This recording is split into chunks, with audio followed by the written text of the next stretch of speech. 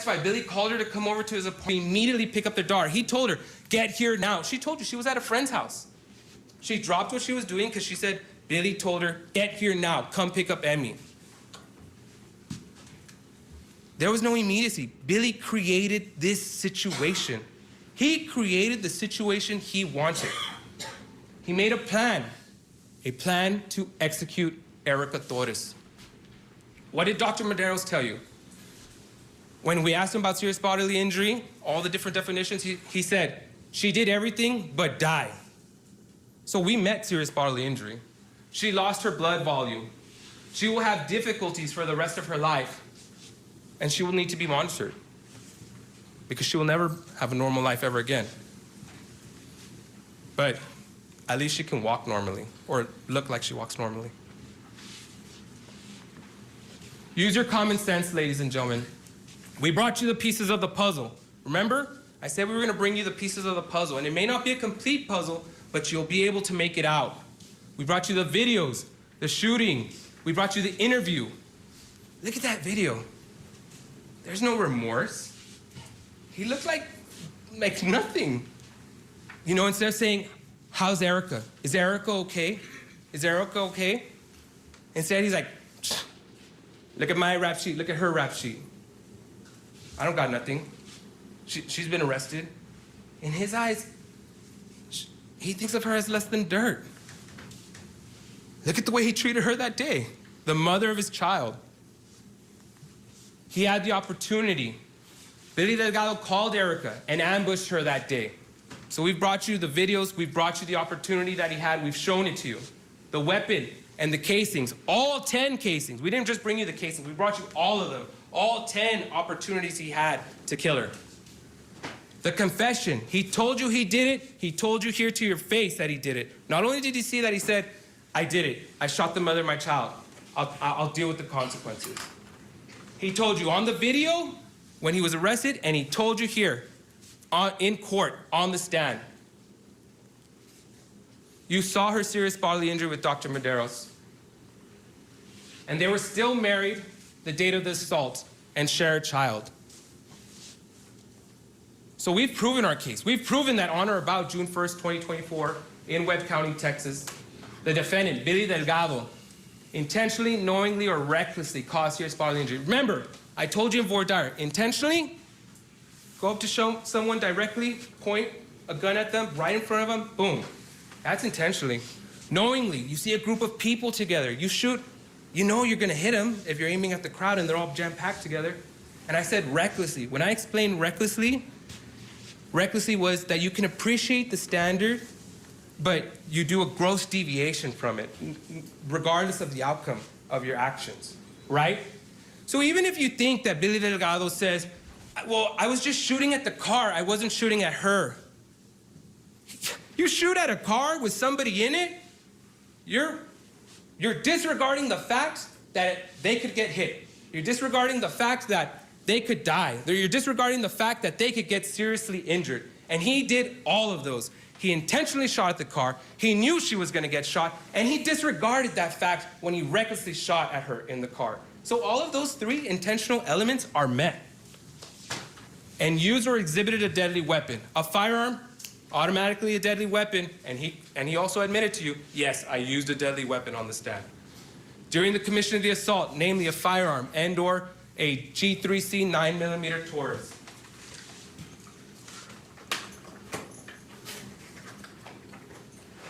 This is what he used that day, ladies and gentlemen. Not only what he used in the firearm that he was carrying, this is the one that he likes to carry, right? Has he told you that he always carries a gun? But he was also accompanied by its two buddies, 2 loaded magazines. Ladies and gentlemen, he had one intent that day. It wasn't to talk to Erica. He wanted to kill her. He wanted to hurt her. He wanted to remove Erica from Emmy's life for his own personal, selfish motives.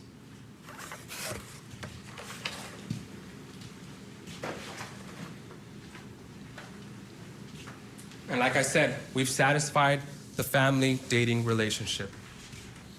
You've heard about their entire relationship, right? You know the truth. Remember in voir dire, I told you, can we know exactly 100% exactly what happened that day? No, right, I told you? Because the only way you know is if you were there, if you saw it. Ladies and gentlemen, not only did we show you the acts of Billy Delgado that day, we brought the crime to you. You saw it with your own eyes. You all saw the actions, the lack of remorse. At no point was there any hesitation. And you'll see the video, play it as many times as you want. She pulls up, and without hesitation, he points his firearm and just starts unloading, one after the other. He's not moving. And I know that there was some argument by defense, well, if he wanted to kill her, he could have killed her. Ladies and gentlemen, if this is the car, he was right there in front of it. He was trying his best to aim. He had a mission that day. But what do we have? We have Billy Delgado, still hiding behind his excuses. I blacked out, or I did it for my daughter. Which one is it? You can't have both. You can't have both, ladies and gentlemen. I did it for my daughter to protect her. Okay, well, then you did it? Well, no, I blacked out. Those are completely contradicting statements. That doesn't make sense at all. You did it because you wanted to protect your daughter, but you don't remember doing it because you blacked out? You know why that doesn't make sense? Because it's a lie. It's an excuse for his actions. His own mom told LPD. She testified. She didn't believe Billy. She doubted him. She told LPD, there's no way. She told you on the stand. Yes, I said, there's no way this could have happened to Emmy. She would have told me. Emmy's a talkative child. Well, if she's a talkative child, of course she would have told her. She would have picked up on it. She even told you, yes, I check her underwear when she comes from her mother's. Ladies and gentlemen, she said that on the stand. Your own mom doesn't even believe you. And she tried to stop him. You heard her, that she was talking to him right before he did it. Was he blacked out? Or was he using reason when he talked to his mom? Because he told her, watch this, and then he put his phone in his pocket and boom, boom, boom, boom, boom. But he was blacked out, like he told me, right? He was blacked out. No, ladies and gentlemen. He was trying to execute his own motives. He had an agenda. He had a plan to lure Erica there and execute her. Sharon Estrada, she talked about the box of toys. But I want to talk to you about how, did you hear how she said it? She said it on her own. He looked calm. He looked at peace that morning. If he was so triggered, if he was so bothered by what he heard the night before, how are you going to be in the morning looking calm and at peace? I would be ringing the phones. I'd be ringing the bell. I'd be at LPD banging on the door saying, open up, we're going to talk about this. And I'd be there with my daughter saying, something happened. Remember in voir dire, when we discussed unhealthy relationships? I asked you, I talked to you all about unhealthy relationships, and we discussed how, yes, maybe we or people we know are involved in unhealthy or toxic relationships. And I asked you all, I said, if someone chose to stay or if they were part of an unhealthy relationship and they suffered abuse, is that abuse justified? And you all took an oath and you all said no. Just because somebody is part of an abusive relationship or they were part of an abusive relationship, that doesn't mean that their abuse should go unpunished, that it should be allowed. You all said that and you all agreed. And that's why we're here, to hold Billy Delgado to his actions. It is time for him to face his consequences. Ladies and gentlemen, Erica Torres, she fought for her life. She fought for her life to be here to tell you her story. All 363 days, she fought for her life so that she could have her day in court. And she could come and she could take this stand and tell you about the pain the suffering and the actions that Mr. Delgado caused to her. Multiple individuals testified. They said that they believed she was gonna die. Officer Luis Castillo, off duty, told you, I was pretty sure she was gonna die in front of me. Dr. Madero said, if she did not receive medical help, she was gonna die. Erica told you, I was trying to get to the hospital. I didn't want to die. Kayla told you, Kayla de la Cruz, she told you she needed to get to the hospital. She was gonna die. And let me remind you about something. Erica Torres is not on trial. This is called the State of Texas versus Billy Delgado. That's what this case is called. The victim is not on trial here. She is not on trial. Why? Because she is the victim in this case. And we are here for the actions of Billy Delgado, for what he did, for what the defendant did, for what that man sitting over there did to her. That is why we're here. We're not here for the state of Texas against Erica. And she took the stand. And yes, like my co-counsel told you, we heard their dirty laundry. But you know what? I'll tell you something that she did. She owns it. She takes it. She takes accountability for what she did. She was on probation for what she did. She takes accountability for her actions. But you know who doesn't? The defendant. Because lie after excuse after excuse, his actions he still believes were justified. No, ladies and gentlemen.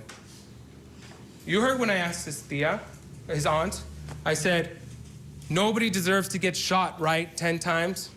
Yes, I asked her, no woman deserves to be shot 10 times? And she agreed.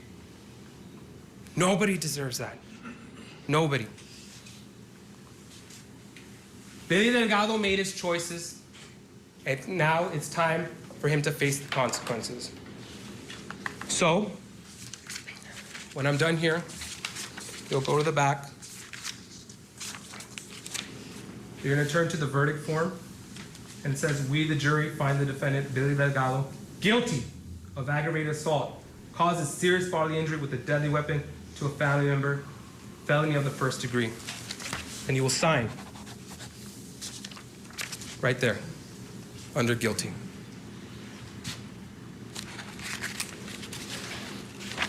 Thank you, ladies and gentlemen. All right, members of the jury. And with that, the end of the state's rebuttal argument. Such passion there coming from the prosecution. Let's bring in our guest for this hour, joining us from Atlanta, Georgia, criminal defense attorney Josh Schiffer. Josh, what rating do you give that kind of a closing in front of this jury? I'm awake again after the necessary nap because that was just entirely too much. Okay. If the state's got a gimme, a ringer, a home run, hit it.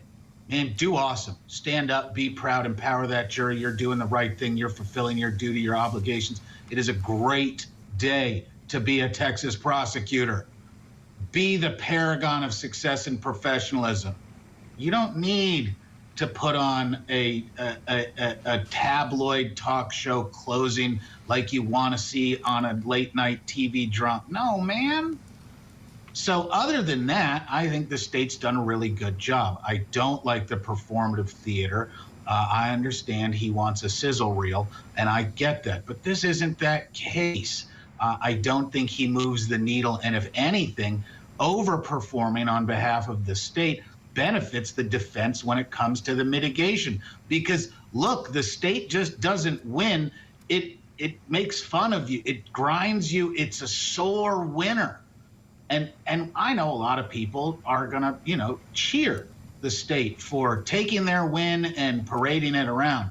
But that's not what juries want to see necessarily. So I love the work the state did. They just need to shorten it up, get it done. I've gotten so many texts over the last 15 minutes from professionals going, when is this guy going to sit down? Not his best hour. Okay, Josh didn't like it. You know, that's the thing. When someone goes all in, you either go all in or Right. you don't. And that probably, you know, there were some jurors I think he probably hooked and others that he didn't. And you know, to Josh's point, the risk you take is the ones that you don't hook. It can be nails on a chalkboard if it goes on too long. Right. But I we'll think see. he emphasized what he had to in terms of this. We talked about the sentencing that is ahead in a case like this. These jurors having to figure out what the range would be. Oh, this is all about the sentence. I think probably, this yeah. is, you know, something that could hook some, but to Josh's point, could have been overselling it, and, you know, the defense will contend with that. Yeah, we'll see. So they're deliberating there in Texas. We'll keep our eyes on that courtroom. We're deliberating. They are in Washington in the Ali case. And also in Colorado. Kelly Craft's going to be joining us on the dentist case. But coming up next, finish one, move to another. Move to the next We've got another trial. This one out in Montana. We don't normally have a ton of trials out of Montana. And this one is fascinating. It's a murder trial. And at the base of it, a piece of returned mail.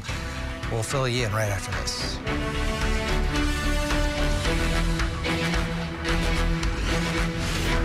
Matriarch of the Adelson family gets arrested.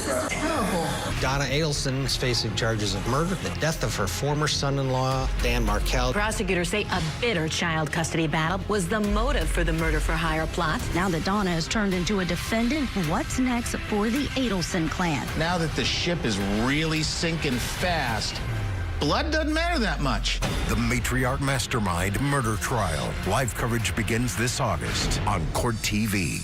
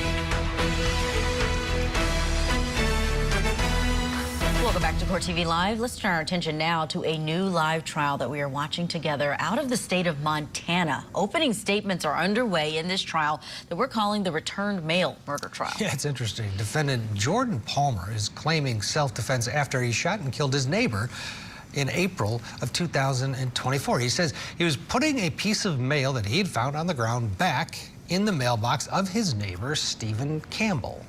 Now, that's when he says that Campbell started accusing him of stealing and began attacking him. But police say that they saw something very different on the video of this incident. Before we get you into court, here's a look at the case against Jordan Palmer.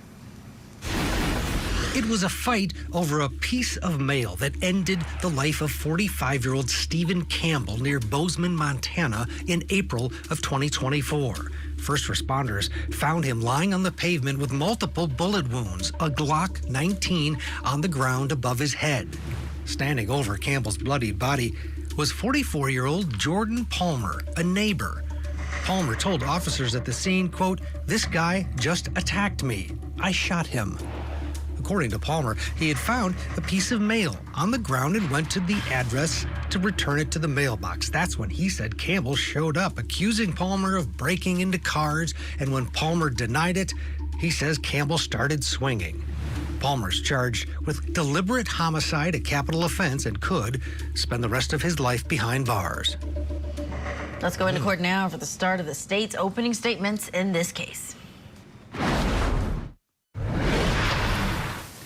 Good morning, ladies and gentlemen. Thank you for your patience the last few days. I'm sure that there's some anticipation in moving forward at this point, so we do appreciate all of your time. On April 19th, 2024, around 11:28 p.m., 911 received a call that they described as an open, silent line. No one was there. The caller hung up, and as is their protocol, dispatch called that number back to see if anybody needed help. The caller answered when dispatch called them back, and it was Jordan Palmer. Once dispatch called Mr. Palmer back to ask him if he needed any help, he indicated he did, and said that he had shot a man who, in his claim, attacked him. I anticipate you'll have the opportunity to hear that 911 call, and you'll hear that the man that was shot accused Mr. Palmer of trying to get in someone's vehicle. I anticipate you'll hear on that call that Mr. Palmer claims that man verbally threatened him and was swinging at him. And in response, Mr. Palmer fired a gun at him 7 times. He pulled the trigger 7 times in response to his claim that this man threw a cigarette down, verbally threatened him, and swung at him. That man was Stephen Campbell, who was 44 years old at the time. And this occurred outside of his home. It was technically in front of 808 Mantle, which is this orange dot right here. Stephen Mantle lived at 807 Mantle Drive.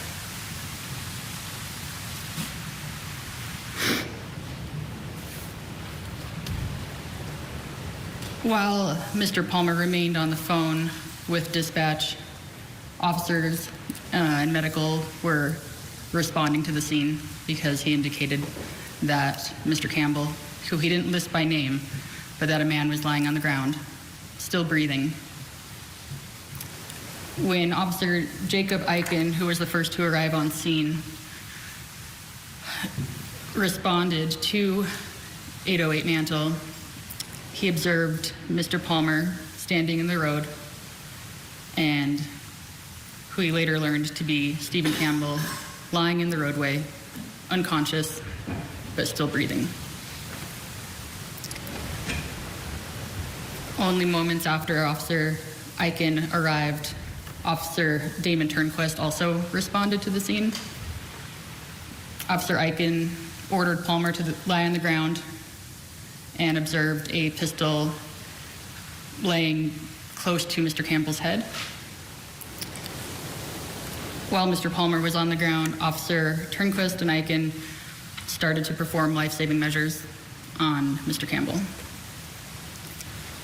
Officer Ihsan observed immediately 2 visible bullet wounds, and during this time, Montana Highway Patrol also arrived along with Officer John Hughes and began securing the scene and addressing Mr. Palmer, who was lying on the ground not very far from where Mr. Campbell's body was lying.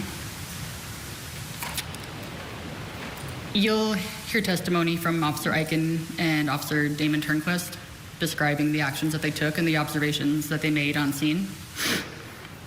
You'll also hear testimony from Officer John Hughes, who arrived and is the one who actually took Mr. Palmer into custody.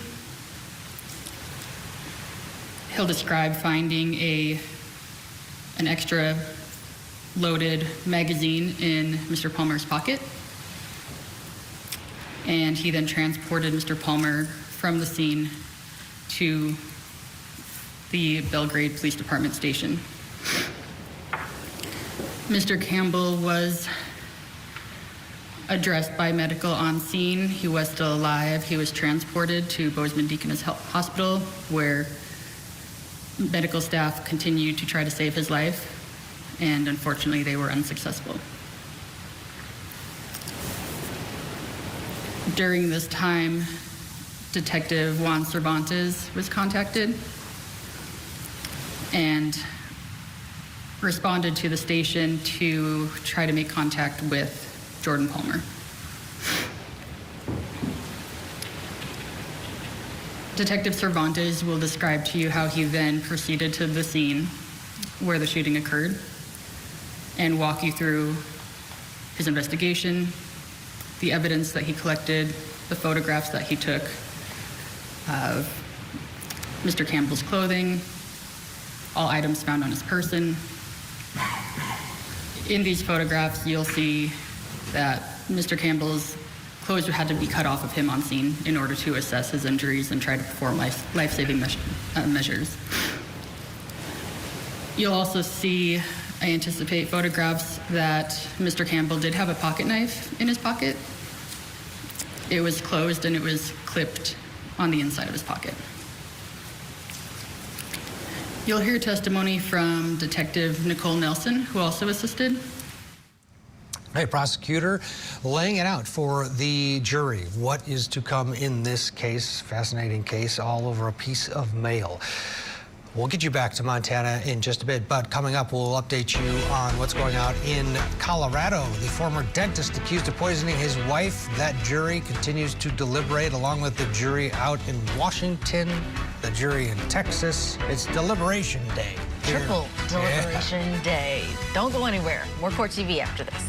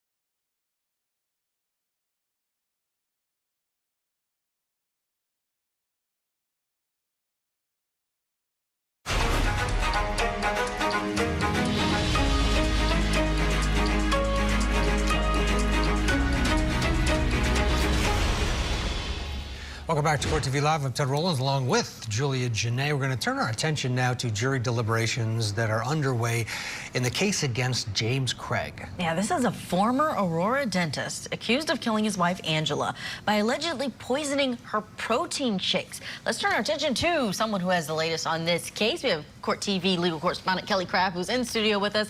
Kelly, the court didn't allow cameras for a lot of this trial, but now we have seen those closing arguments. Tell us the latest with jury deliberations. Yeah, hey there, Julia and Ted, and it's really too bad because this has been quite the case to cover and to watch and to see what's been taking place. A lot of drama in this one, and the jury began deliberating early Tuesday afternoon. Before they began their deliberations, in the jury instructions, when those were given to the jury, the judge made it clear to the jurors that James Craig has pleaded not guilty to the charges that he is facing. Now, the defense theory is that he ordered arsenic and cyanide at the request of his wife of 23 years, her name is Angela, so that she could end her own life. The prosecution said in closing, though, that Angela Craig played no part in her death. He spent 10 days killing Angela Craig. And he could have stopped on day 1, or day 2, or day 10. He kept going. Kept going right until the end. Angela Craig was innocent. James Craig is guilty. Now, we did hear from family members throughout this case who said that Angela was in no way suicidal. He was charged with first-degree murders, but jurors do have lessers on the table. They do, and the judge also, Ted, made this clear to the jurors. So if they don't find him guilty of that top count, first-degree murder, the judge informed the jury that they can consider second-degree murder, criminally negligent homicide, as well as manslaughter. Now, that manslaughter charge is in relation to another theory by defense that he did order arsenic and cyanide at the request of Angela so she could end her life. So talking about here assisted suicide. During the closing arguments, Craig, he was seen crying, especially when defense counsel was reading from his wife's journal. In that journal, she wrote about being depressed and how her husband did not love her because she was not enough for him. Here's a bit of the defense close. You do not know if this was voluntarily or involuntarily ingested. You know, crossed on this, I talked about this. You know, he went home on March 15th.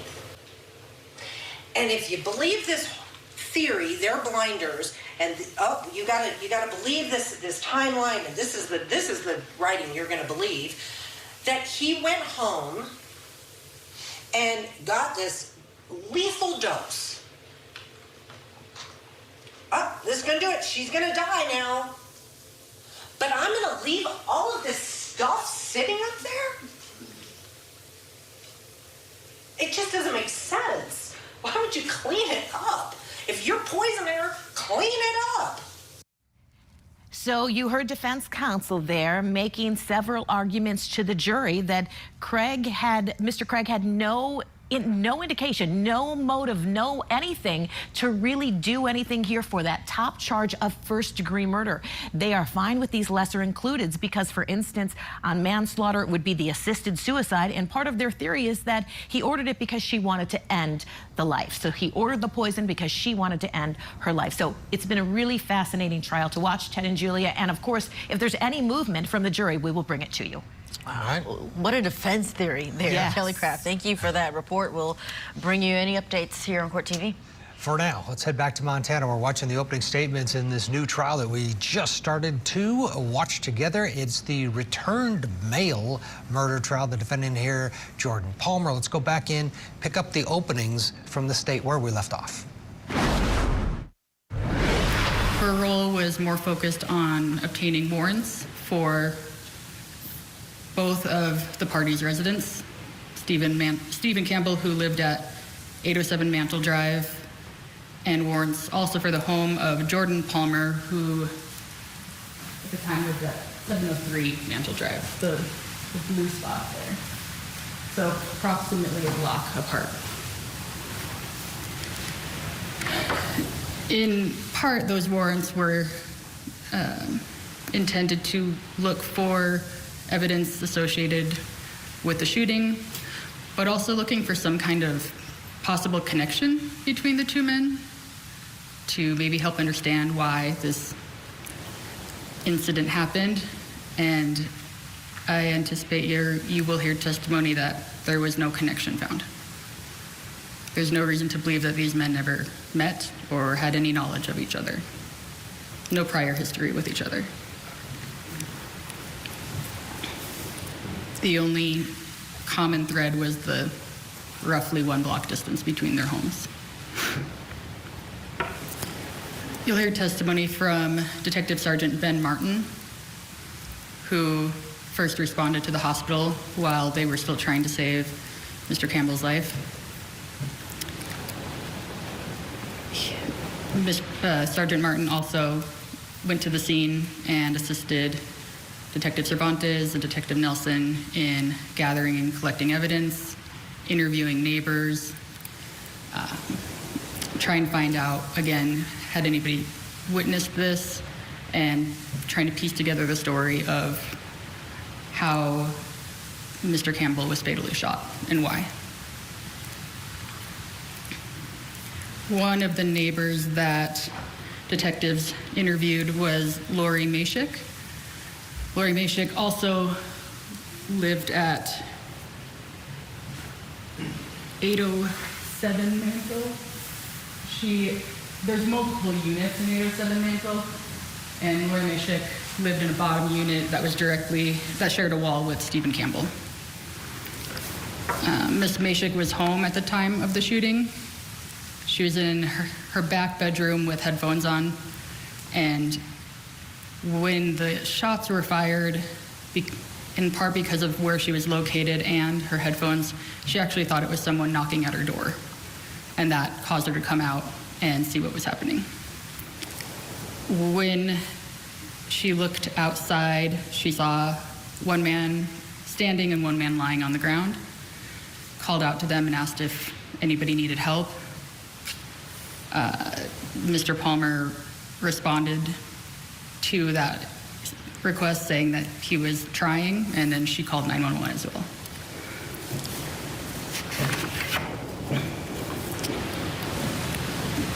James Schultz is also a neighbor. He lives at 806 Mantle. So that would be just one over from the 808 Orange. All right, quick break. We'll get you into that Montana courtroom for the rest of the state's opening statements in our new trial. Stay with us. Friday night, superstar guards face off as the Indiana Fever take on the Dallas Wings. Then the Los Angeles Sparks look for a win against the Seattle Storm. Coverage begins Friday night at 7. Find Ion wherever you watch. Ion, it's on. This week. Join us each morning to get trial ready for the day's proceedings. Plus, deeper dives into true crime stories with our daily spotlight. Opening statements with Julie Grant. Mornings at 8, 7 Central on Court TV.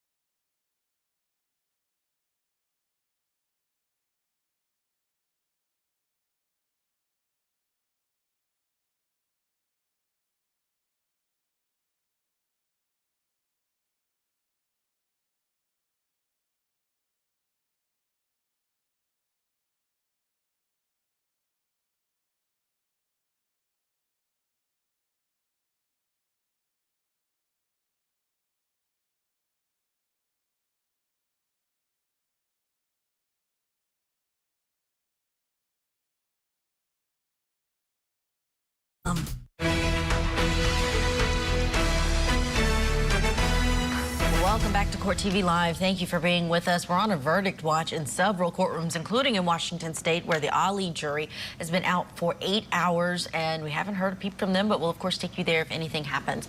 But let's go now to our live trial that we're watching in Montana. Day one of the returned mail murder trial for defendant Jordan Palmer. He's charged with deliberate homicide in the shooting death of Stephen Campbell. Investigators say it was all over a misunderstanding over mail.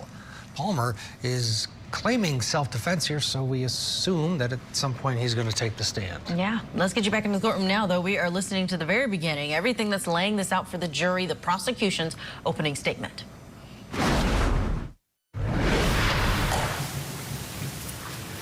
And although Mr. Schultz doesn't have any firsthand knowledge of what happened, his house does have what is kind of the equivalent of a ring cam. It's a Vivint cam, but it's the same concept. It's on the exterior of the home, and a lot of people have them now for safety or just to kind of see what's going on around your residence. So he did provide law enforcement with that video, and I anticipate you'll have the opportunity to look at it yourself to see what it shows. It's not the highest quality. If any of you are familiar with different versions of ring cams or home security, it varies. But what it does show are two individuals coming together in the street.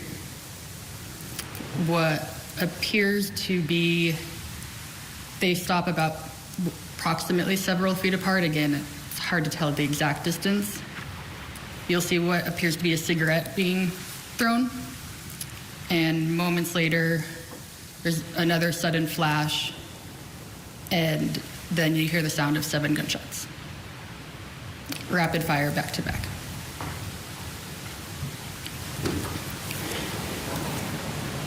The court instructed you as to your role being the finder of fact. So when evidence is presented to you, it's up to you to determine what you believe reasonably happened based on your observations and what you hear in the testimony that's provided and the visual evidence that's presented to you. You'll also hear testimony from Lynette Lonson. She works at the Montana State Crime Lab, and she tested the Glock 19 9mm pistol that was found on scene, and she'll tell you it was working properly as intended and guide you through how that pistol operates and what one would need to do to pull the trigger 7 times. You'll also hear testimony from Brian Monroe, who works at the Gallatin County Coroner's Office. Mr. Monroe responded to the hospital as well while they were attempting to save Mr. Campbell's life. His investigation has a slightly different purpose than other investigators in the sheriff's office. He responds to all death calls, whether they're homicide or self-inflicted or natural causes. And his investigation is not focused at a suspect, but more so to determine and confirm the cause and manner of death. And you'll have the opportunity for him to walk you through his investigation as well. You'll also hear from Walter Kemp, who is associated with the crime lab. He's a state medical examiner, and he is the one who performed the autopsy on Mr. Campbell. He will walk you through and be able to provide photographs, which I'll just warn you are graphic in nature, but help demonstrate the parts of Mr. Campbell's body that were injured and where the bullets entered and exited his body. He ultimately determined that the cause of death was multiple gunshot wounds and the manner of death was homicide.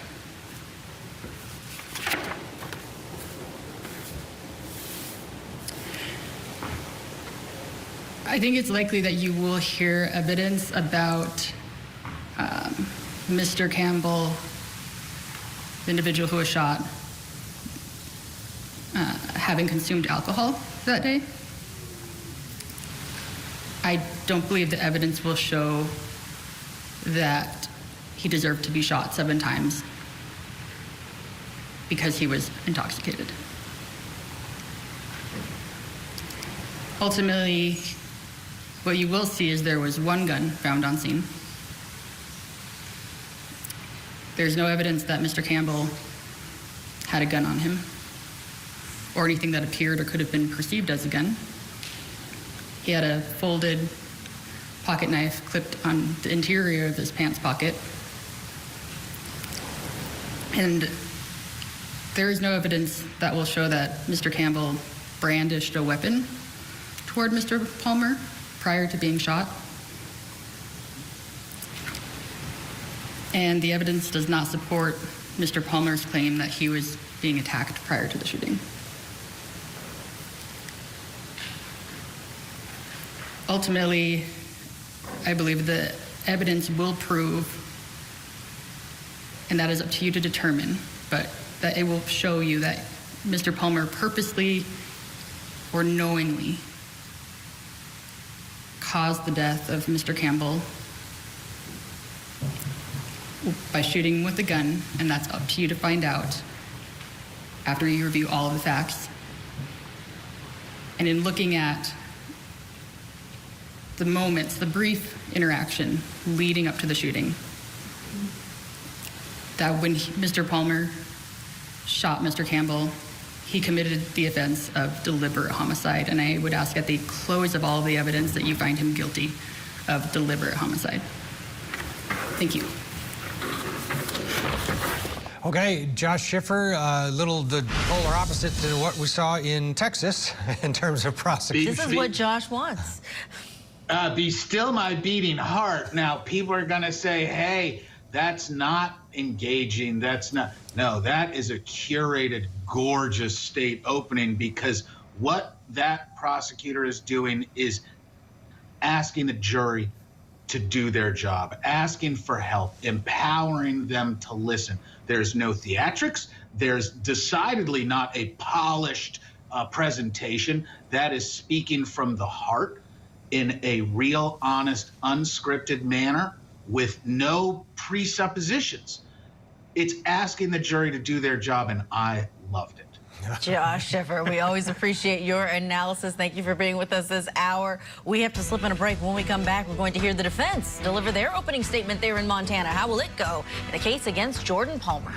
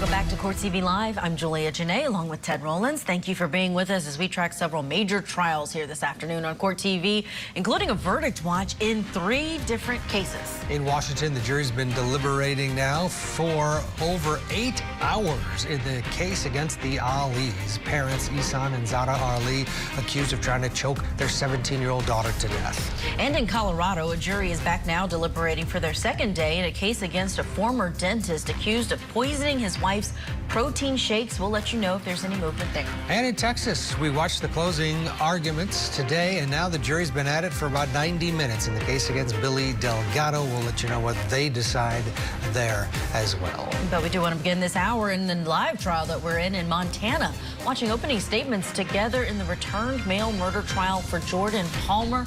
Let's go back into the courtroom now for the start of the defense's opening statement.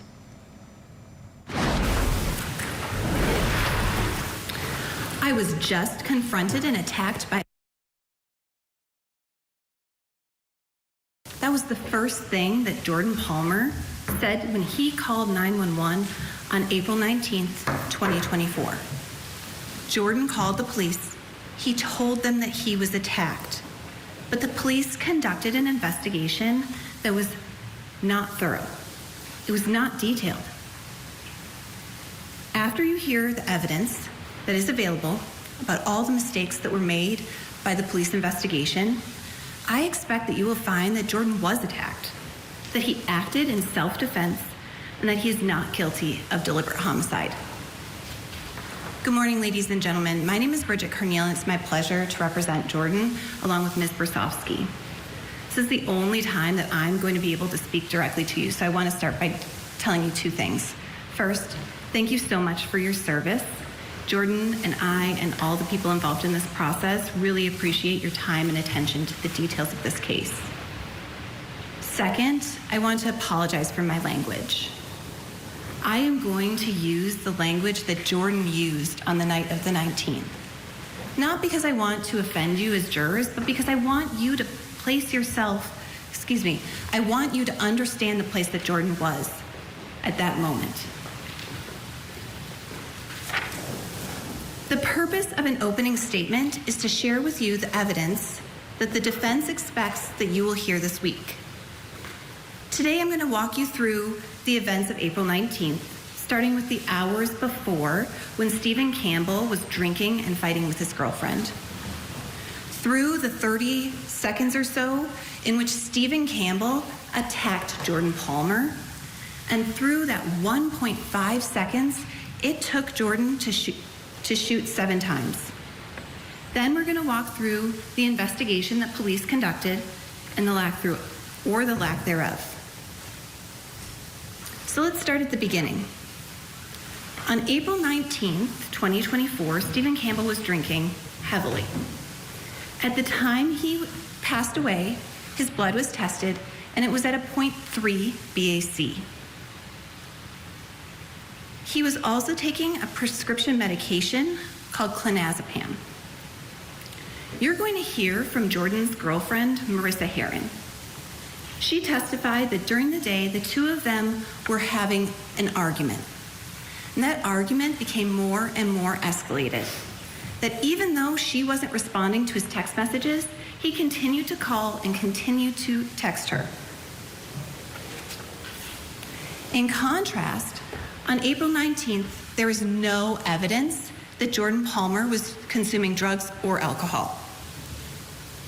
After the incident, police spoke with Jordan's ex-wife, Althena, and she will testify.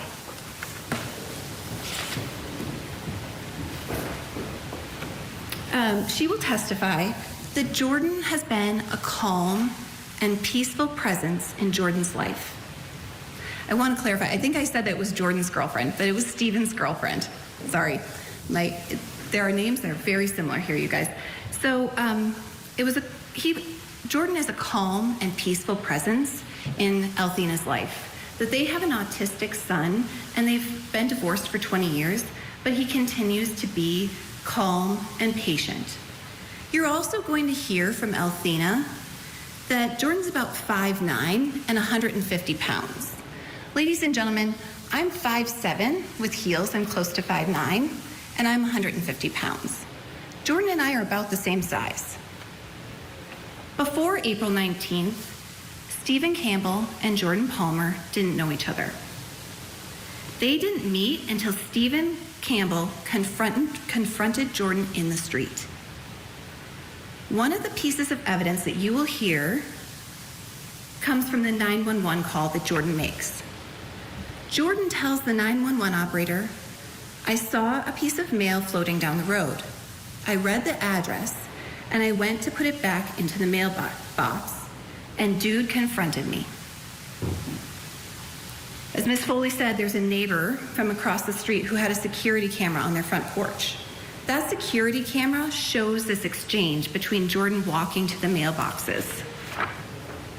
You will get to see that surveillance photo, but I'm going to warn you, it's a very degraded quality.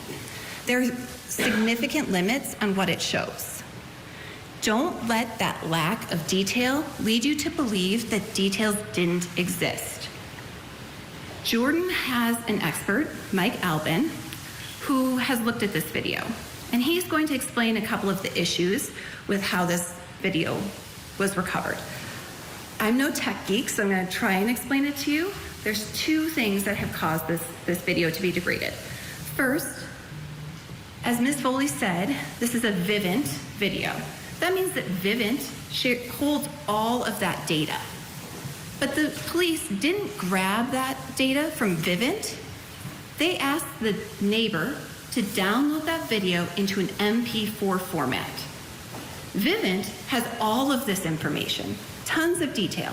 But when you make a file into an MP4 format, you're making it smaller and you're losing a ton of detail.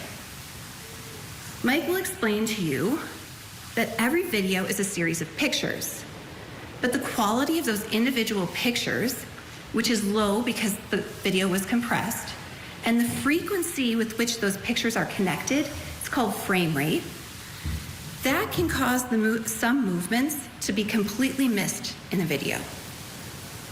That doesn't mean that everything that you see in the video is made up. It means that though you see an interaction, you can't necessarily see the details.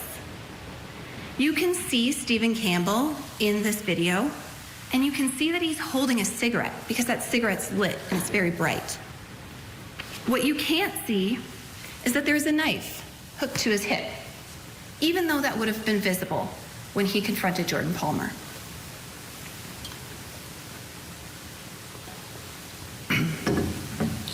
So let's talk about what you can see as you're watching this video. You can see Jordan walking down the street toward those mailboxes, just like he said he did. Then the figure turns around and you hear some yelling. Jordan tells 911 that Stephen Campbell accused him of breaking into cars, and that he said, "I'm not breaking into cars." Then you see someone, Stephen Campbell, beeline down a driveway into the street and stand right in front of Jordan Palmer. You can tell how fast he's moving because he's got that cigarette in his hand. You can watch him. He is storming in and he stops right in front of Jordan, blocking his way from getting home. The two figures stand there for a period of time, and slowly, Stephen Campbell, not Jordan Palmer, starts closing the gap between them. They are so close that the two men could shake hands. Jordan Palmer tells 911 that Stephen is giving you 1 fucking second.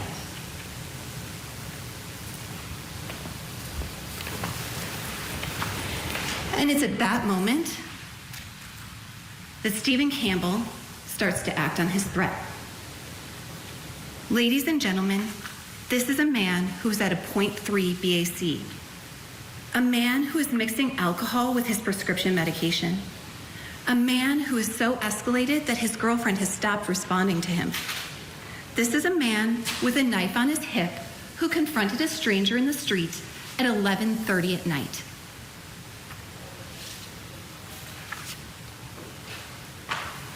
Ladies and gentlemen, when someone tells you that they are going to hurt you, you have the right to believe them. And why wouldn't you believe an unhinged stranger with a knife. It's when Campbell.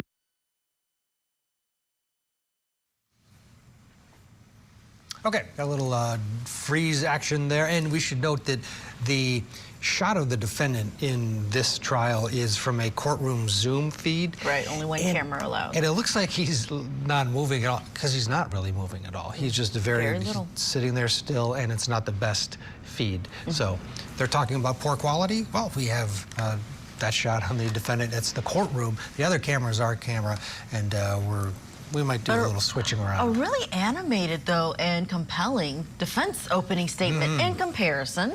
Not sure how Josh Schiffer would have felt about this one compared to the first one. This defense attorney, I think, is right down the middle. She's passionate. You could feel it coming out of her, but she's not over the top. I think Schiffer was turned off by the prosecutor in Texas, but I don't know. I thought he was pretty good.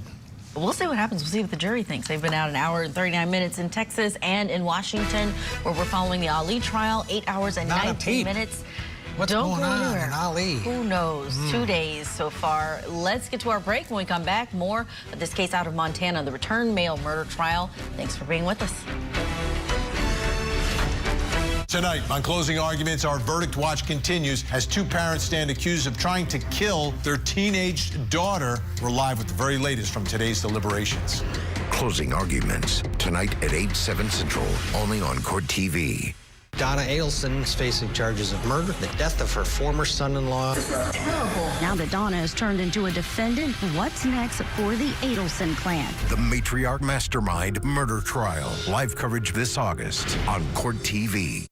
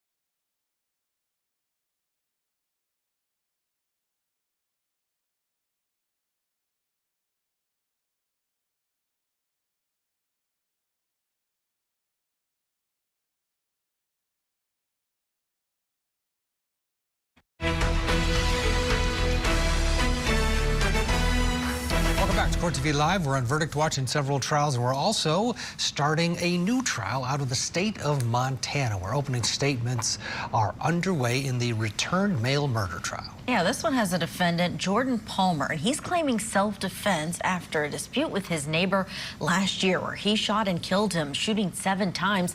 And he claims he was putting a piece of mail that he found on the ground back in his neighbor's mailbox, Stephen Campbell. He says that's when his neighbor started accusing him of stealing and began attacking him. Let's go back into the courtroom now, pick up the defense opening statement where we left off. Says, I was confronted and attacked by this goddamn dude on the motherfucking street. He just threw away his cigarette and started swinging at me.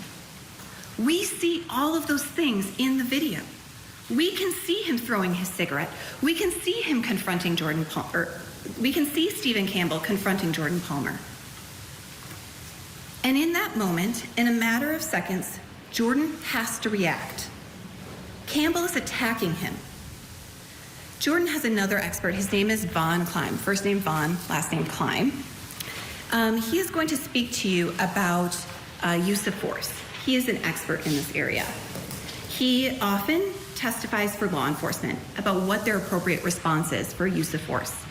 He is going to tell you that police officers are not taught to engage in a fist fight when someone comes swinging at them. Mr. Klein will talk to you also about how when you encounter a threat or a perceived threat, even as Ms. Cahill described, a spoon in a dark room, your brain shifts from evaluating the situation to performance mode.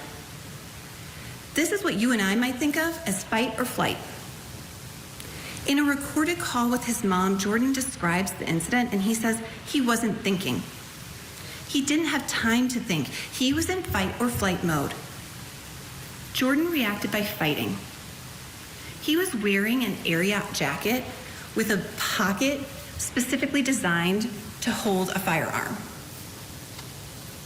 He pulled out his Glock and he discharged it 7 times. Those shots took 1.5 seconds. You're going to hear a lot of evidence about what happened during that 1.5 seconds. You're going to hear or see in the video a series of explosions. So when the gun is shot, there's a muzzle flash, a really small explosion. Like I said, you can't see all of the details, so you won't see 7 distinct explosions. You will see about 3. And you will see them all going backwards. Jordan is shooting as he's backing away. You will also see that while those shots are going off, Stephen Campbell is moving forward.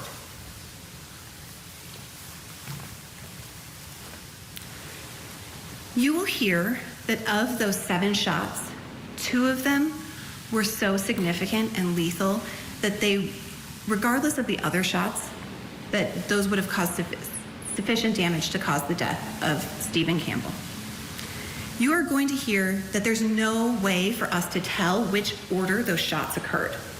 We can't tell you that the first shot was the one that killed him or the last one. We don't know. You will also hear from Walter Kemp that the way that the shots were fired and what they can see in the body, he's the one that performed the autopsy, is consistent with Stephen Campbell moving forward, swinging, and shots are fired as he's swinging and his body falls. Meaning that 2 bullets did end up in his back.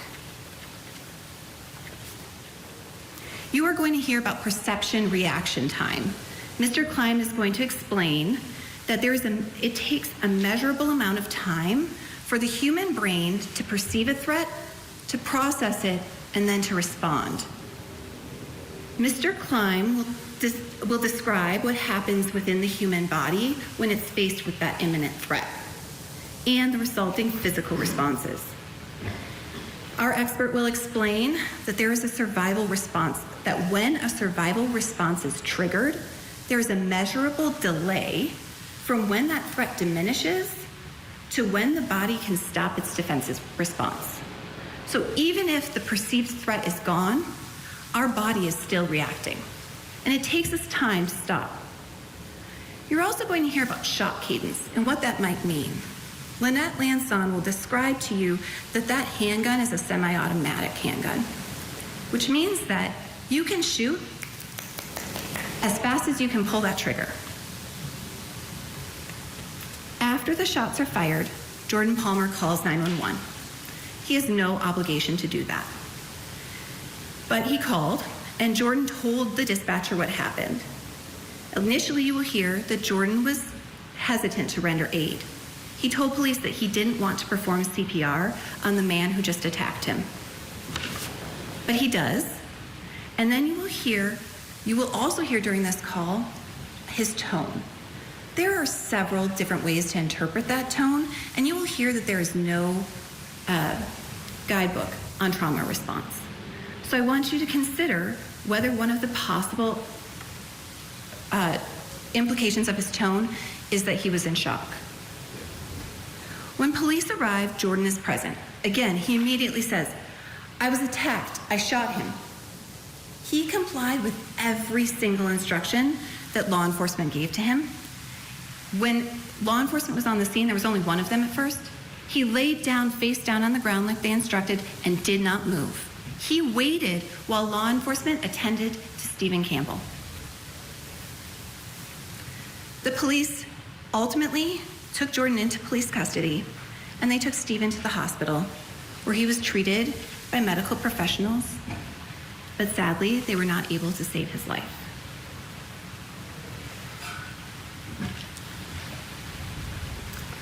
At the beginning of my opening, I told you I was going to tell you about some of the mistakes that were made during this investigation.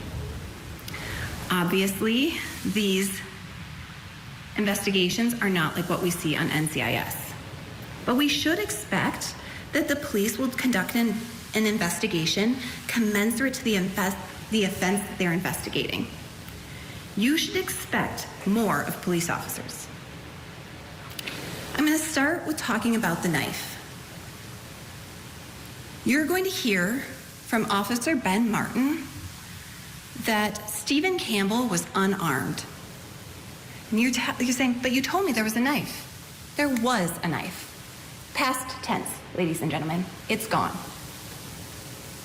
The police will testify that there was a knife carried by a man accused of an assault.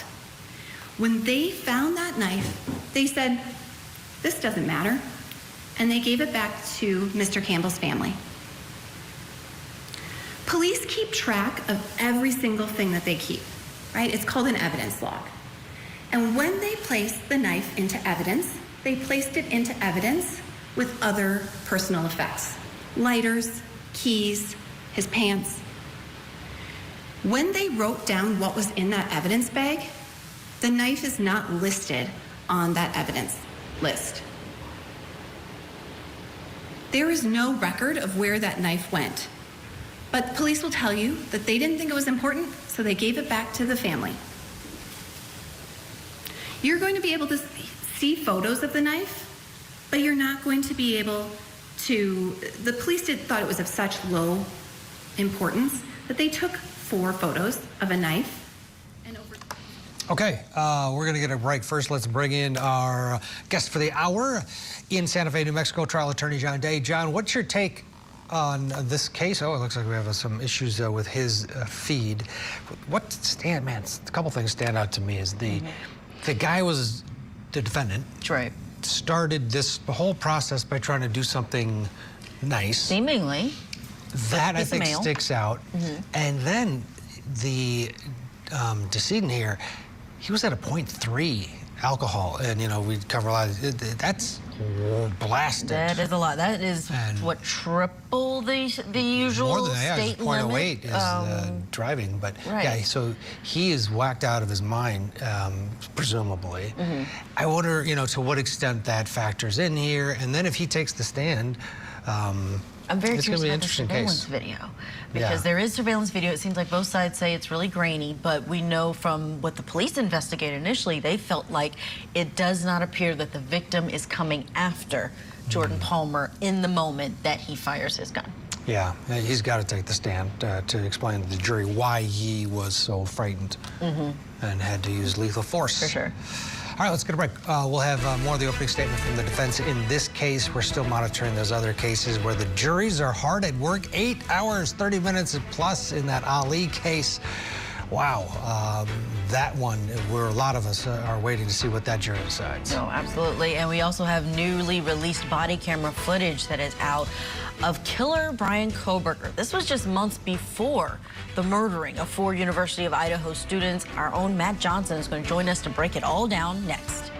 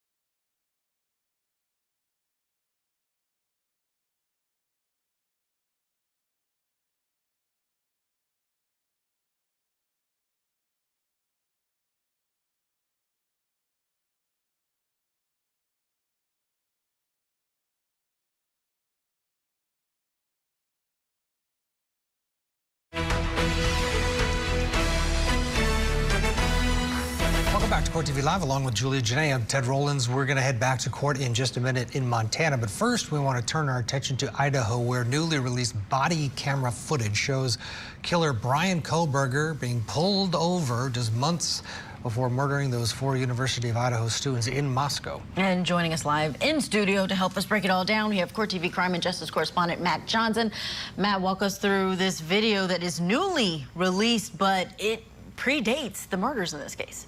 Ted, Julia, yeah, it's newly released and also very chilling when you think about it. Just 2 months before those brutal murders of the 4 University of Idaho college students. The video is of a traffic stop for speeding in Idaho after he was allegedly casing the victim's house, because prosecutors say that his cell phone actually pinged off a cell tower near the victim's home that night of this video.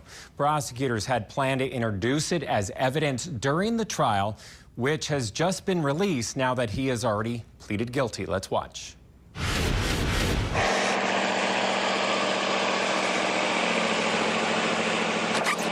Hey there. I stopped you going a little fast. You didn't realize this is 35? Oh, it's 35? It is, yeah. So you're going 41? Yeah, 43 is what the radar said. Sure. Oh, yeah. Do you have your license, the registration, insurance? Were you wearing your seatbelt when I stopped you? No. That's no good. Just being honest with you. Yeah, I appreciate that. One of many traffic stops for this guy. You recall exactly a month before the murders, Kohberger was pulled over for running a red light. He was not cited in that. And then this video, he was pulled over as he drove across the country with his dad. After the killings, some say he was making a getaway. Just one of the many traffic stops before and after the murders, this newly released video. Also of note, I didn't see his dad in court during the sentencing, but I did see him for the change of plea. Compare the stop there, and then you saw Kohberger in court, in the courtroom. He's very talkative here, didn't say much in court. That's exactly what I was thinking, right, Ted? He was very talkative. Seeing him in court, he showed no emotion, no remorse, and was very robotic, but still polite to the judge. In the video, he appears polite and calls himself an honest person over and over again, and that's what stood out to me. Take a listen. Were you wearing your seatbelt when I stopped you? No. That's no good. Just being honest with you. Yeah, I appreciate that. You guys are, there's absolutely no point not being honest. Yeah. You have the radar. Yeah. Yeah. Okay. Just for future reference, I mean, I'm obviously an honest person, right? I told you I wasn't wearing my seatbelt. When people lie to you about that, say I lied to you about that, right? Just for my own knowledge. Honestly, go back and look at that. Here's the confessed killer. Let's put it on your screen. The latest mugshot. Remember, he could have been, quote, honest to the court and to the victim's family, explaining why and how he committed the murders. He didn't. Kohberger was sentenced last week for the brutal murders of Kaylee Consalves, Madison Mogan, Xana Kernodle, and Ethan Chapin. He is, of course, serving now 4 life sentences without the possibility of parole or appeal. Ted, Julia? Matt Johnson, thank you for breaking that down for us. Unusual, to say the least, and listening to his words. Thank you for that. And we're turning our attention now to some breaking news that we are following out of Texas in the case versus Billy Delgado. We understand that we have a verdict in this case, just around 2 hours. Yeah, it didn't they've take been them out. long. Of course, there was video of it. He took this stand. This is a live picture of the courtroom. There's the defendant stretching a little bit before he finds out his fate. And we'll see. I mean, 2 hours after all of that evidence, one would maybe lean towards a guilty verdict, but we will wait and see. John Day's watching along with us. He's in Santa Fe, New Mexico. This was an interesting case, interesting defense. The defense here, John, was I did it and I'm sorry. And that usually doesn't fly. Your thoughts on what we're going to likely hear here in the next few minutes? Well, you know, this jury only had a short amount of time, a lot of evidence to consider, but that's a tough defense to sell to a jury in a case like this. I mean, whether they bought it or not, we'll see. But I mean, that's all they got. If you're defending the defendant in this case, you got to go with what you have. And unlikely, I would think, that that's going to fly. And John, can you talk about the differences? Different states have it a different way when it comes to sentencing. And we're understanding that it's likely this jury is going to be the one, if he's convicted, to deal with the sentencing. What's your preference when it comes to judge versus jury on sentencing? I mean, I think most defense lawyers would say they'd rather have a judge doing the sentencing with a judge sitting on the bench handing down a sentence. You're able to present the mitigating evidence. You're able to present a case if you're trying to reduce the exposure that your client has. You want a judge to make the call. Judges are, professionals. Juries have a great role in this, obviously, but a jury is going to be usually more easily swayed by sentiment. A judge has to weigh a number of different factors that don't come into play when it's a jury who decides. Yeah, there was a plea deal on the table for 40 years. He's facing a max of 99 years. The strategy from the defense is let's roll the dice, let the jury sentence you, assuming there's a guilty verdict here. And I think the fact that the victim didn't die, maybe they're hoping will go towards their client's favor, and they can come in. I mean, a win here is anything under 40. Anything less than 40. Seems like he's hyperventilating there a bit. Let's get to our break. You may also notice that the clock in Washington, we have stopped that. That's because in the case against the two parents, Ihsan Ali and Zahraa Ali, there's a question from the jury. They're not going to read it, though, for several minutes. Let's get to our break. When we come back, we have more of this Verdict Watch coverage here on Court TV. Don't go anywhere. Tonight, on Closing Arguments, our Verdict Watch continues as two parents stand accused of trying to kill their teenage daughter. We're live with the very latest from today's deliberations. Closing Arguments, tonight at 8/7 Central, only on Court TV. Friday night, superstar guards face off as the Indiana Fever take on the Dallas Wings. Then the Los Angeles Sparks look for a win against the Seattle Storm. Coverage begins Friday night at 7. Find Ion wherever you watch. Ion, it's on.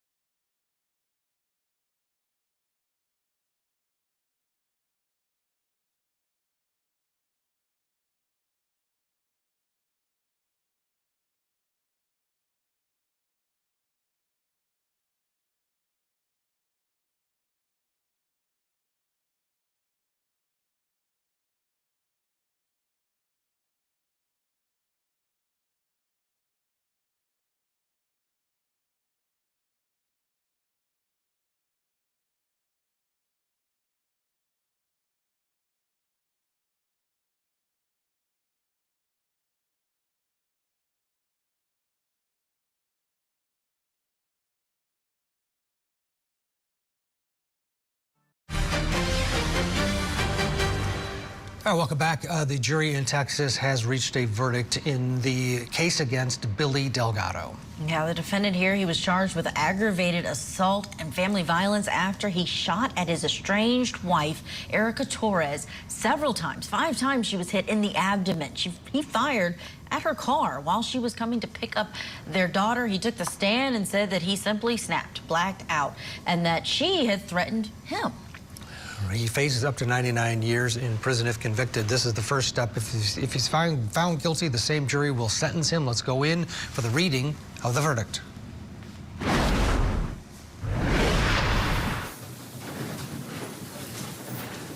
Okay, members of the jury, we received notice you have a verdict. Is that correct? Could I have the presiding juror stand momentarily? Is that verdict unanimous, sir? Yes, sir. Okay, could you hand it to the bailiff for me and you can be seated? Could I have defendant and counsel rise?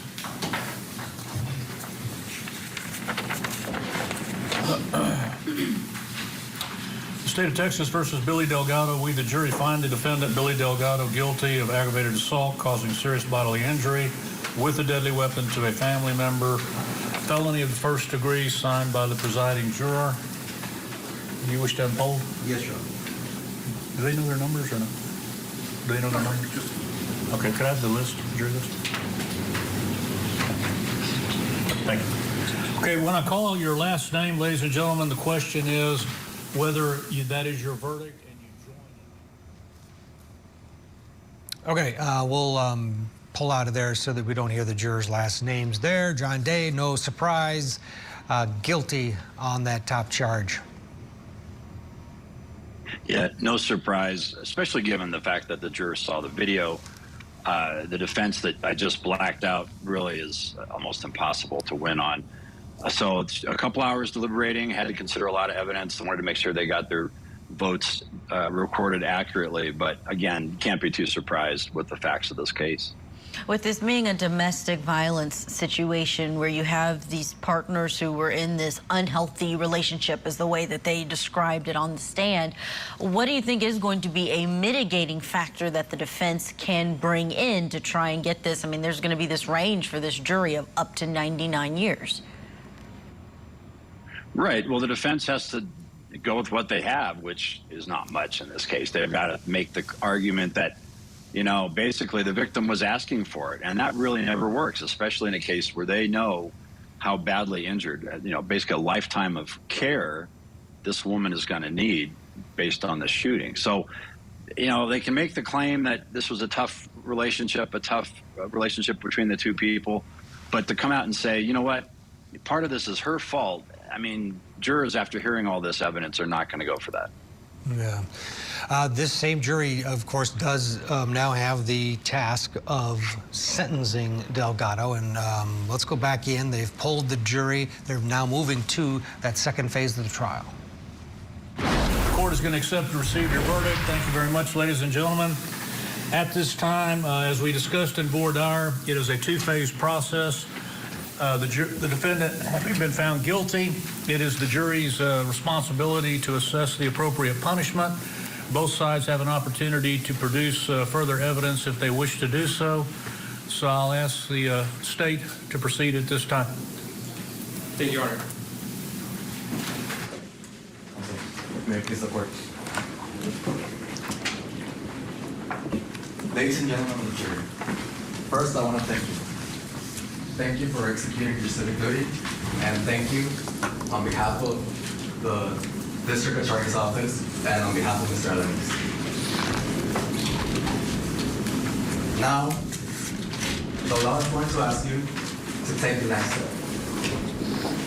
The next step is to determine what the punishment should be.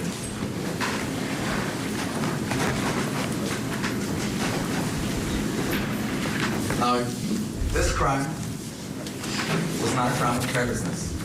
It was a choice. You're going to hear evidence that is going to help you make that choice.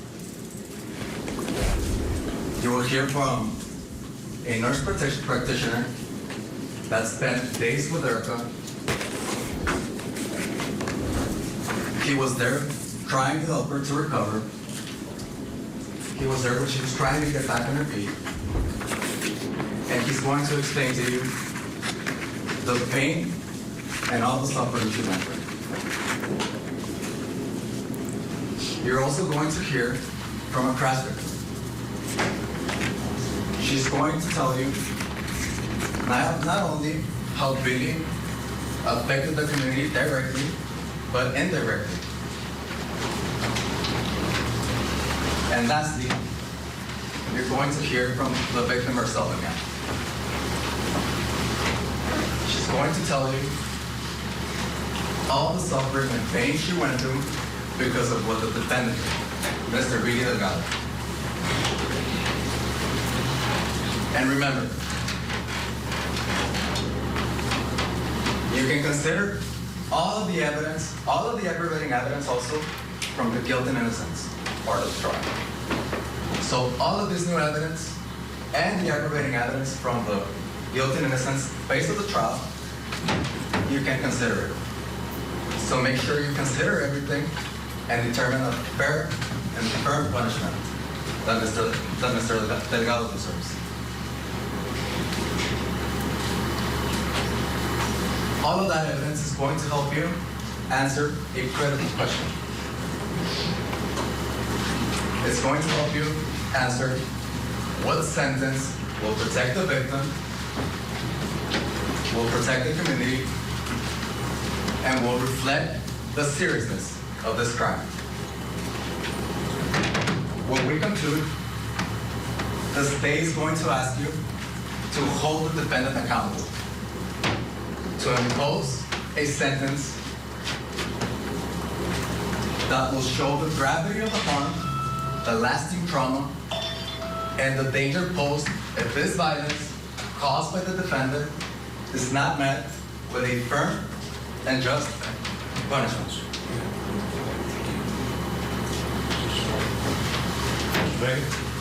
Yes, Your Honor.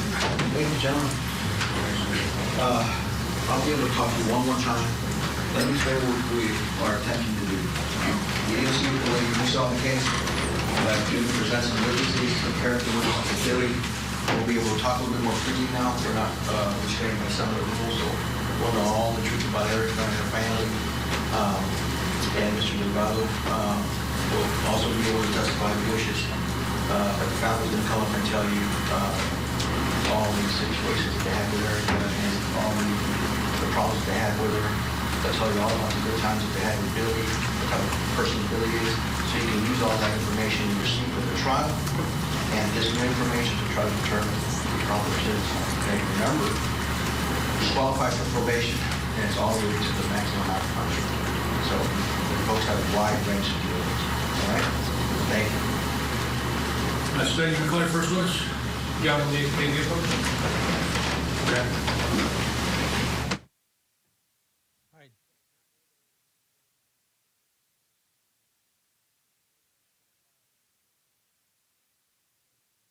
This is, so sidebar there, then they're going to call the first witness in this penalty phase. The jury who found him guilty will have to decide that punishment. And John Day, it's a difficult position to be in as a juror. It's one thing to look at the facts and say, yeah, that guy did it, but adding this responsibility to everyday citizens is quite, it's a lot, is it not? It is, but you know, I've talked to jurors in the states where the jurors do the sentencing, and there's actually a lot of satisfaction for those jurors because they've sat through a trial with some horrific facts like this one. They know the evidence that's been presented, and there's actually a sense of closure in the minds of those jurors because normally in the states that don't have jury sentencing, it's up to a judge. Jurors render their verdict, they go home, but in the states where the jurors are tasked with imposing a sentence, there's a sense that they've followed this trial from the start to the finish.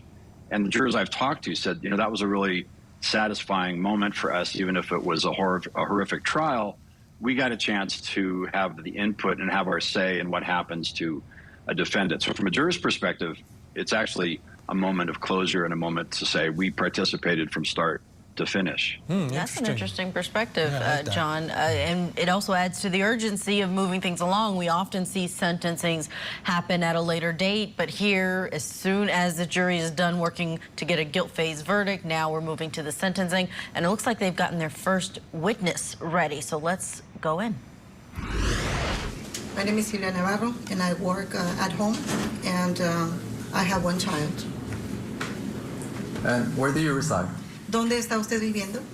Vivo en Zapata. I live in Texas. Zapata, Texas. Thank you for coming down. Gracias por venir. Do you recall the date of June 1st, 2024? ¿Usted recuerda la fecha del día 1 de junio 2024? Claro que sí, cómo olvidar ese día tan triste. Of course. How could I forget that day that was so sad?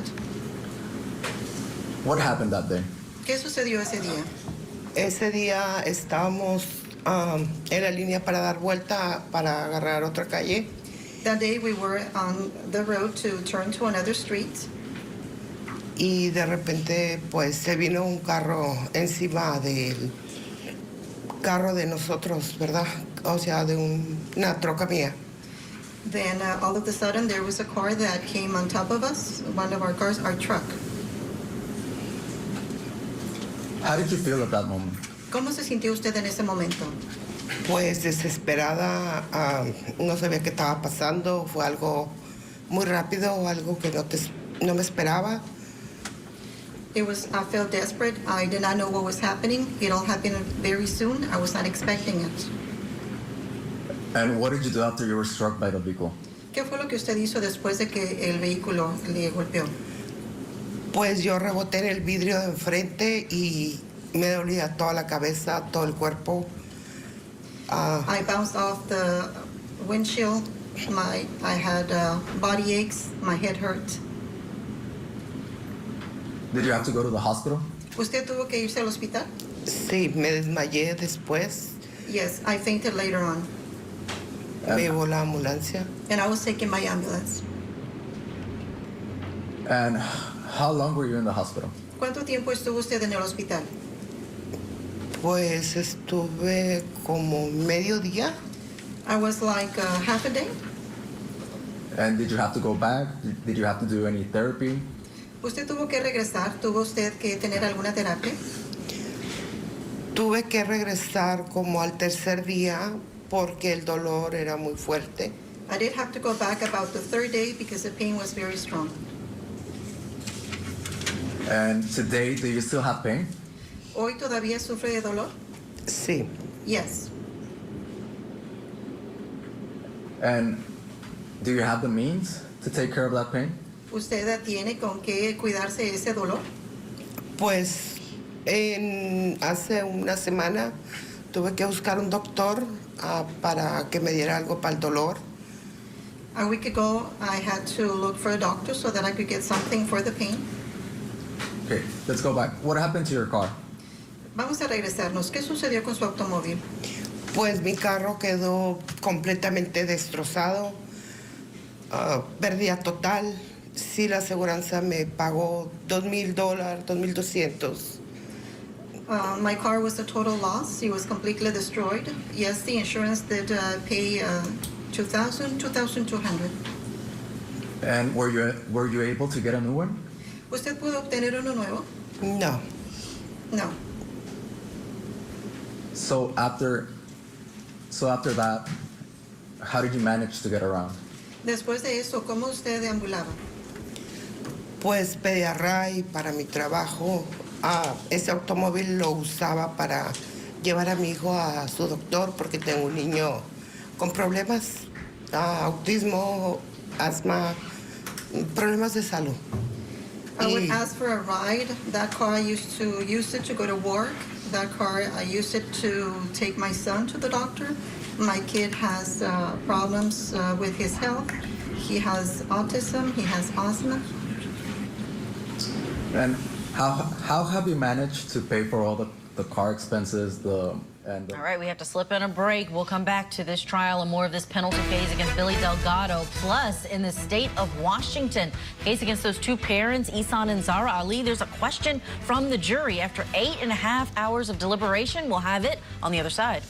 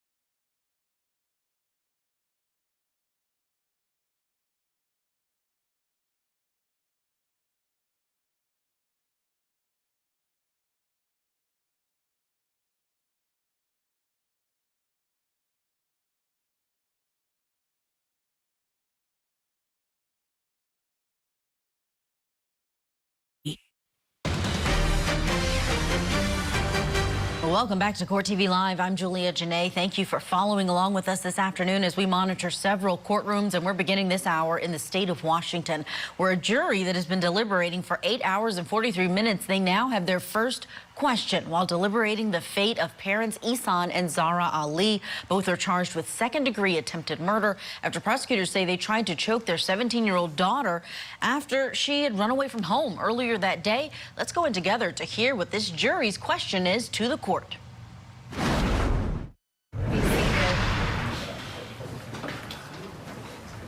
We are present on cases 24-1-130234 and 24-1-132534, State versus Ali.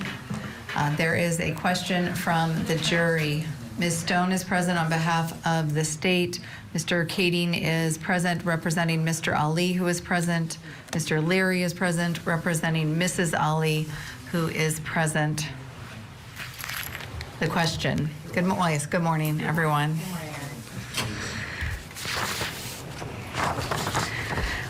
Legal authority wasn't defined for count 3, instruction 34.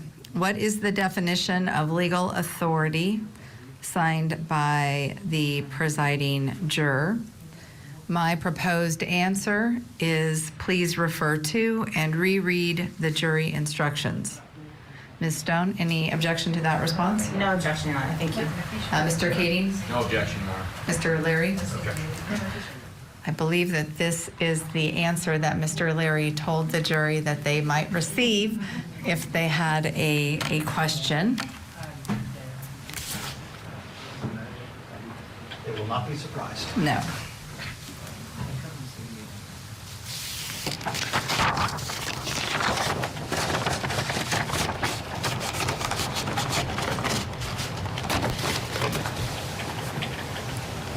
So in just a moment, we will, of course, be recessed again, unless and until we receive another question and or are told that the jury has a verdict.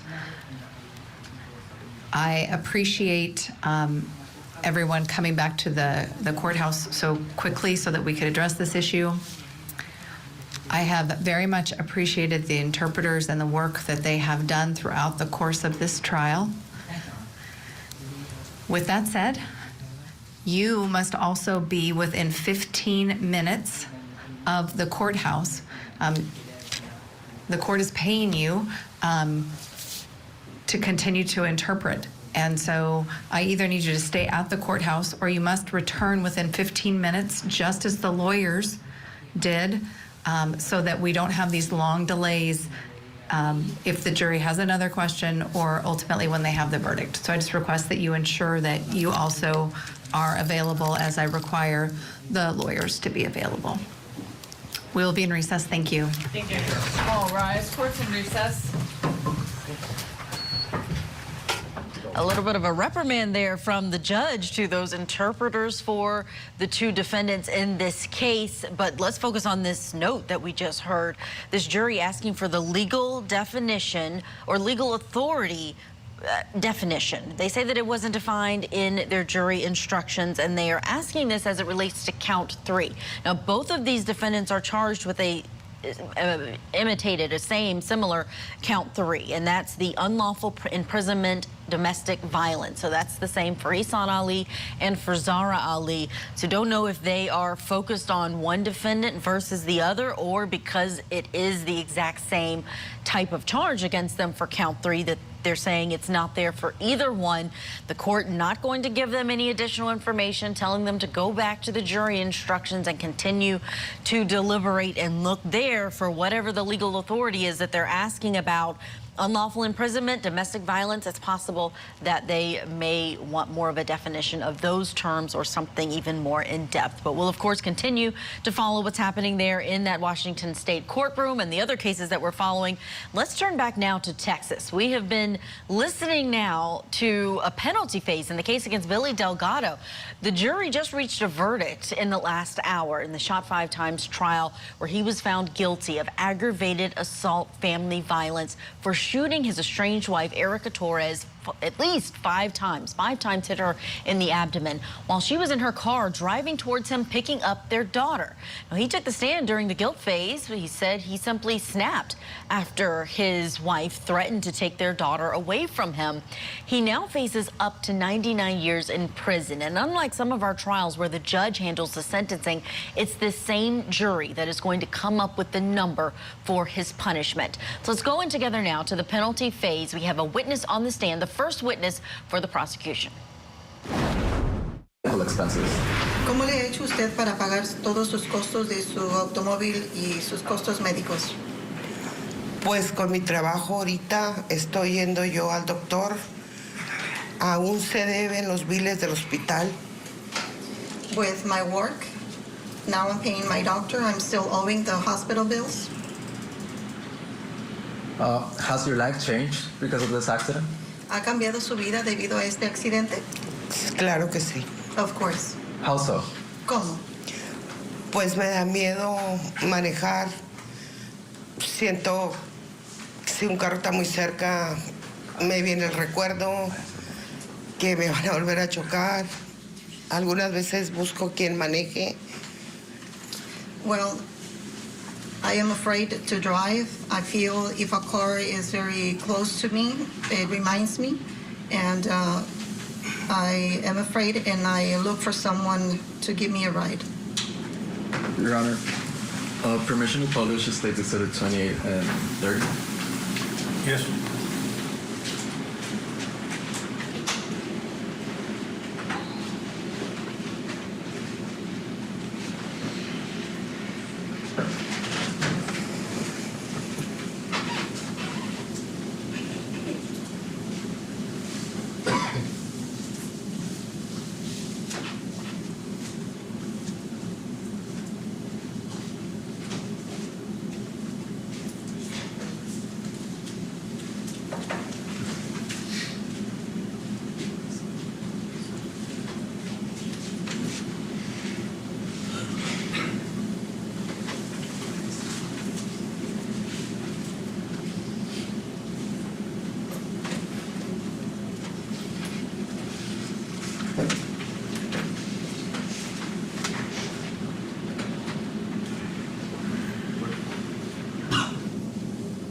Show you what's marked the State's Exhibit 28. Le voy a mostrar lo que tenemos como documento de prueba número 28. Can you tell us in what car you were driving or you were a passenger of? ¿Me puede decir usted qué vehículo estaba usted conduciendo o en qué vehículo era usted la pasajera? Era la Escape gris. It's the gray Escape. So this one. Esta. And where were you riding? ¿Y dónde venía usted? Del lado del pasajero. On the passenger side. So right here. Aquí? Yes.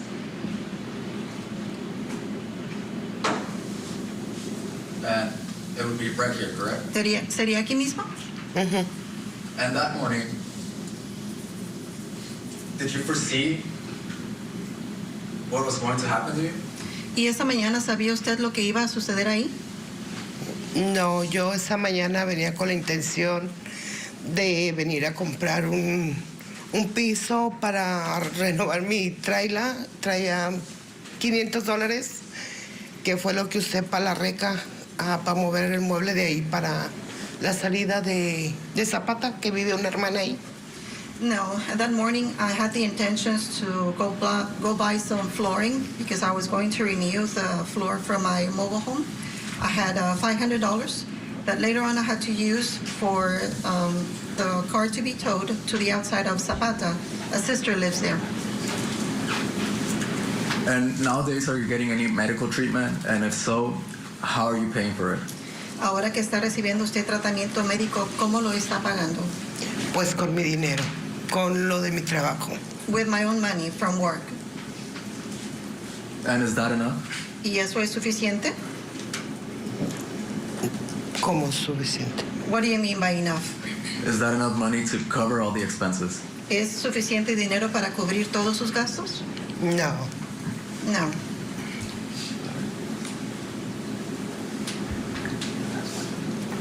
We pass the witness. Ma'am, Can you please give me your name again? Señora, ¿me puede dar su nombre nuevamente? Silvia Navarro Naranjo. Silvia Navarro Naranjo. Silvia Guerrero Navarro. Navarro. Navarro being your dad's last name? Navarro es el apellido de su papá? Sí. Yes. Ma'am, did you hire a lawyer for the accident? ¿Usted ocupó un abogado para el accidente? Is he helping you get money? ¿Él le está ayudando a que usted obtenga dinero? Nos dio, nomás dijo que la bolsa de la persona que nos había pegado eran $10,000. O él cobró no sé qué tanto, nos tocaron 6,000, como 6,200 para nosotros, para mí. He only gave us, he told us that the insurance was only up to $10,000 and he billed us. We only got around 6,000, 6,200. Algo así. Something like that. Okay, so you received money for some compensation for your injuries, right? Entonces usted recibió compensación por sus lesiones. Fue, pues no sé si fue por las lecciones o por el golpe de la troca. No supe. Él nomás nos dio ese dinero. I don't know if it was for the injuries or if it was because of the damage to the car. He just gave us that money. Okay, but you didn't elect to go to a jury and try to collect more damages. You chose to settle, and you settled for that amount, for $10,000, right? Pero usted no ocupó a nadie para poder obtener más dinero. Usted estuvo de acuerdo en aceptar esos $10,000. Sí, fue lo que nos dijo el abogado que tocaba del aseguro de la persona que nos había chocado, o sea, del accidente. Yes. Y que no había otra manera que la bolsa que ella tenía. Yes, that's what the attorney said. That was our share from the person that hit us, that there was no other way, that was our portion. Okay. Would you like for Mr. Delgado to reimburse you for your expenses? ¿Usted quiere que el señor Delgado le reembolse sus gastos? ¿Cómo? What do you mean? Well, you're here to testify because you're telling us of all the expenses you have. I'm asking, would it make you whole if we could repay you for those expenses that occurred because of the accident? Usted está aquí para dar su declaración y está diciendo de todos sus gastos y estamos preguntando si usted quiere ser reembolsada por esos gastos. Claro que sí. Of course. I have no further questions, Judge.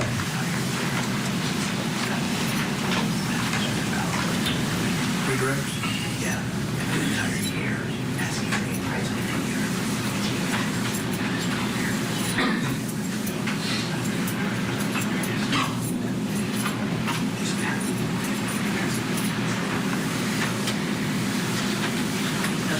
In this entire year, has the defendant or his family reached out to try to pay you? En todo este año, el acusado o los familiares del acusado han tratado de comunicarse con usted para tratar de pagarle. No. No.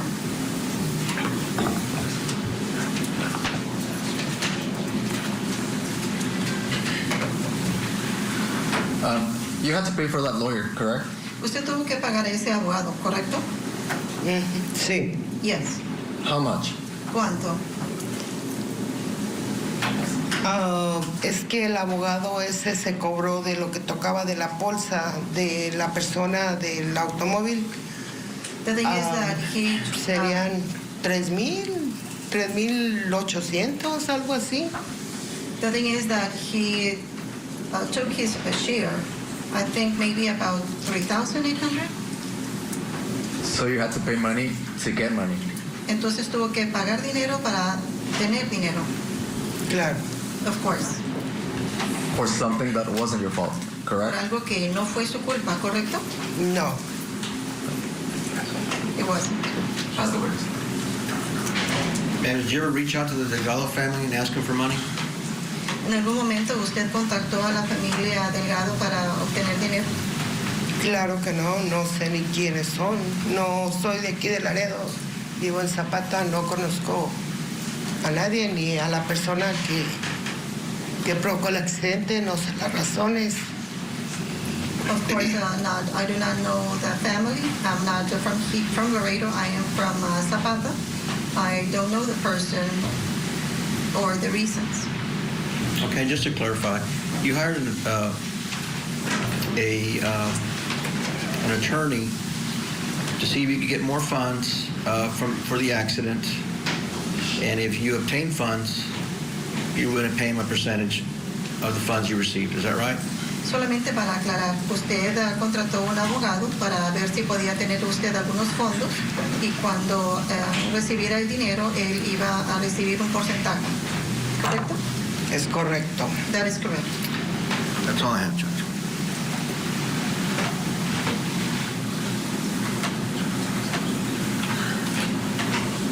And on the day of the accident, who were you with? El día del accidente, ¿con quién estaba usted? Estaba con un acompañante, Guadalupe García, era el que iba manejando. I was with a partner, Guadalupe García. So there was two people in the car. Entonces había dos personas en el automóvil? Sí. Yes. We'll pass the witness. No further questions, Judge? Is she excused on subject to recall? Yes. Yes, Your Honor. Billy Delgado may not have set out to cause this accident that injured this victim who was on the stand, but it was certainly foreseeable when he fired his gun at his wife's vehicle, causing her to have to rush away, trying to get to the hospital, that this three-car accident that came about would happen. And that's why it is part of this sentencing phase for jurors to keep in mind when they think about whether he should get something on the lower end or the higher end. 99 years is the max here. Let's get to a break. We'll have more of the penalty phase for Billy Delgado happening in Texas. We're keeping our eye on several other courtrooms. We're in that verdict watch in Washington State. Stay with us. Tonight, on closing arguments, our verdict watch continues as two parents stand accused of trying to kill their teenage daughter. We're live with the very latest from today's deliberations. Closing arguments tonight at 8/7 Central, only on Court TV. Donna Ihsan is facing charges of murder, the death of her former son-in-law. Terrible. Now that Donna has turned into a defendant, what's next for the Ihsan clan? The matriarch mastermind murder trial. Live coverage this August on Court TV.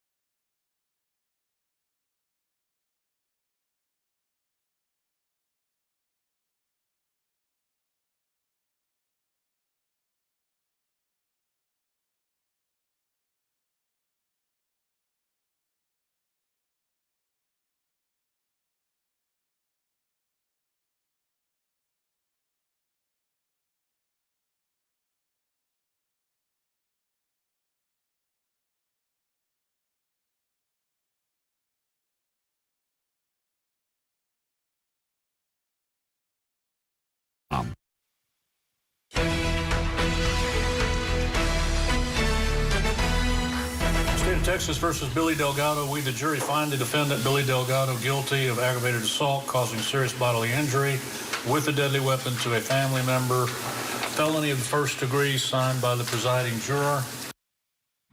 That verdict marked the end of the first part of the case against Billy Delgado. He was found guilty of aggravated assault, family violence for the shooting of his ex-wife. And now we are in phase 2, the penalty phase, where the jury, same jury, is going to be hearing testimony, and they will take the evidence from not only this penalty phase, but also the guilt phase, and make a decision on what his punishment should be. We just heard from a crash victim, someone who was injured after the wife of this defendant drove away in a panic after being shot and created a 3-car crash. The next witness is a nurse practitioner who treated the victim, Erica Torres. Let's go in. Mr. Martinez, how are you employed?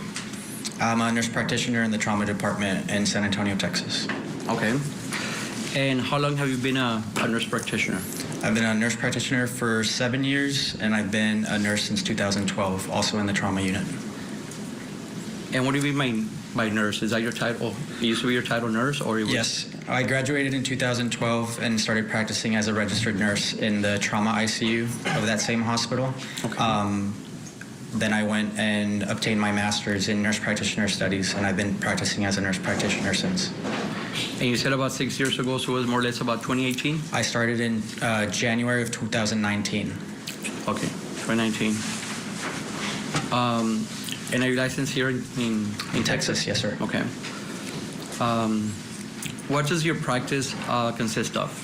So I take care of perioperative patients, mainly trauma patients.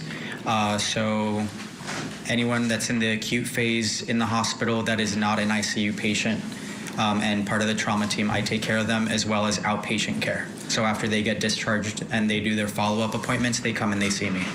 Okay, and right now you testify acute patients. Can you tell the jury what that means? Acute patients are any patients that are ill enough to still be admitted into the hospital, but they are not in an intensive care unit. So they're not ill enough to where they have to be in the ICU, but they are ill enough to where they have to stay in the hospital. Okay, and you also testified about trauma. You've been dealing with trauma patients since, I believe, 2012. Is that correct? That's correct. Can you tell the jury what that means, trauma? So any trauma patients are patients that come in due to a traumatic injury. So majority of patients are usually car crashes, falls from certain heights, gunshot wounds, stab victims. Those are probably the majority of the patients that I see. Okay, and before we continue, let me ask about your educational background. What is it? So I obtained my bachelor's in nursing from Incarnate Word in San Antonio. I graduated in 2012. Same year I became a registered nurse. While I was a trauma intensive care unit nurse, I also went to school to obtain my master's at UT Health San Antonio. And after graduating, took my boards and started practicing as a nurse practitioner in 2019. Okay, and during the course of your duties as a nurse practitioner, have you examined and treated individuals with injuries? Is that correct? I'm sorry? With injuries? You've treated patients with injuries? Yes. And those injuries mainly consist of what kind of injuries? Mainly consists of traumatic injuries, usually gunshot wounds, stab wounds, car crashes, orthopedic injuries that they sustain from what we call polytrauma, meaning that you have multiple injuries from one traumatic episode.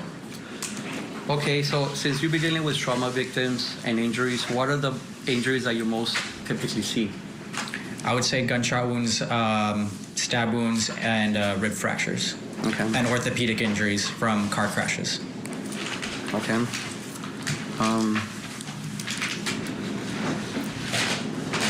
Do you know the victim in this case, Ms. Erica Edith Torres? I do. I took care of her for all 3 of the hospitalizations that she had in the last year.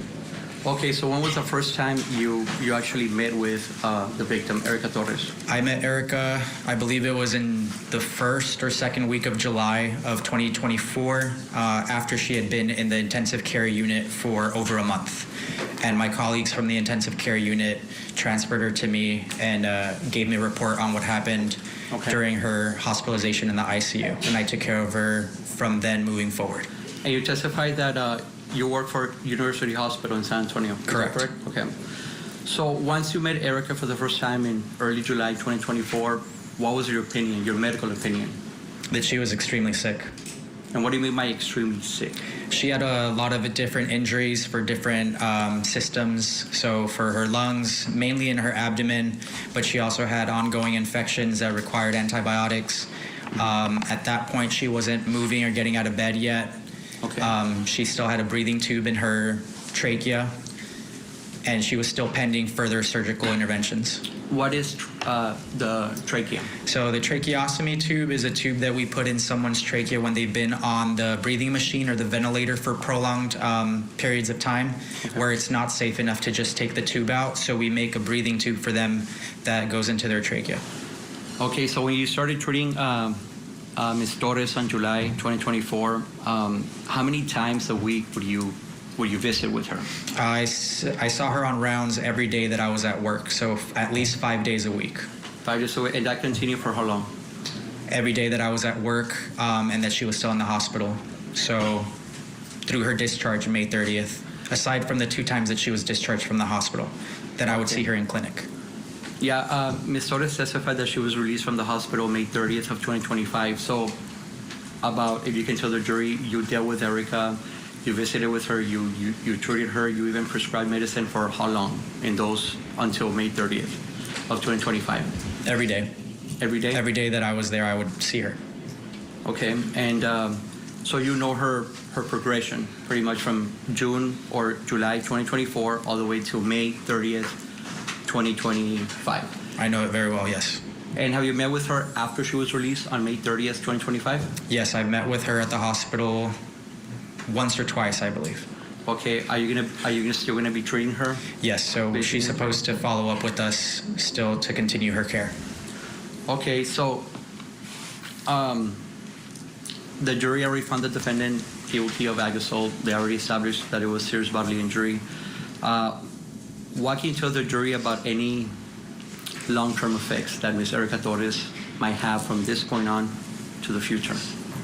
So since discharge from hospital, she's been referred to a gastroenterologist. Ms. Torres has about less than 150 centimeters of her small intestine. The average for an adult person is anywhere from 300 to 800. So she has a very limited amount of small bowel. Okay, and how can that affect her? Only having 105 centimeters of her small intestine. So your small intestine is where the majority of your nutrients and certain medications work on the small intestine. So she's at high risk for malnutrition, and certain medications that she takes will not be working for her the way that they would for a normal person. Okay, you testify malnutrition. What does that mean? That means that she's not getting the vitamins or minerals or calories from food that we eat in the same manner that people that have a full small bowel do. Okay, and how can that affect her in the future? She may have a hard time maintaining her weight, diet tolerance. She may not eat certain foods the way that we do, and she can also not be able to get the same medications that we get and get the same effect from them. What exhibit is the picture we took on Sunday? This nurse practitioner is just giving us such a full picture of what this victim had to go through. Her attorney said it took 363 days before she was able to resume her life at home. Let me welcome in our guest who is standing by. We have former LA County Deputy Public Defender Philip Dubé is with us. Philip, we're always so glad to have you on, so thank you for joining us. Tell me your reaction to this verdict. 2 hours, this jury came back with the guilt verdict, and now we're in the sentencing where they have really a wide range to think about in terms of this defendant. No, this appeared to be the right outcome because from where I was sitting, there really did not appear to be a good legal defense for him. At most, there might be some mitigation for sentencing, but I think he could have saved that for the penalty phase. The jury got it right. You know, it is what it is. This clearly was not a self-defense case. There was nothing in his behavior that really mitigated the crime. But now where we're at, which is kind of unique in the United States, in the state of Texas, they're in the minority of jurisdictions where if you waive your right to have the court decide the sentence, the jury can do it. And they follow a standard. I mean, it's just basically they determine what's just and appropriate under the circumstances. And they're going to be given a range. They're going to be told that he's looking at 5 to 99 years, and they're going to engage in a balancing. I mean, they're going to look at his record. They're certainly going to look at the circumstances of the crime. They're going to look to see how long Erica has to live with the effects of the crime, how long, if ever, it could take for her to overcome these horrific injuries. And maybe, who knows, they might apply something unscientific. You know, for every day or every month of suffering, he'll get a year. But that's how they'll do it. They'll do it based on a just and appropriate standard. They'll also look to whatever he offers in the penalty phase or the punishment phase, where he might put on some character witnesses to talk about how he cooked in the kitchen, you know, at the church. Maybe he did some community outreach, and that while this was not his finest moment, this particular crime, that it certainly does not define him. And it remains to be seen who, if anybody, they intend to put on. I would not advise that they put him back on, because the jury summarily rejected anything he had to say within 60 minutes or 2 hours, I believe. Yeah, we will see if he takes the stand again. We know that the victim in this case is taking the stand right now, so the jury is hearing from her for the second time. Philip Dubé, thank you for breaking that down for us. Let's get to our break. When we come back, we are going to hear from Erica Torres on the stand in this penalty phase for her ex-husband, Billy Delgado, who was found guilty of aggravated assault in the case against her. And keep in mind, we do have jury deliberations that are still underway. In this trial, the one of a former dentist accused of killing his wife by poisoning her protein shakes. We will have Kelly Craft here in studio with an update.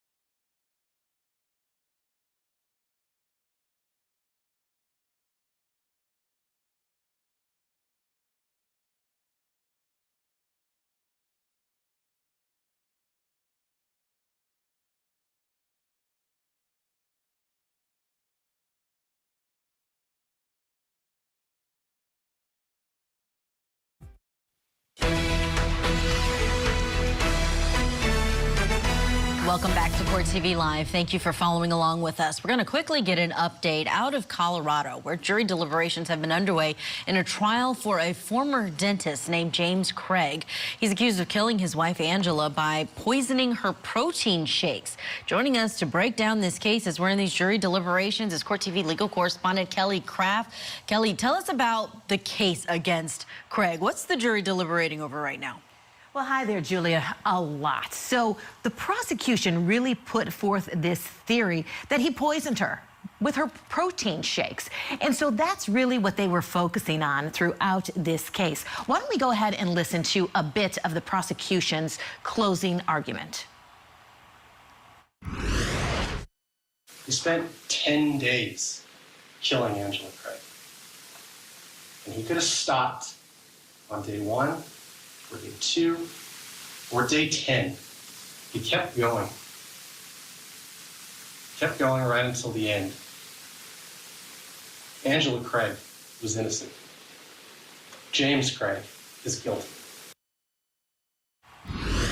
So defense counsel was really making this theory that she is the one that wanted to commit suicide, and then she was successful at doing so. But Julia, throughout this case, we heard from a number of witnesses. I believe there were nearly 50 witnesses that we did hear from, many of whom were family members, and they said throughout this case that Angela was never suicidal. And that's an important part of this case. You've been breaking down for us today how the defense really posed this theory that somehow, yes, he did part of this, but that he didn't go so far as to committing the first-degree murder. Tell us about that.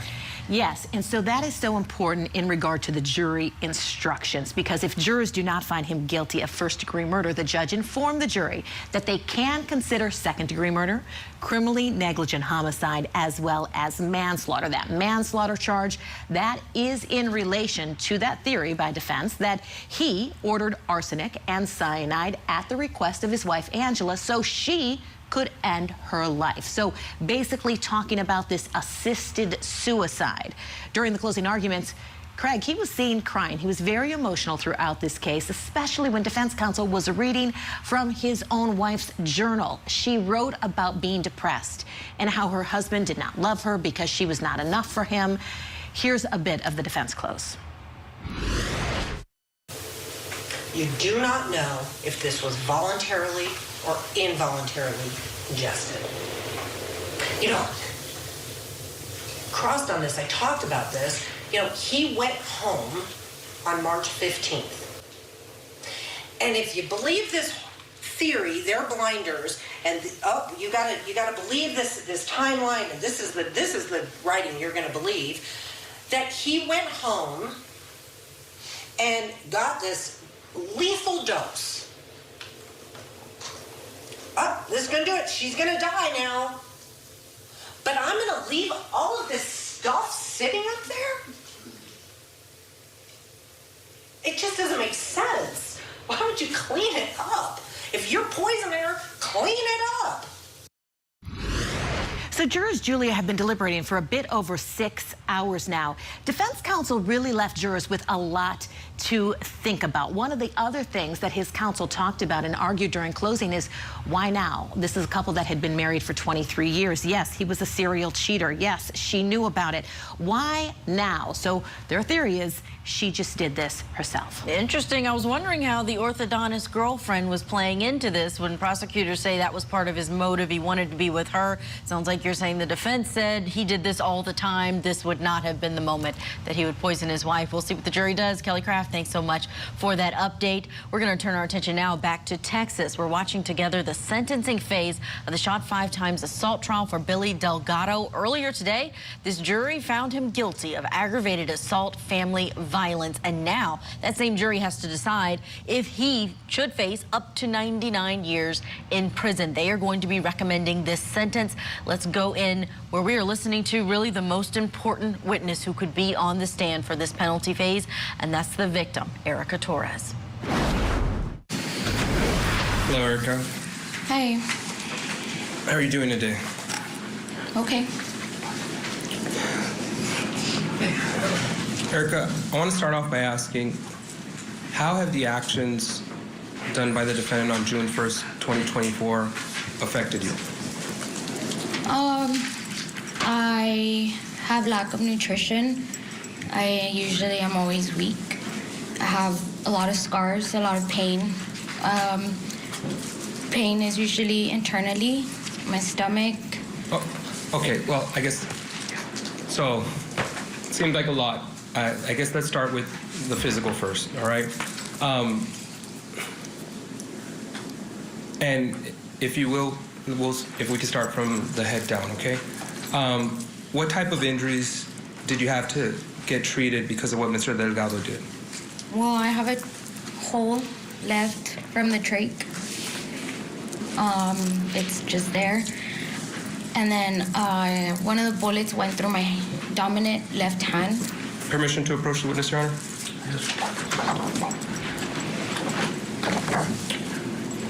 I'm going to show you what's been previously marked as State's Exhibit 53. Do you recognize this photo? Yes, I took it.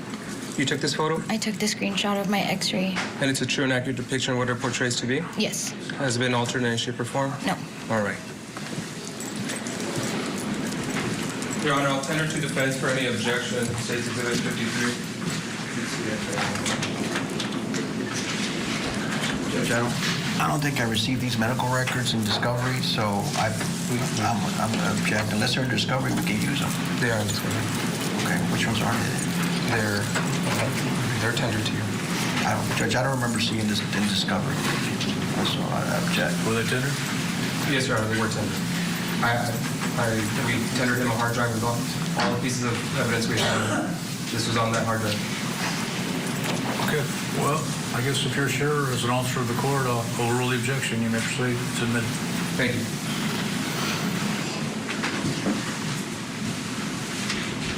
Provision published, Your Honor?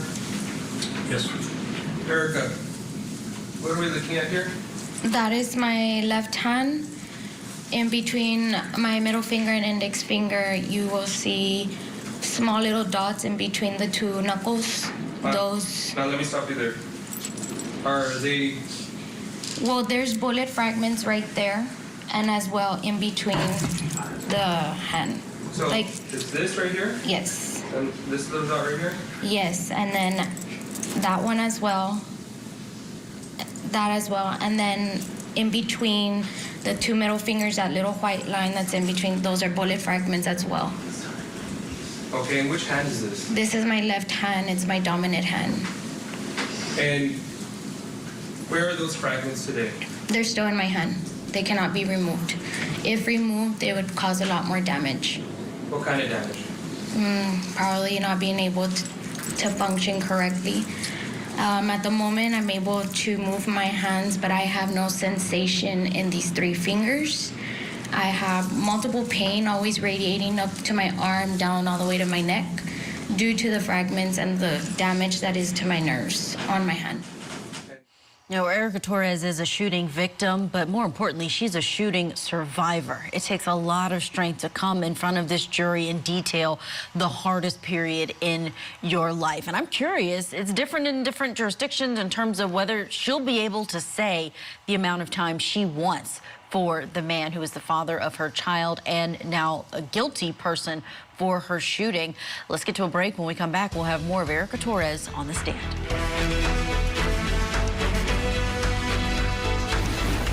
Tonight, on closing arguments, our verdict watch continues as two parents stand accused of trying to kill their teenage daughter. We're live with the very latest from today's deliberations. Closing arguments tonight at 8/7 Central, only on Court TV.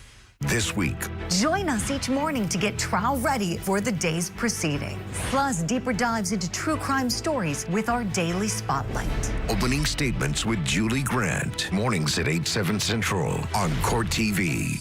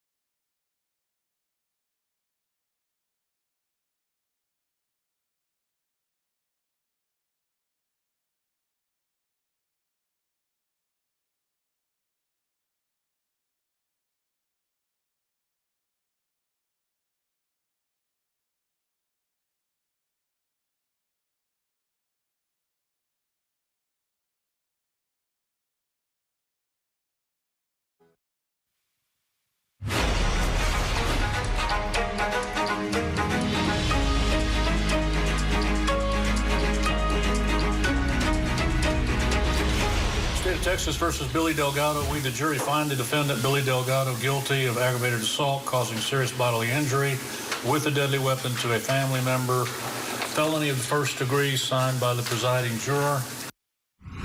Welcome back. We are in Texas in this case against Billy Delgado, where he in the last hour was found guilty of aggravated assault and family violence for his shooting of his ex-wife, Erica Torres, who is on the stand right now. Quickly, before we get back to her testimony, we're going to bring in former LA County Deputy Public Defender Philip Dubé, who is with us. Because, Philip, I want to ask you, do you think Erica is going to be able to say, I want this many years for Billy Delgado, my ex?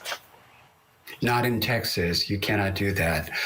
They can certainly express the effect that the crime itself has had on them, but they're not allowed to recommend or even request a certain number of years to the jury. The jury ultimately decides, and it's based on what is just an appropriate standard after balancing a host of factors, and then the judge ultimately imposes sentence.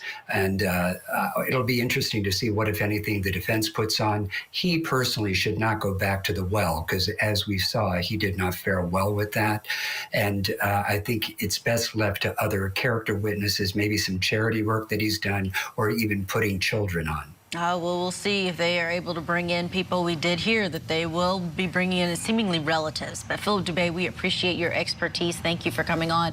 Let's get back into court now to hear more from the shooting victim, Erica Torres. Hole here? Yes, I have a hole and I have a scar. Thank you.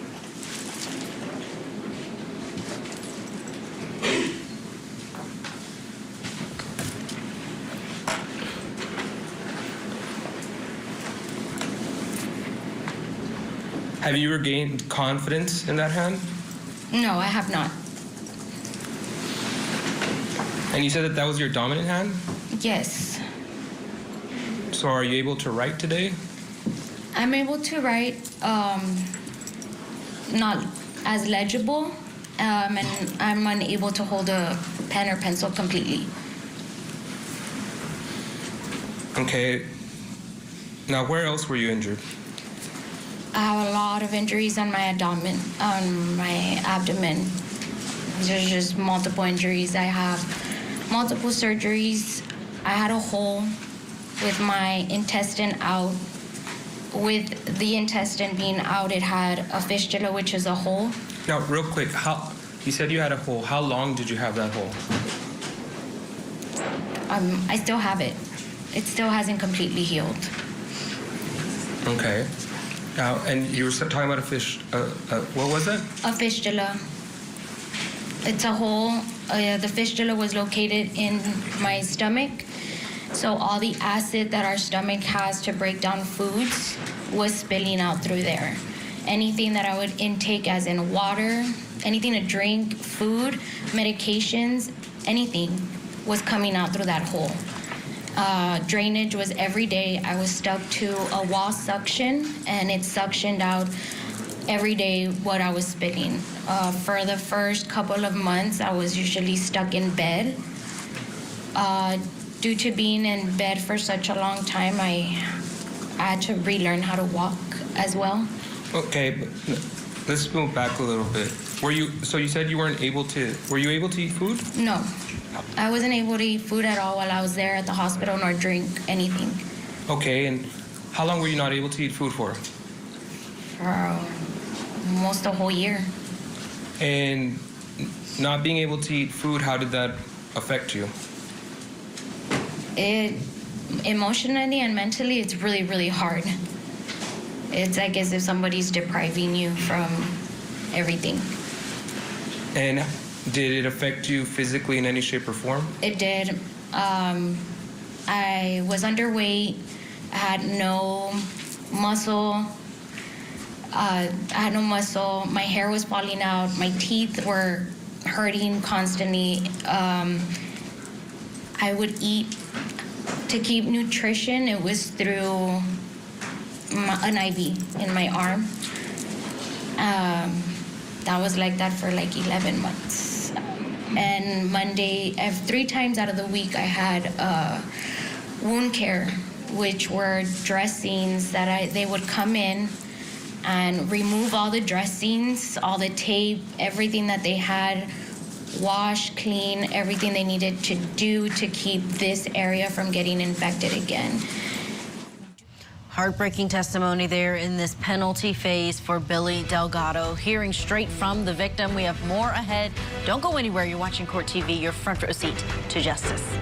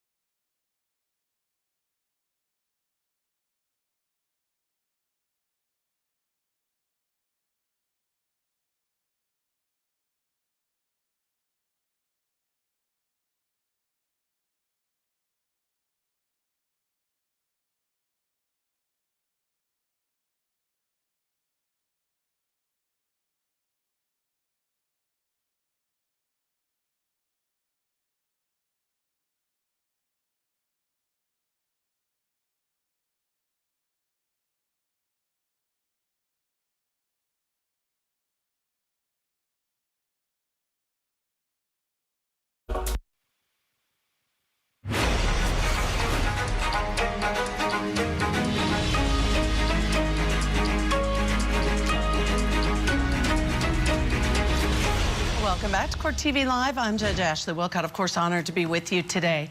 Court TV is in Laredo, Texas this hour, where a jury has found Billy Delgado guilty of aggravated assault with family violence. This for shooting his estranged wife, Erica Torres, several times while she was picking up their daughter just last year. Delgado took the stand yesterday where he said he simply snapped after Torres threatened to take their daughter away from him. Now, he faces up to 99 years in prison. We want to go back into court. This sentencing phase in this court means that the jury is hearing more evidence. Right now, hearing from the shooting victim, Erica Torres. And being on the meds that they had me on, I felt everything. I felt every tug, every pull, my skin burning.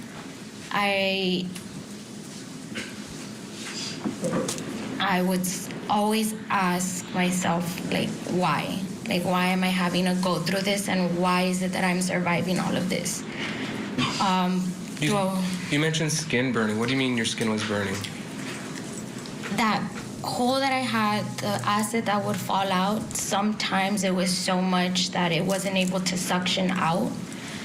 And because of that, so it would sit in the pocket, and around my skin around the hole would burn, like burn off. Now, what injuries, if any, did you receive below your waistline? A double compound fracture on my right foot. Permission to approach, Your Honor? Yes. I'm going to show you what's been marked as State's Exhibit 54. Do you recognize this photo? Yes, I do. How do you recognize it?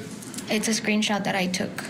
Okay, and is it a true and accurate depiction of what it portrays to be? Yes, it is. Has it been altered in any shape or form? No, it hasn't. Okay, thank you.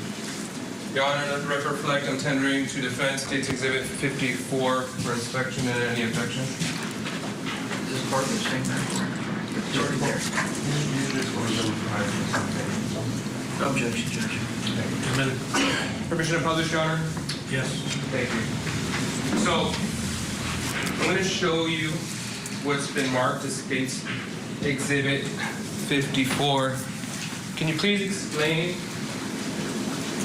to the ladies and gentlemen of the jury what we're looking at here? That is my right foot. It's a complete break. Is that where it's circled there? Yes. So that's the complete break you're speaking of? Yes. Okay. And I have rods, screws, and I have a plate. So you have and where is this plate and rods and screws currently today? Still in my foot. I will be unable to remove them. I have to keep them on, like, forever. Why is that? Because that piece right there that is broken. This piece? Yes, does not heal. So the screws and rods and metal keep my foot together.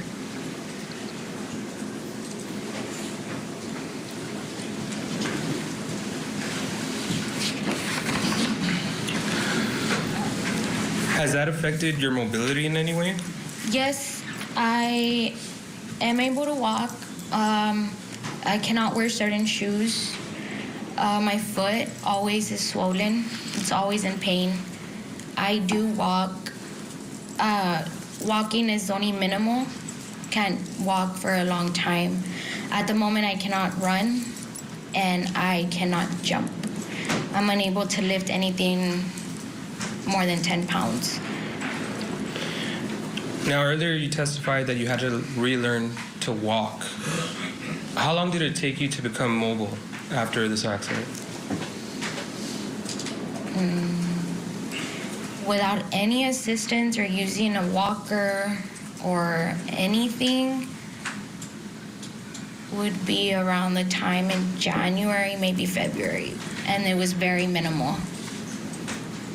And this is 2025. Of 2025? Mm-hmm. And what would you think during your mobility recovery? I did not see. I didn't see it ending. I didn't see an ending. There was always something new, always another complication. There was always another hurdle to have to go. It feels like it's a never-ending hurdle with all these injuries.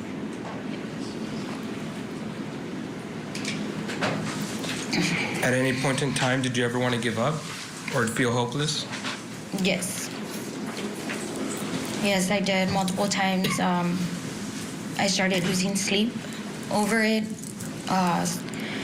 I don't have sleeping, like I have insomnia because it's constant. Like I said, I'm always in pain. It's always just a reminder of everything that I have to go through the next day. And the next day is always a hurdle to have to just get up itself. What would you say was the length of your recovery? I'm still in recovery. I'm never gonna be done with recovery. I have short gut syndrome. I don't absorb foods, liquids correctly. I cannot, I don't have energy throughout my day. Just simply walking around, going upstairs or going downstairs, it's a struggle. It is.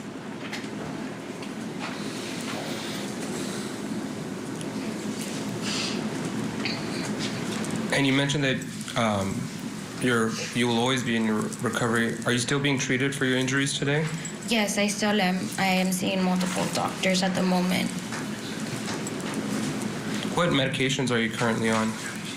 At the moment, I'm taking a Protonix. I'm taking Lyrica, Zoloft, a Seroquel for sleep,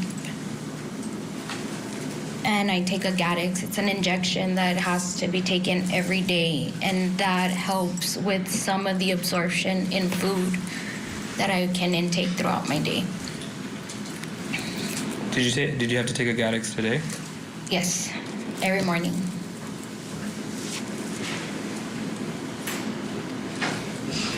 Did you ever have any complications while you were in the hospital? No, I was a healthy 31-year-old with no complications. I'm sorry. Did you ever have complications while you were in the hospital? Yes, multiple complications. What kind?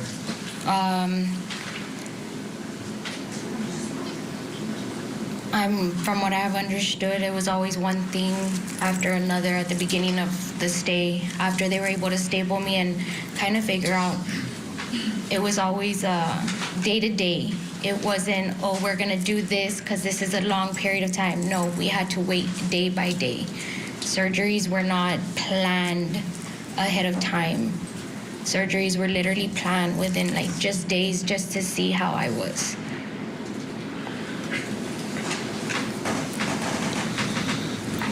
How has your life changed emotionally? How has this affected your mental state?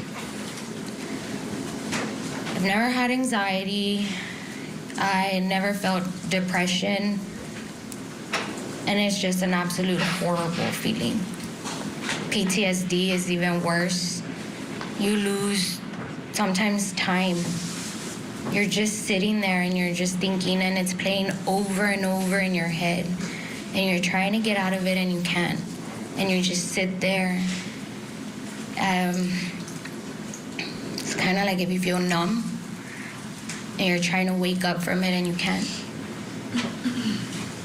So mentally, I'm constantly struggling.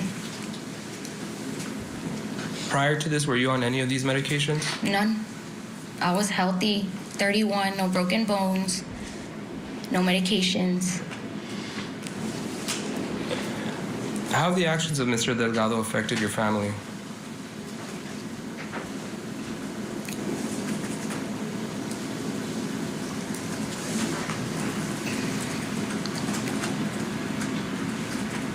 It's affected everybody very differently. My parents had to start preparing for choices that I really do not believe any parent should have to make. My daughters, they're so innocent. They have an innocent mind, and they're so scared. I can't even leave a room sometimes. My oldest was not even present at the time. And she is terrified to leave me alone. She tracks my every move because she is terrified that her mom isn't gonna come home. How am I supposed to explain something like that to an 11-year-old? And then I have my baby. How is she supposed to see her dad, her biological father, do what he did? How is she supposed to explain that? How is she supposed to go to school and be around kids that might know what's going on? My daughter's innocence have been taken away, and they were taken away by her father. My children should not be going through this. Well, this poor victim not only telling what happened right after she was shot, but the very long-term effects, including for her children, that this has left on her. Let's take a break. When we come back, of course, we're going to get you back inside the court. Remember, the jury is hearing this to determine sentencing. We'll be right back.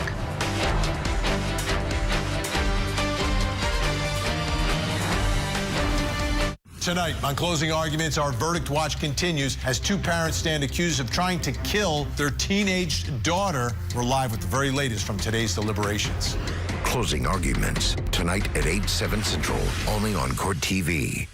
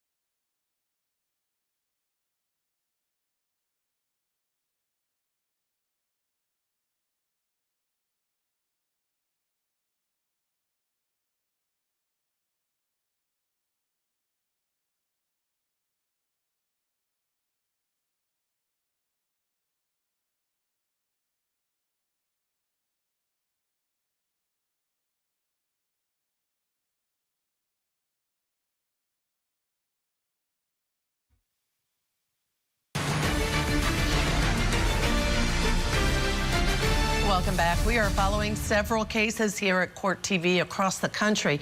In Washington State, day 2 of jury deliberations are underway for 2 parents accused of trying to choke their 17-year-old daughter to death. In Colorado, a jury is back now deliberating for their 2nd day in the case against a former dentist accused of poisoning his wife with protein shakes. And in Montana, testimony now underway for a man accused of shooting his neighbor after a fight over a piece of mail broke out between them. Of course, we will continue to follow these cases and bring you updates right here throughout the day on Court TV. Right now, let's get back to the penalty phase of Billy Delgado in Texas. A jury today found him guilty of assault for shooting his ex-wife while she was coming to pick up their daughter. Now he faces up to 99 years in prison. Let's go back into court where the jury is hearing from the shooting victim herself, Erica Torres. Can you do any of the things that you used to enjoy prior to this accident? At the moment, I'm not able to. Like what? What can't you do? We would always be either out at the ranch riding. I cannot ride horses right now, so my daughters have to do it on their own. We used to go to the gym a lot together, all 3 of us. Swimming. They love swimming. I cannot get into a pool at the moment. Driving, simply driving. I mean, right now, my mom and I, we watch the girls together and stuff, but my mom sometimes does have to go to work. If they want to go somewhere, they have to wait because I'm not able to drive. Why can't you drive? Because the doctors are not allowing me, my doctors are not allowing me to drive due to the PTSD that I have and the trauma that I have. It's not safe, and as well, my abdomen is still open, so they do not think it's safe for me to be conducting a vehicle.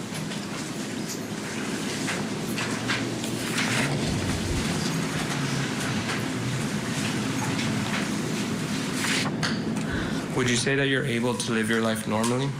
No.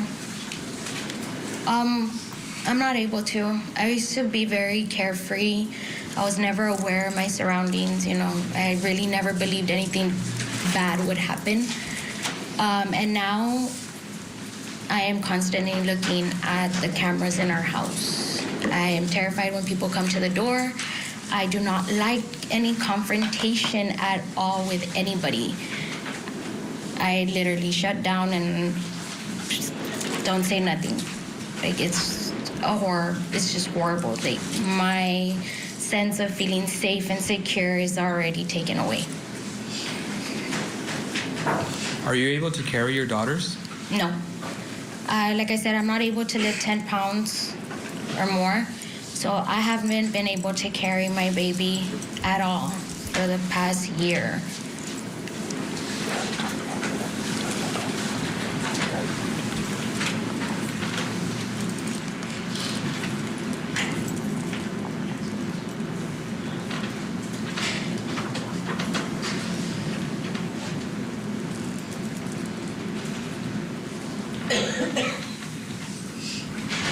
Erica, how do you feel here sitting in court today?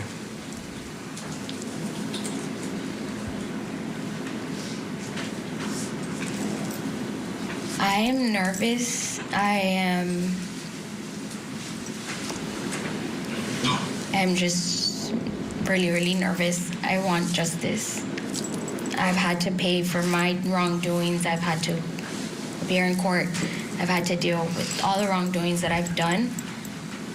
I want justice for myself too. I may not have outcried many other times that I could have, but this isn't supposed to happen. My life was not supposed to be in his hands. He's not God.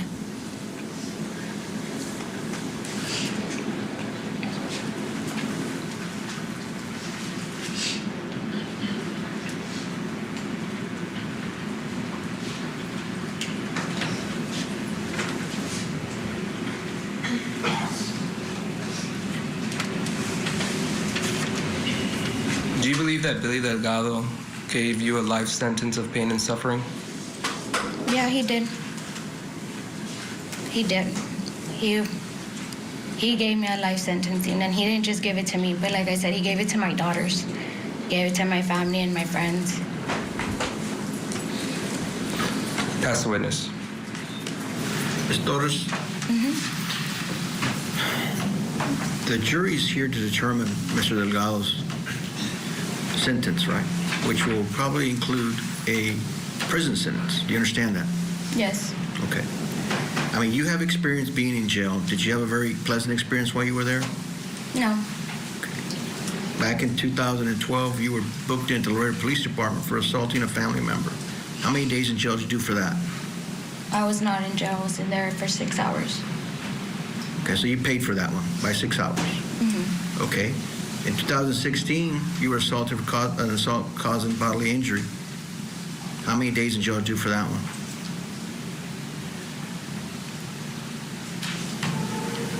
In 2012 and 2016? Yes. No. None? In 2016. In 2012 and 2016? Yes. No, I'm sorry. In 2012, I did not get arrested in 2012. Isn't that the one with your brother? No. Which one was that one? That has to be in either 2014. 2016 has to be the one with my brother. I never got arrested in 2012. What about the accident involving damage, driving while intoxicated, and resisting arrest? Is that you? Yes, I did get arrested for that. That was 2023? Yes. And what happened in that case? I'm sorry? What happened in that case? It's still pending. Okay. How many days in jail did you do for that one? 6 hours.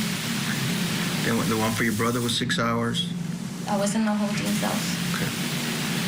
What about the 2023 assault causing bodily injury? Yes, I did 6 hours as well. Okay. And the Department of Public Safety arrest for assault causing bodily injury in November 14, 2023. How many days for that one? I'm sorry. No, the assault for Billy, they did not arrest me. They started the investigation, and then they set out a warrant out for my arrest. Okay. And when the warrant was set out, that was the one at DPS that they had arrested me for. And again, that one was 6 hours.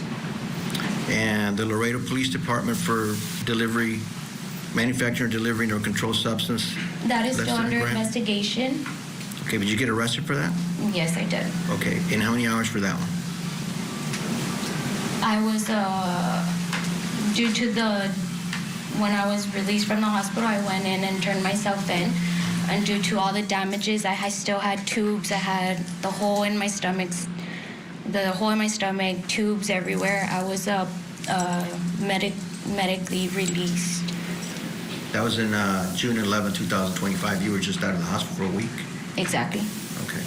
And was that, you were actually detained for that case earlier and then arrested? It was the same time? Sorry?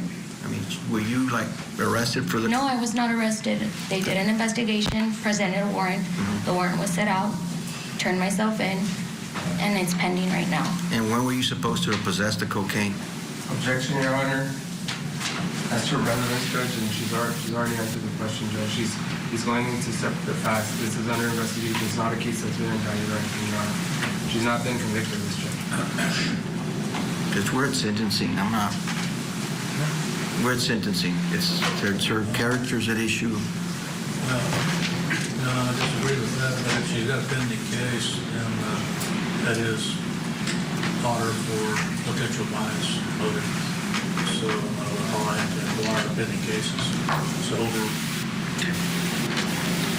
So we have a total, you're saying, and there's other incidents where you weren't arrested, the police were called, right? Yes, with Mr. Billy Delgado, yes. Okay. So at least we have 1, 2, 3, 4, 5. We won't count the one in June because you shouldn't have, they couldn't detain you very long because of your medical condition, right? But 1, 2, 3, 4, and the cocaine must have been prior to June 1st, right? From I believe so, yes. I was not aware about these charges until April of 2025. Okay.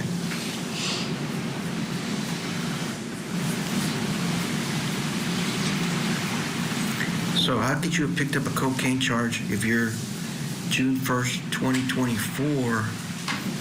Again, I was not arrested by an officer. I am still pending those charges. My lawyer, I still need to sit down and talk to him about these charges. Okay, so you're telling us that prison is not a fun place to be at. Jail is not a fun place to be at, I'm sorry. No, it's not. All right, I want to bring in former LA County Deputy Public Defender Philip Dubé and criminal defense attorney, former prosecutor Marie Pereira. I know we're in sentencing. There was an objection that I would have made as well, which is, why is it relevant? All the different convictions and charges, many charges, not yet convictions or not, and talking about the victim in this case. The judge allowed it and said, well, it shows the potential for bias. But Marie, I don't know that I agree with that. But what are your thoughts? It's interesting. Yesterday I said I thought the defense attorney questioning the mother and asking, why did you take photographs of your daughter in the hospital? I said I thought he was repulsive in his line of questioning during the cross-examination, and I stand by it. Why, if he knows now, and he knew then, that the jurors get a say in the sentencing, would he not try to, the defense attorney, look nice and make his client's demeanor be different? Tell him, look remorseful. Don't look like a thug. Don't look like that person in your mugshot, because at the end of the day, the jury is going to decide whether it's 5 years or 99. So let's be nice. But he's still following that same theory. She deserved it. She asked for it. And now what he's trying to do is show, you know what? She's a bad mom. She's been arrested. She's a drug dealer. She's a nobody. So what? Why should you put him in prison for up to 99 years over this worthless life? When That's she's his just as theory, bad. And he's Yeah. sticking to it. Yes, and his demeanor. What does that have to do with anything? What does that have to do with sentencing? The fact is, he never had the right to shoot her in the first place. Now, I completely agree, and I don't mean to talk over you, but you and I are on the same page. Philip, weigh in, and I want to know this. And he's asking her, does she like jail? Is it a fun place? Well, no. Who's going to say it is, Philip? Nobody. I think what they're trying to do really is try to sully her a little bit on the stand, but they're going back to the well because they did try to pull shades of this in the guilt phase. And after a 2-hour verdict, I think you would opt for plan B and try to show other aspects of Mr. Delgado. So for example, you get into the good times of the relationship, focus on all that, because if you think about it, I don't care if you're a felon, a parolee, an arrestee, a suspect, a probationer, they can all be victims. You know, just because you might have a blemish or even several blemishes on your record doesn't mean you have relinquished all future victim status rights. It's ridiculous. He needs to, through her, humanize Billy. Otherwise, I'm telling you, they can affix what they call a just and appropriate sentence, ranging anywhere from 5 to 99 years. And I'm telling you now, based on what I'm hearing, that offer that he got of 40 is looking pretty darn good. Oh, I agree with both of your comments, and I really like you point out one way to instead handle this witness is to bring up the good times, the relationship, the reasons why she would go when he asked her to come over in the first place, because of good reason. She wouldn't go over there thinking, oh, I'm going to be shot. All right, both of you stand by. I'm grateful you're with me today. Coming up, we will have more of the penalty phase for Billy Delgado in Texas, plus newly released body cam footage of confessed killer Brian Kohberger just months before murdering 4 University of Idaho students. Court TV Matt Johnson joins us live with all of the details next. Stay tuned. Also, the clock is paused in Washington versus Ali. The jury, again today, did it yesterday. They're taking a walk. We'll keep you posted.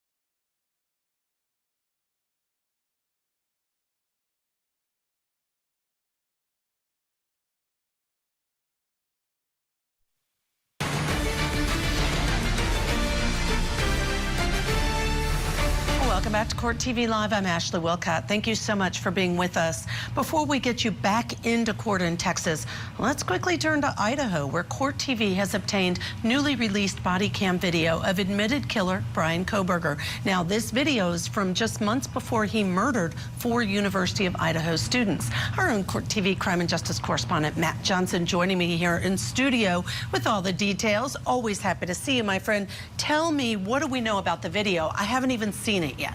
Well, you know what? He's very chatty in it, and this took place 2 months before the initial murders did, and it's newly released now that the case has concluded. It shows Kohberger during a traffic stop there in Idaho. He was pulled over for speeding. This was 2 months before the brutal murders of 4 University of Idaho college students. Prosecutors say that his cell phone pinged the same night on a cell tower near the victim's home. On the night during this traffic stop, prosecutors had planned to use this during the trial, but only to show that Kohberger was driving a white Elantra. Let's watch together.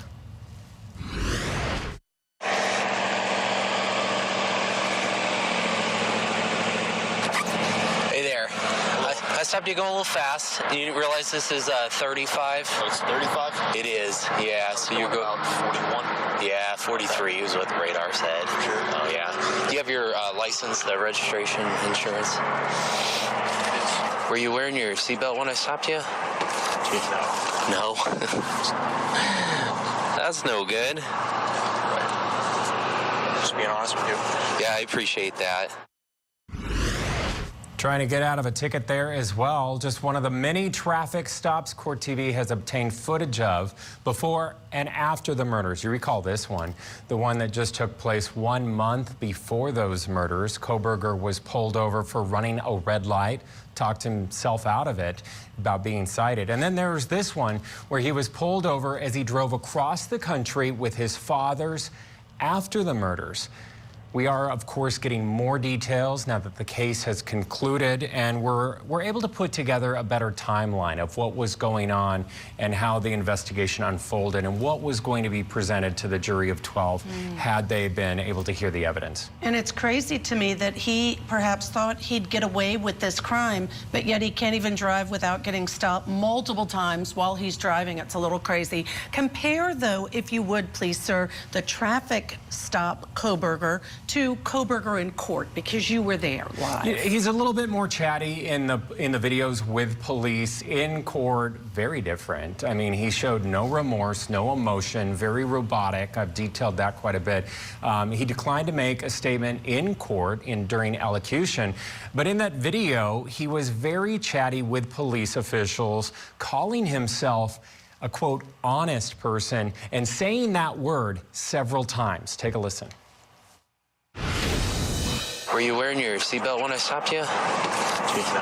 No. That's no good.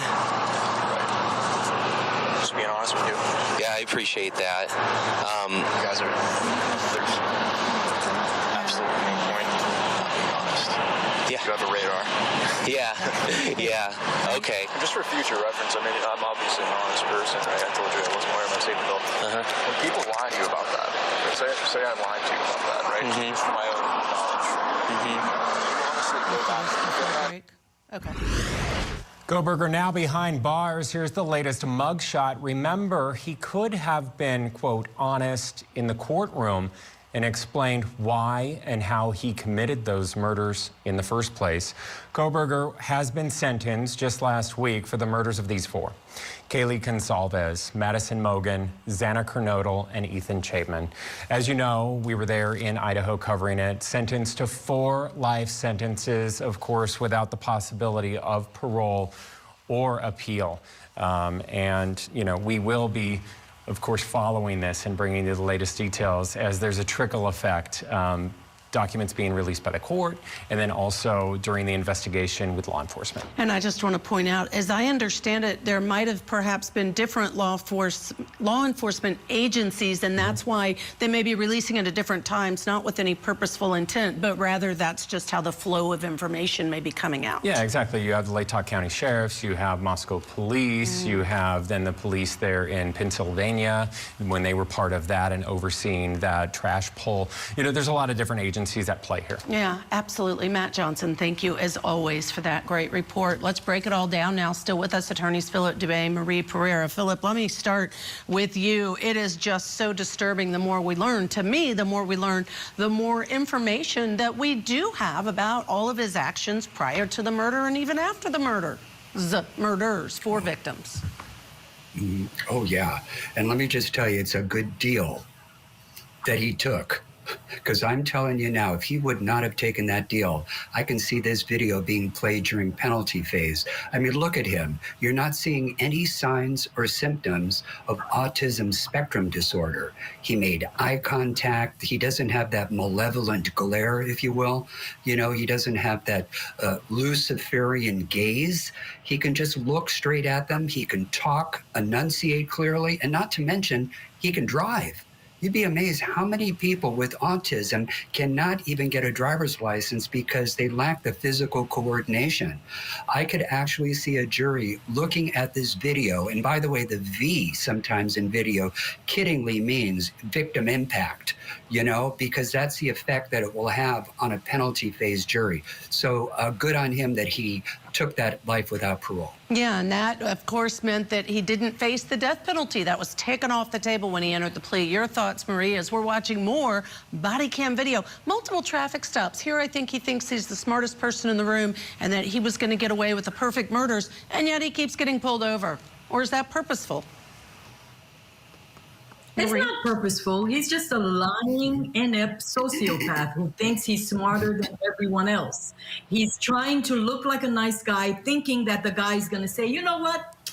I'll just give you a warning because you're so nice and so honest and so willing to talk to me. He still got stopped, and it would have been used against him if he went to trial because it pings him in the area of the crimes when really what business did he have there? He was probably just, you know, scanning the area to prepare for what happened tragically 2 months after. Yeah, and we know, of course, law enforcement had all kinds of information that the prosecution was planning to use against Bryan Kohberger at trial. Now that it's coming out, it really does start to give us a more complete picture of why they knew it was Bryan Kohberger who committed these crimes. Both of you stand by, please. Coming up, breaking news out of Colorado, where the jury has reached a verdict in the trial against James Craig. This is the former dentist accused of poisoning his wife with protein shakes. Stay with us. That's coming up next. Matriarch of the Adelson family gets arrested. Terrible. Donna Adelson is facing charges of murder, the death of her former son-in-law, Dan Markell. Prosecutors say a bitter child custody battle was the motive for the murder-for-hire plot. Now that Donna has turned into a defendant, what's next for the Adelson clan? Now that the ship is really sinking fast, blood doesn't matter that much. The Matriarch Mastermind murder trial. Live coverage begins this August on Court TV.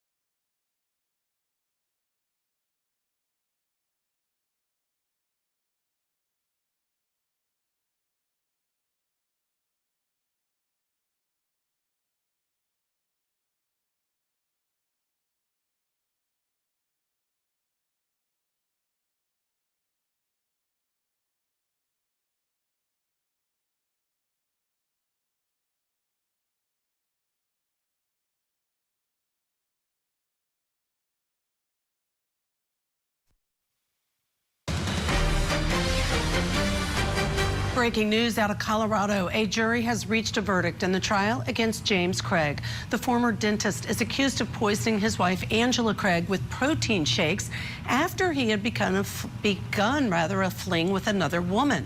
While we wait for that verdict to come down, here's Court TV anchor Julia Janae with more on the case. My name is Dr. Jim Craig, and I practice at Summerbrook Dental Group. James Craig was once a beloved dentist at Summerbrook Dental in Aurora, Colorado. Don't be worried about dentists. Just go to freaking Dr. Craig. He got you. Kids have felt comfortable being here, and so that's always been really important to us. He's always seemed like a really nice guy. But coworkers began to suspect James of plotting his wife Angela's murder after noticing odd behavior around the office. While Angela was dying in the hospital, James's dental partner pulled police aside and told them they suspected James of poisoning her. According to court documents, James allegedly had potassium cyanide delivered to the office and did internet searches that included, quote, how many grams of pure arsenic will kill a human, and is arsenic detectable in autopsy? It's also alleged he put poisons in Angela's shakes, causing her to become ill and eventually killing her.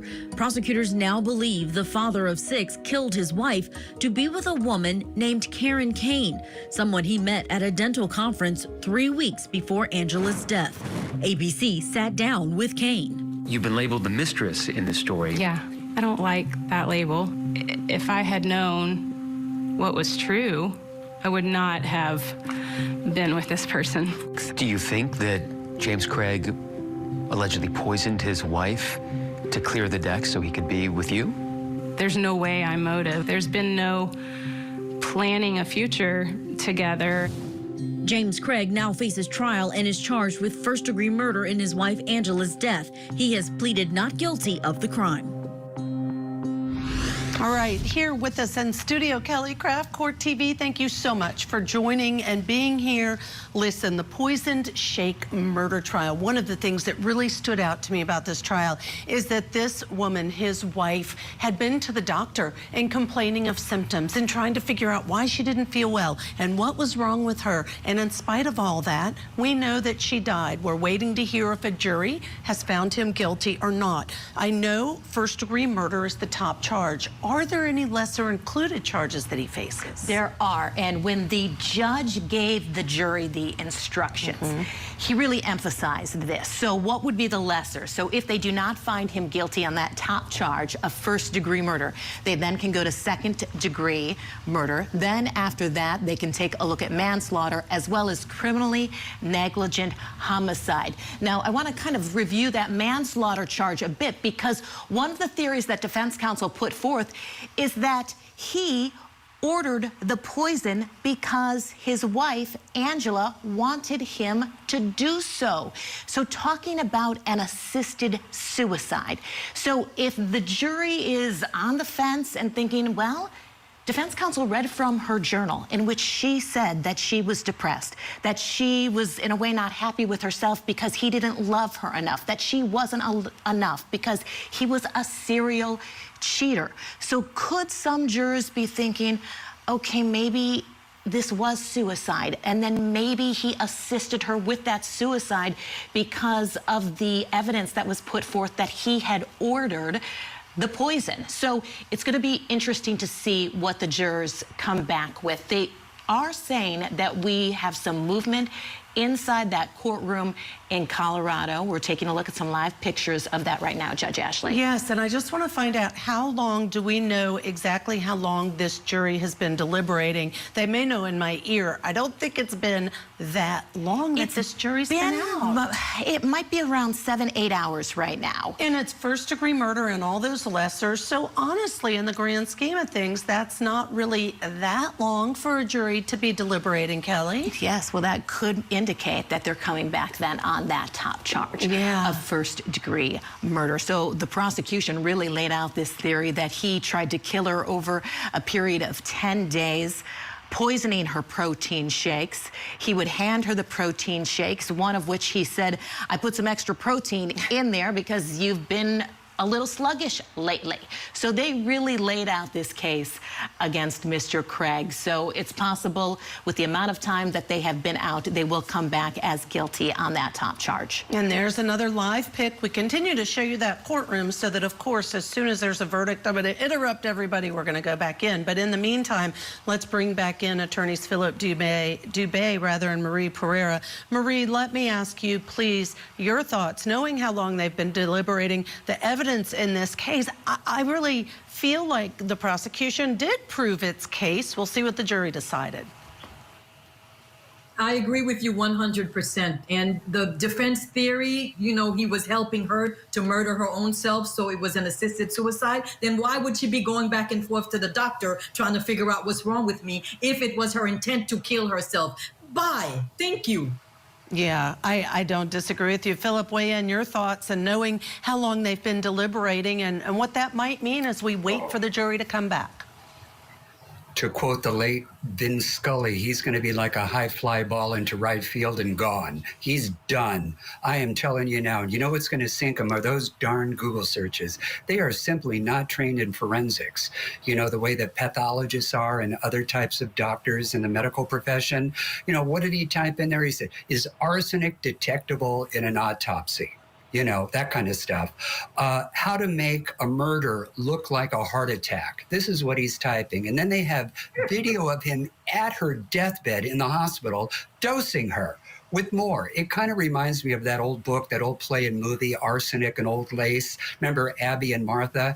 They were spiking elderberry wine with arsenic, killing old men who were lonely hearts, thinking that they were putting them out of their misery. But in truth, they were a couple of homicidal old maids, you know? And that's what we have here. You have a guy who is literally slowly killing his wife with poison, thinking he can pull off the perfect crime, only to be with his next mistress. And that's the truth. And I do predict that this is going to be a swift first-degree murder verdict. And these Google searches, we see it again and again and again, Kelly. People think they can look all these things up and it's never admissible, never going to come out. But Philip makes a really good point. There was no Google search that said something like, oh, my wife's in pain, how do I help her commit suicide? There was nothing to that effect to support the defense argument. And Judge Ashley, in closing arguments, what did the prosecutor say? He said he did all these Google searches, but what didn't he search? How to save a life. So that's what he was saying in the closing. Also, picking up on what Philip was talking about, don't forget about the text messages, because she had sent him a text message that said, I feel drugged. And he responded to her, just for the record, I did not drug you. So, I mean, Who says that? Exactly. Who says that? Who says that? All right, look, this is a live look. You can see the defendant is just, this is not a live look. I'm so sorry. I apologize. I thought it was. What is happening in court? That's the live look, the wonderful ceiling of the courthouse. But obviously our cameras are trained there so that we don't inadvertently capture any jurors. We do not want to violate any court orders or take away from the sacrosanct of our criminal justice system. Kelly, as we continue to watch this, what else has stood out to you about the jury, the evidence, and what we might expect when they do come back? Well, one of the things the defense counsel argued, I really think defense counsel gave the jurors some things to think about. One, saying that she knew about the affairs. This was not news to her, so that cannot be a motive. That the prosecutor wanted to say, well, this is a motive. He was enamored with another woman. That can't be, according to the defense counsel, because he knew about these affairs. And just also talking about defense counsel saying that she was broken, that her reading from her journal in which she is saying that she was depressed. I think defense counsel gave jurors something to think about, but I really think the evidence is stacked against him for that top charge. And I'm so glad you brought up, I just want to repeat, of course, the top charge is first-degree murder, but the jury also can consider the second-degree murder, the manslaughter, criminal negligent homicide. They have a lot to think about. It seems like they've concluded their thinking and talking. We are waiting on that verdict. Here's what we have to do. We have to take a hard break, but when we come back, Michael Ayala joins me and Kelly Craft will stay with us as we wait for this verdict down to come in the poison shake murder trial. Don't go anywhere. We'll be right back.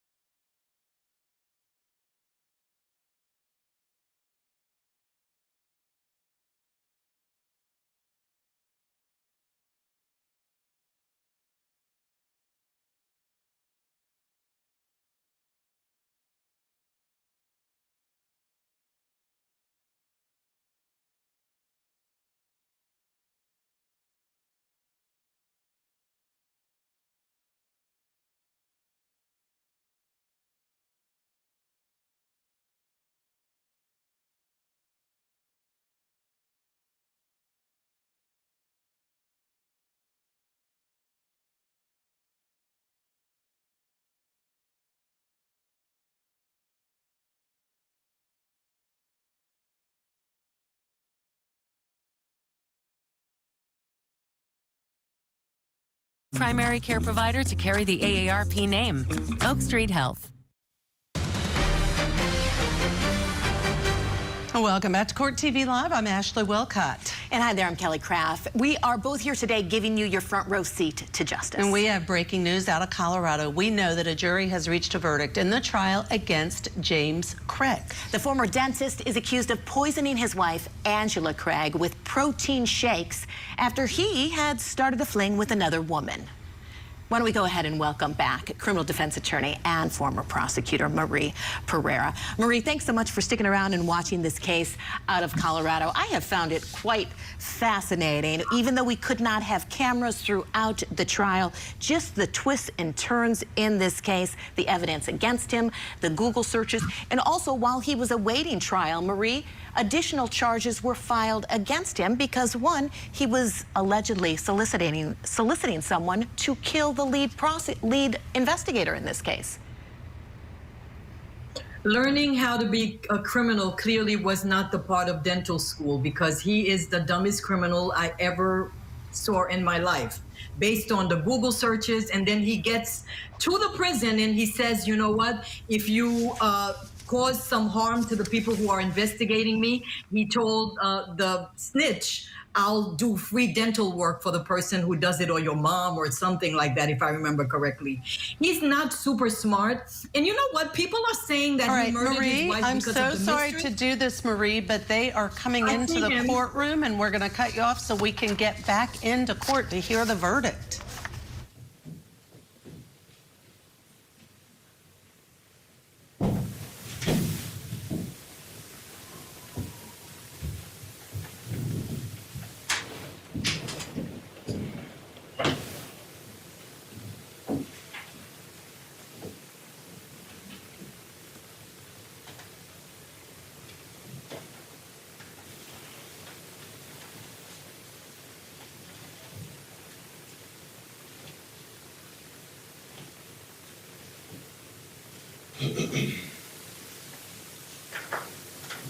And at this time, then I'll ask Dr. Craig and his team to please stand for the reading of the verdict.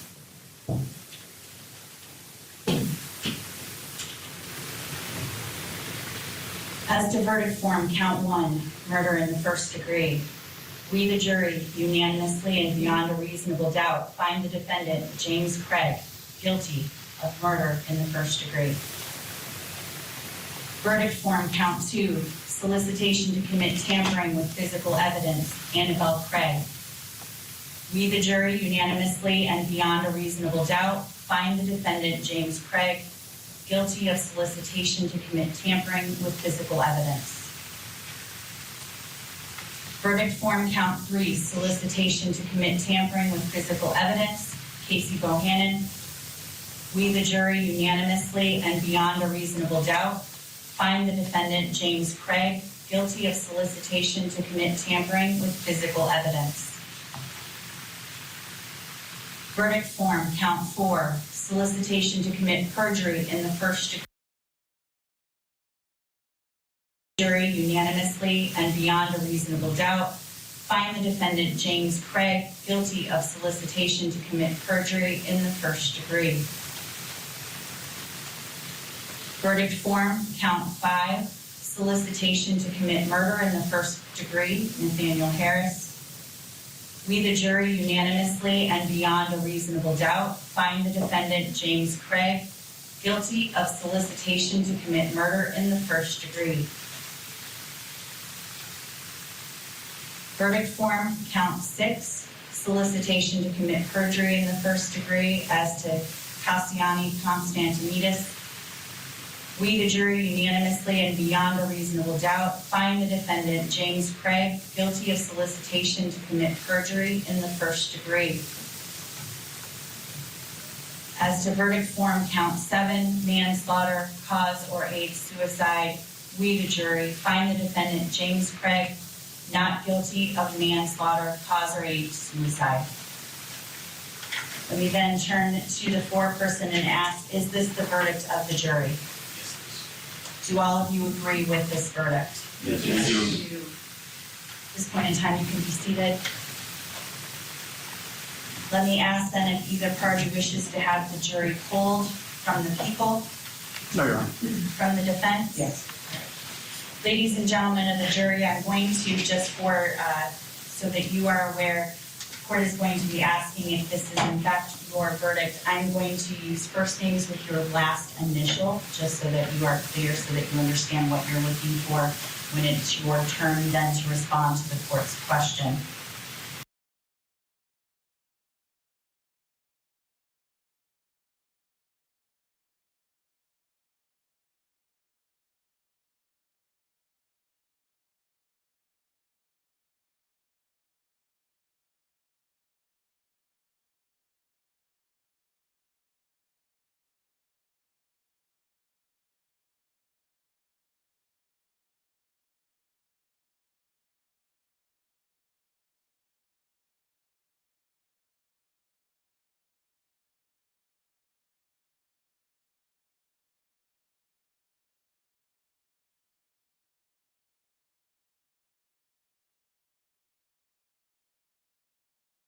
Matthew H., is this your verdict? Yes. The verdict of the jury is received and shall be recorded. Ladies and gentlemen of the jury, this case has now been concluded, and I wish to express my appreciation to you for your services. You may now talk to anyone, including the attorneys and parties, about the case. Whether you do so is entirely up to you. If you decide not to discuss this case, your decision will undoubtedly be respected. However, if an attorney or a party persists in discussing the case over your objection or becomes critical of your services as a juror, please report the incident to me. You are now allowed to leave with the thanks of the court. I have a few matters that I need to address with the attorneys, and then I can come back and speak with you or any of you who would like to talk with me regarding this case, or if anyone has any questions. Ms. Mammo will now take you back to the jury room for you to gather your belongings and also return your badges. Thank you again for your service. Please rise.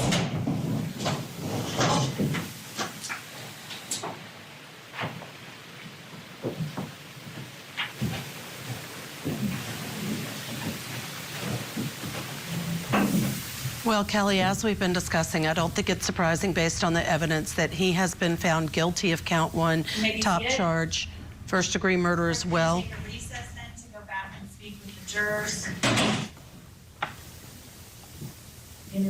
Anything from the people at this time outside the presence of the jury?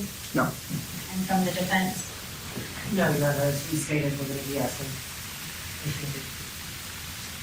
given the verdicts, to be asking to be able to go to immediate sentence. Understood. I will go back and speak with the jury. The parties will have an opportunity to determine if anybody also wants to address the court. And then I will come back and we can proceed then to sentencing. With that, the court then is in recess for, I would imagine, at least 10 minutes. And then the court will be back then for sentencing.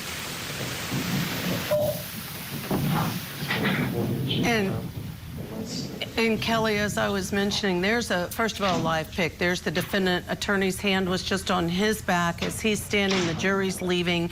The judge will go talk to the jury. They'll come back for sentencing. Guilty of first-degree murder for poisoning his wife. Also, all those lesser charges, not lesser, separate charges of solicitation that you mentioned.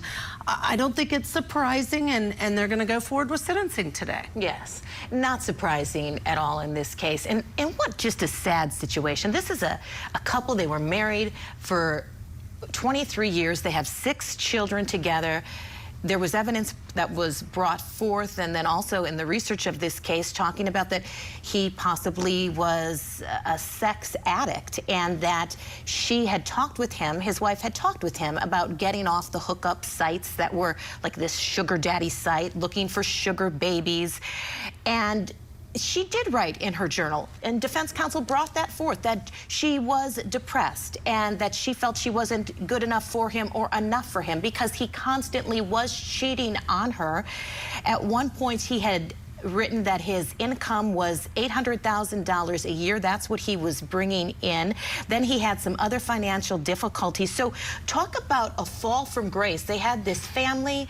He had a dental practice, and then eventually he can't, I guess, control his ability to want to continue cheating, and then figures out, well, I'm running into these issues and I'm going to end up slowly poisoning my wife and then make it appear that she is the one that is suicidal. I'm not saying that maybe she didn't have some challenges because of what he was maybe doing. But his people were testifying that she was not suicidal. Even one of the charges that he was just found guilty of, there was testimony from his daughter, his own daughter, that took the stand that said that my dad had suggested to me that I fabricate some information in regard to my mom and her being suicidal. Right, to say that it came from the mom, and that's why he could then pin the blame on the mother if the daughter would have lied, which she didn't.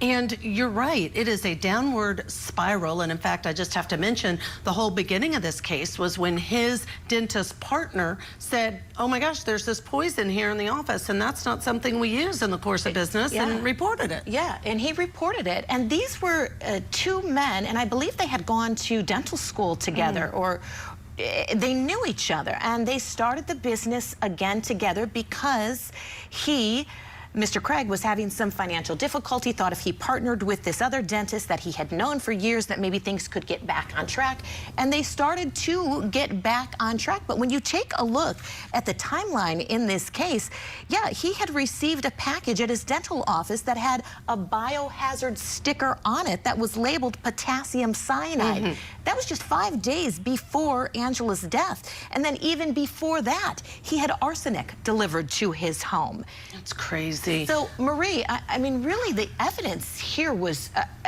mean, it's pretty clear. I mean, jury found him guilty, so, I mean, I don't know. It's a lot of I think it was the right verdict. I think it was the right verdict.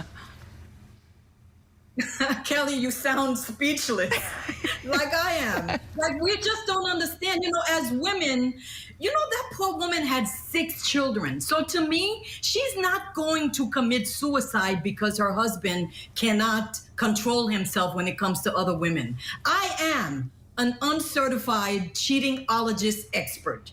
And I'll do some TMI. I've been married to men who cheat. You're not gonna typically say, I'm gonna take cyanide and kill myself. And by the way, help me kill myself because you can't control yourself with other women. It's not happening. So the whole thing didn't make any sense. And like I said, she was going to the doctor seeking help about her symptoms. Why would she do that if she was the one killing herself slowly with arsenic? Make it make sense, people. He's thinking not with his brain, but with his other anatomical part. That's what happened here. But I think it highlights that attorneys have to work with what they have. And his defense, I think, did a good job working with what they had. The jury saw through it. I do want to mention there was a not guilty of manslaughter. Now, I'm not surprised. Go ahead. So, from my understanding, and I was surprised when they read it the way that they did, because, and Marie, you can weigh in here. So basically, it was the top charge, first-degree murder. The judge in the instructions told the jury that if you find him guilty of that top charge, then you don't need to go to manslaughter. So I've never practiced in Colorado. I don't know why they then had to come back on that not guilty for manslaughter, because from my understanding, top charge, guilty, first-degree murder, you don't even go then to manslaughter. But maybe I missed something. It is kind of wild the way they read it, and I thought the same thing. It was definitely a not guilty, but did they have to read that or not? Marie, weigh in on that part, please. They had to read it because the manslaughter was connected with the assisted suicide.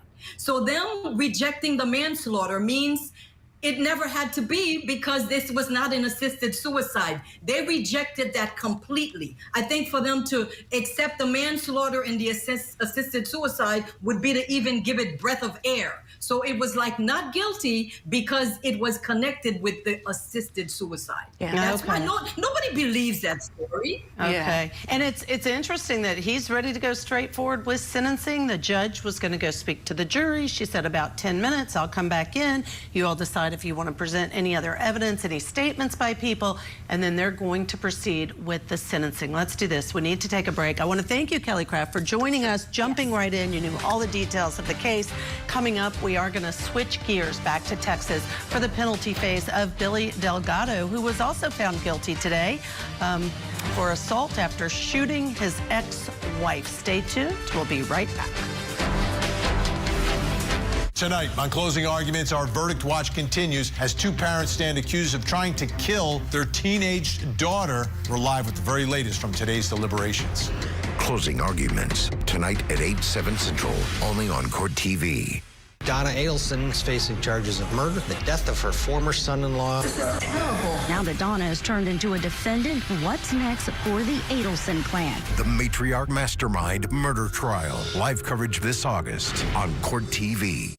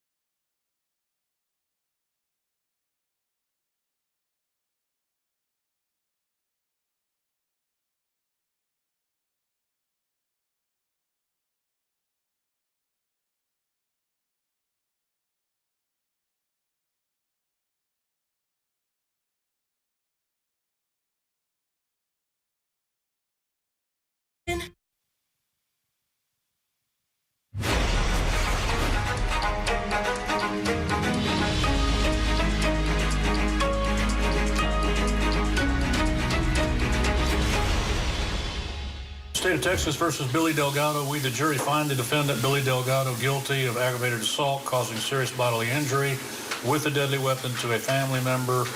felony of the first degree signed by the presiding juror. It has been a busy day here at Court TV. I want to start just by mentioning the clock, the verdict clock in the state of Washington for the Ali parents. It is resumed. They went on a little walk, the jury did, and now it's resumed. We'll let you know any news from that courtroom. For now, though, we want to turn back to the penalty phase for Billy Delgado. A jury earlier today found Delgado guilty of assault for shooting his ex-wife while she was coming to pick up their daughter. Now he faces up to 99 years in prison. We want to go back in. The jury is going to be recommending the sentence, so they are hearing now from the shooting victim, Erica Torres. We did pause that. Let's get you back in to hear more. Experience to be in jail. Yes. And you paid for whatever you did, right? Yes. Now, you already have a protective order, a lifetime protective order, right? Yes, I do. So Billy can't see you without being arrested, being close to you without being arrested. That is what the paper says. Okay. He can't even see his daughter, Esmeralda, as well. He can't be within a certain amount of yards or he gets arrested. Yes, that's correct. Okay. So that's another form of punishment for him, right? On behalf of his choice. Okay. That's another form of punishment, though. Yes. All right. Just like you were punished 6 hours at the city jail for what you've done, Billy's also being punished, right? Yes. All right. Now, you have a brother named Louis? Yes, I do. Okay. And has he been to prison? Yes. For what? I don't know. He's your brother. You wouldn't know? No, I don't. Your Honor. Sustained. Did you discuss his experiences in prison? No, I don't. Relevance. Judge, it's relevant because they're trying to send my client to prison. I want to know what she's heard. Your Honor, he's talking about a completely different, an entirely different person. I don't sustain objections to this witness. You have two brothers, right? Yes, I do. Has the other one been to prison? Objection, relevance. Sustained.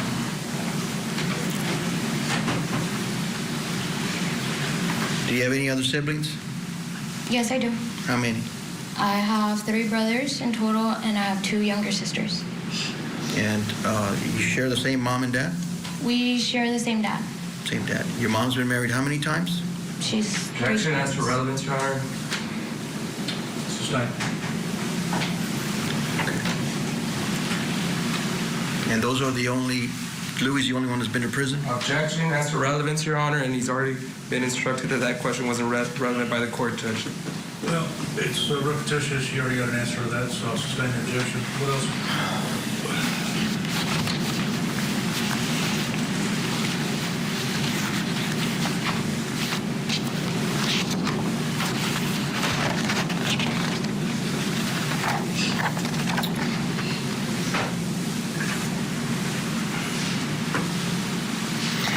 Ma'am, do you ever remember sending a text to Ms. Delgado, Billy's mom, basically apologizing for what you put your daughters through? I don't recall. I used to talk to Miss Delgado a lot. She was the only person that I had in San Antonio, and granted, I had gone to her house multiple times because I was getting away from Billy, and I would tell her, like, I don't understand why is this happening, but I don't want to give up. They are my daughters, that was their dad, and I wanted to keep my family together. This was my second marriage, and I wanted to keep what was a family together.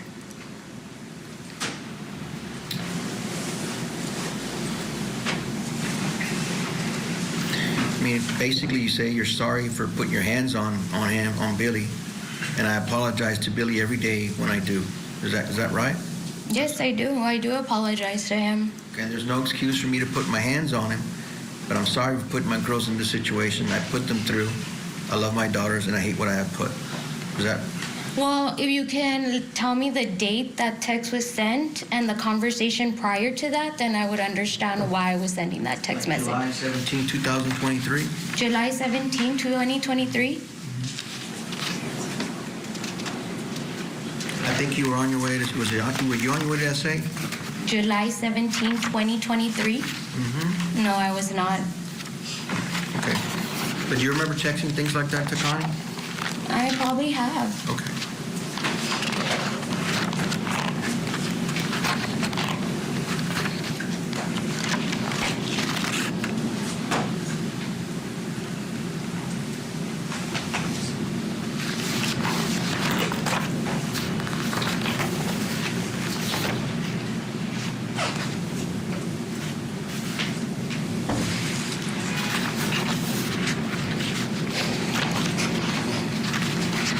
How many assault cases do you have, Eric? I'm sorry, I think I lost track. Objection to asked and answered, Your Honor. Sustained.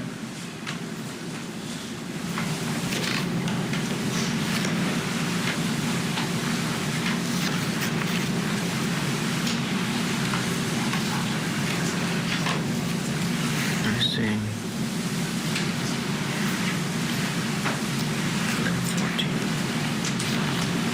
11/14, okay.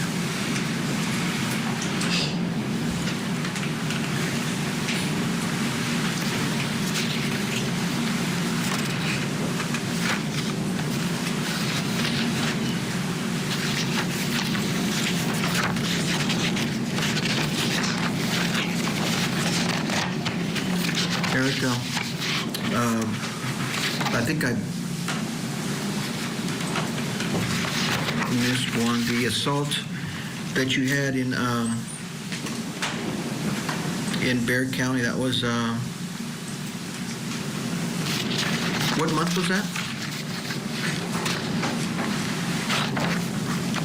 Do you remember? No, I'm not aware what month. Do you remember the year?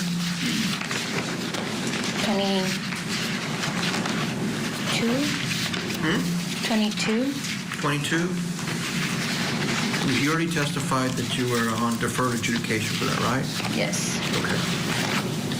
Okay, do you think all those assaults and records that you have, do you think that, did that play into anything about this case? No. No? Okay. That's all I have in this witness, Judge. Nothing further from this witness, Your Honor. Okay. Then you got to see the program on subject recall. This is where you stay in the program and you read the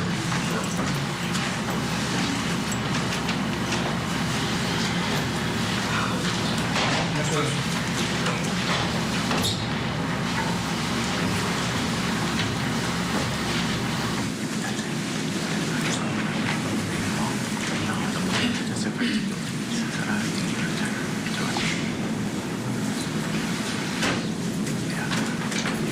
State rest, Your Honor.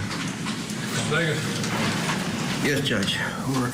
All right, the state rests for the sentencing phase in front of this jury. Let's bring in criminal defense attorney, former prosecutor Marie Pereira. Marie, I had to bring you in because while the defense attorney started to calm down, I found him so argumentative and offensive in questioning the victim. You don't know where your brother is, and then trying to get all this information in about the brothers being in jail.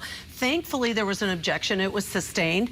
How can a jury feel compassion for a convicted killer, assault rather, not killer, he didn't murder, but assaulted in this case, with an attorney questioning the victim that way?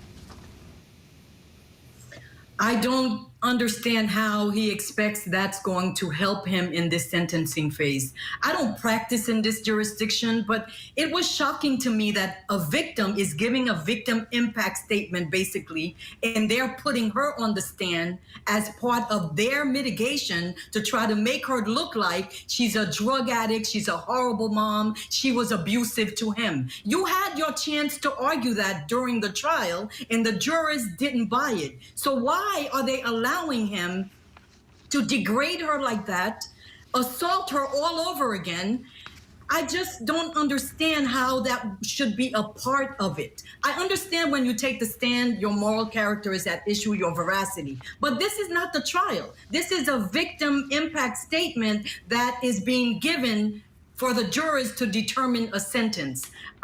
I just don't understand how he's continuing this line, thinking that it's going to help him with the jurors. But I have to say, though, hearing all of her history, and she's talking about he's a bad dad and he put her kids through it. She put her kids through it too. She was a part of that too. I felt like, my God, what a mom are you? But that has nothing to do with him shooting her 5 times. Right. And that's what we're here for. Right. I agree with you. I agree. He did do an effective job bringing out, and the judge had said, well, maybe it shows bias. I'm going to allow some of these questions. And maybe it did show the jury bias against him. Maybe it will make the jury be a little more lenient towards him. We're going to have to wait to find out. But my other question for you is, he faces 5 to 99 years. The jury's listening to make a recommendation. We know he turned down a plea deal of 40 years. Do you think that was a mistake? Do you think a jury might find him sentenced more than 40 years? I think it could be less. I'm not sure if he has a criminal history, but based on all the dirt that they're revealing against the victim, which I disagree should be taken into account, if there are grandmothers and brothers and people who have been in families with dysfunction, drug addicts and people who went to prison, they might just say, you know what, we wash our hands. He didn't have the right to do that, but he shouldn't spend 99 years. After all, she's still alive. And it's not like she was this pious mom who wasn't into anything and was all about her kids. I'm not saying it's right, but jurors are people just like anything else, anyone else, and they bring their own life experience, and he may get less than 40 years if the attorney continues to make her look like she was a terrible mom and she antagonized him because she used to attack him, and he basically was like an abused husband. That's what they're trying to make him look like she drove him to do this. And we don't know whether or not he chooses to take the stand again and what else he might say if so. Maybe they'll be sympathetic. We're going to wait and see. Up next, though, we know this. The defense calls the mother of Delgado's first child. We'll have more of the penalty phase in Texas up next.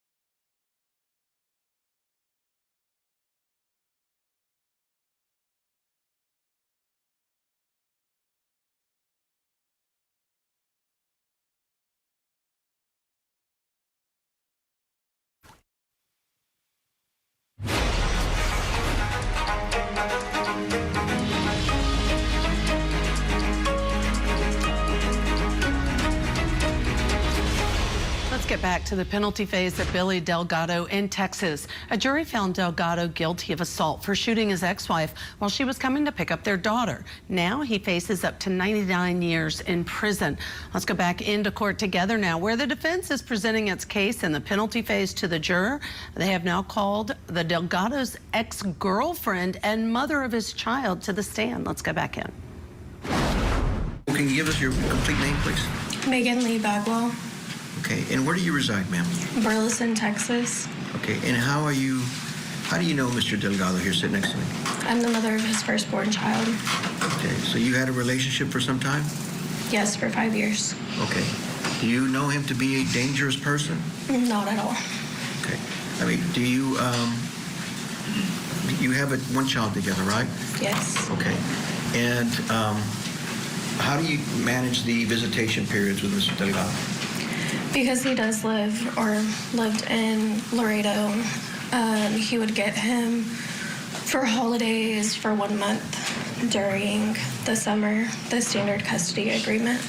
Okay, and does his son enjoy visiting with him? Absolutely. Okay, do you encourage the visitation? I do. Okay, do you consider yourself to be a good mother? I do. Okay. If Mr. Delgado was a dangerous person, you wouldn't allow him to see your son, right? Absolutely not. Okay, but you've never seen any tendency like that? You've never had any interactions with your son to cause you to be scared of your child being alone with Mr. Delgado? No, my son adores him. Now we're here because the jury sitting over there is going to determine Mr. Delgado's sentence. Okay? We don't know what they're going to do. They have a wide range of punishment. You heard you've heard some of the conversations with the injuries and all this stuff. I mean, does this scare you if Mr. Delgado was alone with you, that he would shoot you or something like this? No, he would never do that to me. If he has a prolonged absence from seeing your son, you think it's going to affect the relationship? Yes. It's going to affect your son's life? Mm-hmm. Is that a yes? Yes. Okay. How old is your son? 11. 11? Mm-hmm. Okay, so if the jury sentences him to 5 years, you won't see him until he's 16, right? Correct. Sends him to 10 years, you won't see him until he's 21. Correct. And by that time, he's all that important information that he should be receiving from his father. When he's a growing young man, he's going to miss out, right? Mm-hmm. Yes. Okay. Do you have any memories that you spent together with Mr. Delgado and your son? Any good memories? A million. You want to share one with us? There's too many. I can't think of one off the top of my head, but my son enjoys talking to his dad, spending time with him. Okay. And when we were together, we were a family. We had our regular fights that normal people have, and the fights that they would have were not normal. They were extremely unhealthy, extremely toxic. And I would tell both of them that it wasn't right. Okay, but when you had arguments, when you were in a relationship with Billy, you argued, right? Yeah, we had discussions, and we would sit down and talk about what and why and how we could fix it. Okay. You didn't throw a weight at him, did you? No. Okay. Would you like to see Mr. Delgado be able to try to live a productive life and repay whatever he owes and restitution to Ms. Torres? Yes. Objection, Your Honor. What? Objection, asking the question, Your Honor. You can't ask for a specific punishment as to the witness judge. Okay. Would you like him to continue to support his son and be a good father to him? Yes, I would like for him to be in my son's life. Is that what you're telling the jury here today? Mm-hmm. Yes. That's all I have for Ms. Bagwell.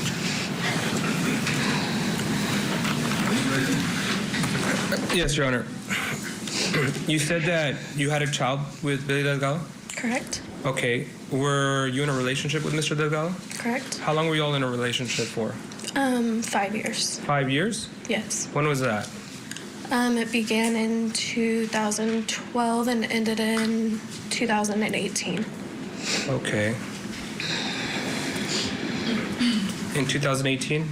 Yes. That's when he started dating Erica, right? Yes. Did he left you for Erica? No. Why did y'all separate?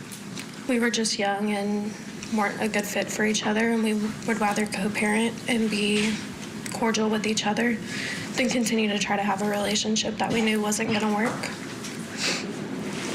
Does Mr. Delgado pay you child support? He does. Has he paid you child support in the last year? No, he's been incarcerated.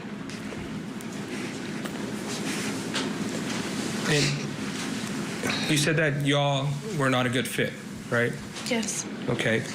Would you consider the actions of Mr. Delgado shooting Erica Torres 10 times dangerous? Yes. You would consider him a dangerous person? No, I consider what he did dangerous. I don't think he is a dangerous person. But you would agree with that what he did that day was wrong? Yes, I do. And you would agree that what he did that day was a poor example for his son? Yes. Pass the witness. Three questions, Judge. Fine.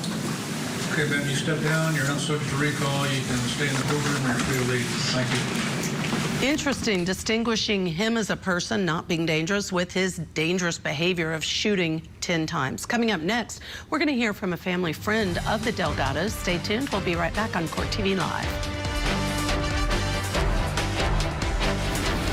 Tonight, on closing arguments, our verdict watch continues as two parents stand accused of trying to kill their teenage daughter. We're live with the very latest from today's deliberations. Closing arguments tonight at 8/7 Central, only on Court TV. This week, join us each morning to get trial ready for the day's proceeding. Plus, deeper dives into true crime stories with our daily spotlight. opening statements with Julie Grant. Mornings at 8/7 Central on Court TV.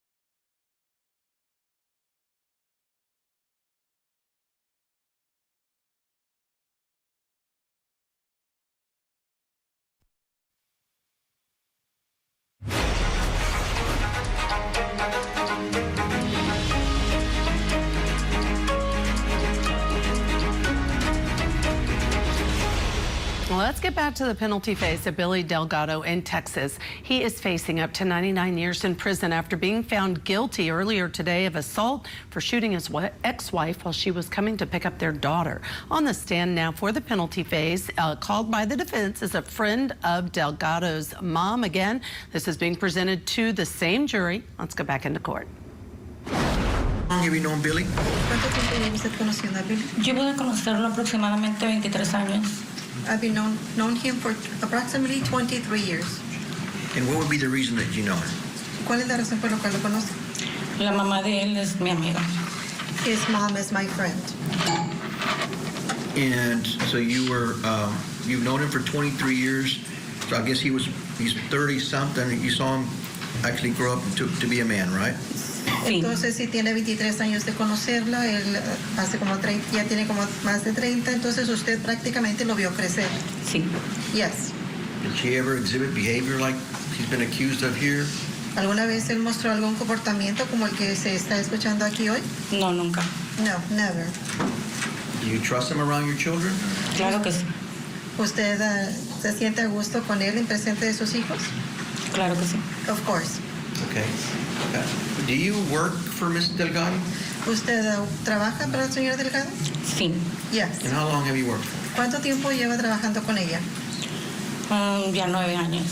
Almost 9 years. Antes de eso trabajé con ella en el 2003. Before I worked with her in 2003. Donde ella era mi gerente. Ella era la branch manager. Where she was the branch manager. Okay. Did you ever have an opportunity to meet Erica Torres? ¿Usted tuvo la oportunidad de conocer a Erika Torres? Sí. Yes. And how was that you met her? ¿Cómo fue que la conoció? Por Billy. Por Billy, porque era la novia de Billy. Through Billy, because she was Billy's girlfriend. Okay. Did she ever work same place you were working at? ¿Trabajó ella en el mismo lugar donde usted trabajaba? Aplicó para trabajar conmigo, pero no trabajó. No. She applied to work with us, but she didn't work. Have you ever had any conversations with her? ¿Ha tenido usted conversaciones con ella? Sí. Yes. And when was this? ¿Cuándo fue eso? Aproximadamente tuve una conversación en la cual me gustaría expresarla. Fue el año pasado, antes de que pasara todo esto, en la oficina. Ella fue a recoger un cheque y durante la plática yo le comenté, Billy se había ido fuera de la ciudad y yo le comenté que sí estaba triste porque él se había ido. Y ella me...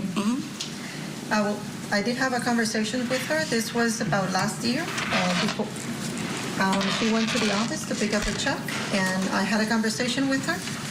And because Billy had left, I asked her if she was sad because he had left. Objection to hearsay. Sustain.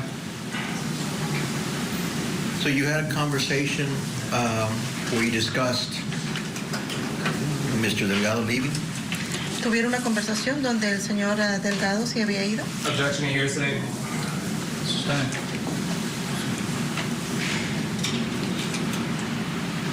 Did Erica ever go and talk to you in person? Objection to hearsay. So yes or no? Overall. ¿Erika fue a hablar con usted en persona? Sí, ese día como me comentó de Objection to que... hearsay, Your Honor. Judge, she hasn't responded yet. How can it be You're saying hearsay? yes, and she's saying that she's going to say it in Spanish, Judge. I can understand it. She's saying that she's So it's a calling. yes or no. Did she talk to her? She said yes, so let's move on. Ms. Coronado, did Erica exhibit any type of aggressive behavior around you? Señora Coronado, la señora Erika en un momento demostró algún comportamiento agresivo. Una vez me comentó de que... Objection to hearsay, Your Honor. Sustain. Did you ever see any aggressive behavior, or just she told you about it? ¿Usted vio comportamiento agresivo o ella le dijo de este? Ella me dijo. Objection to hearsay. Okay, ma'am, what I'd like for you to do Lo que quiero que is usted haga not repeat anything es que no repita that someone else said nada que to alguien you, más haya dicho. unless I tell you it's okay. Understood? A menos que yo le diga que está bien. ¿Entendido? Let's proceed. During the 23 years that you've known Billy, have you spent a lot of time around him? Cuando en los 23 años que usted conoció a Billy, ¿usted pasaba tiempo cerca de ella? Sí. Yes. Do you know him to be a very respectful man? ¿Usted conoce que él es un hombre muy respetable? Sí. Yes. You know him to be a very peaceful man? ¿Que es un hombre muy pacífico? Sí. Yes. Okay.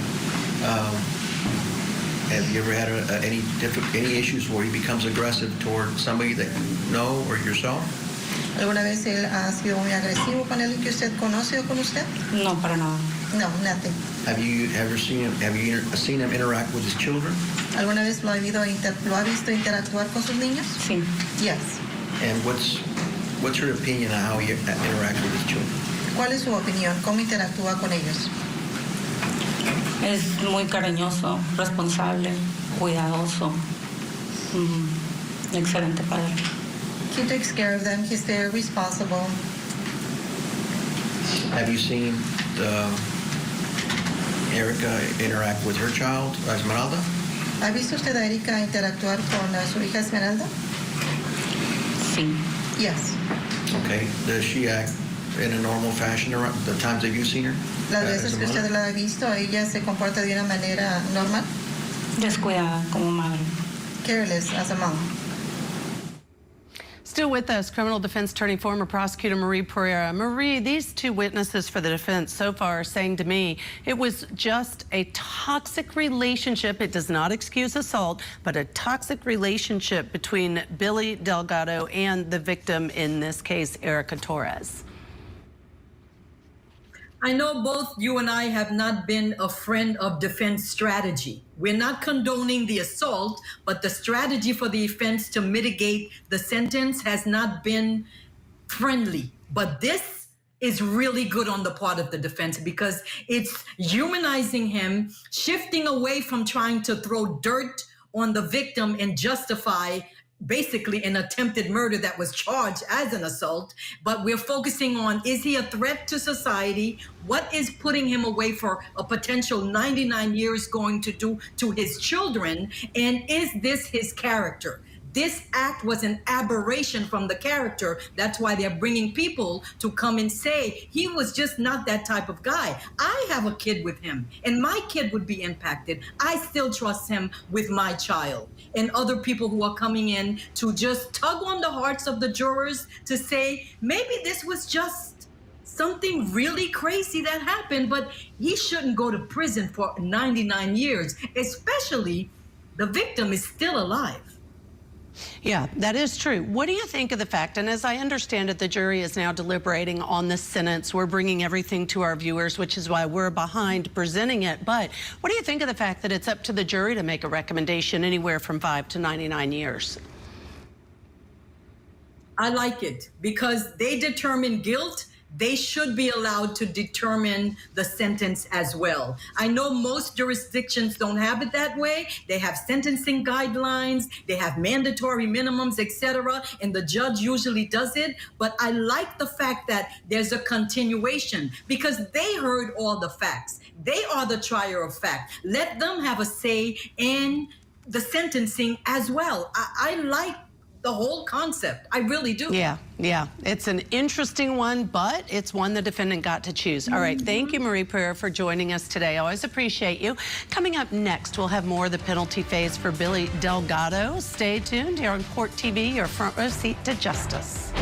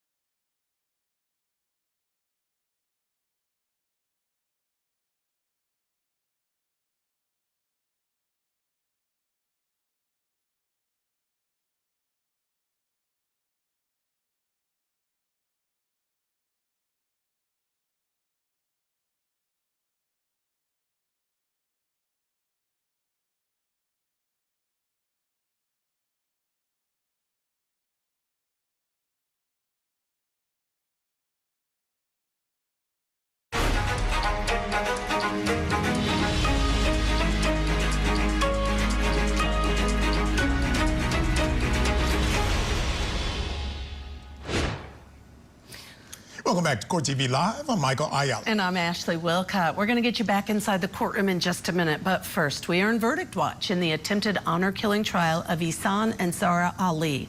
The jury has now been deliberating for more than 11 hours over 2 days. They must decide if the couple is guilty of first and second-degree assault, as well as second-degree attempted murder for attacking their 17-year-old daughter last October. Of course, we're going to continue to monitor deliberations and bring you the verdict once it's reached. Right now, we do want to head back to Texas for the penalty phase of the shot 5 times assault trial of Billy Delgado.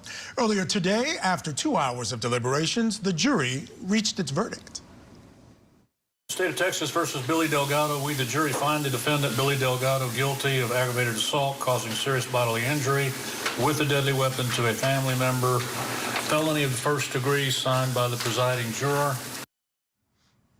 As you could see there, Billy Delgado stood with his head down and didn't appear to show any emotion after the jury found him guilty of first-degree aggravated assault for shooting his ex-wife 5 times in June of last year. Right now, we want to get you back to court where the penalty phase in the case is underway. And just a reminder, the jury is hearing from these witnesses. The victim, Erica Torres, was the last person to testify in the penalty phase for the state.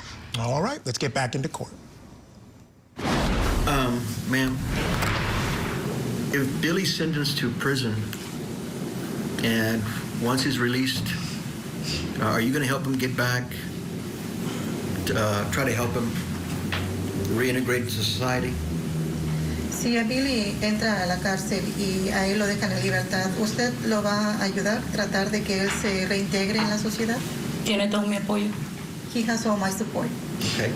So it's not going to bother you, or you won't be scared if he becomes your neighbor. He's a convicted felon now, right? He's going to lose a lot of his rights. And he lives next to you. Are you going to be scared of the convicted felon coming out of prison living next to you? It's Billy Delgado. No le va a molestar que el señor Billy Delgado va a ser una persona que haya estado como hombre condenado y vaya a estar viviendo enseguida de usted, que va a perder todos sus derechos. No, incluso está mi casa para que viva. No, in fact, he has my house to live. That's all I have of this witness, Judge. May I proceed, Your Honor? Please. Ms. Alvarado, do you believe that Billy Delgado shooting Erica Torres 10 times on June 1st, 2024 was a dangerous act? Señora Alvarado, ¿usted cree que el hecho de que el señor Billy Delgado haya disparado a Erika 10 veces el día 1 de junio de 2024 fue un acto bueno? Como mamá no sé qué acción, cómo yo respondería al decirme que uno de mis hijos fue dañado así. Y no fue la primera vez, o sea, no era la primera vez. As a mom, I would not know how to answer if this was not the first time. So this is not the first time he's fired a weapon at somebody? Esta no es la primera vez que él le dispara a alguien. No era la primera vez que escuchábamos que la niña había sido dañada. It was not the first time that we heard that the child had been hurt. I'm going to object to non-responsive, Your Honor. That wasn't the question I asked. But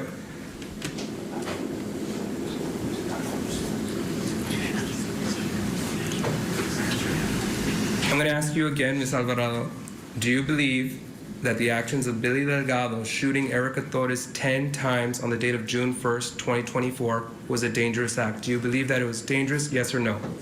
Le voy a hacer la pregunta nuevamente. ¿Usted cree que las acciones del señor Billy Delgado el día 1 de junio es una acción peligrosa, sí o no? Peligrosa lo es. Peligrosa lo es. En parte, como mamá lo vuelvo a repetir. It's a yes or no question. Es una pregunta de un sí o un no. No. Si fue. Objection, Your Honor, it's not responsive. ¿Cuál es la pregunta? What is the question? Si fue peligrosa. I'm going to object, Your Honor. I'm not asking a question. She's testifying.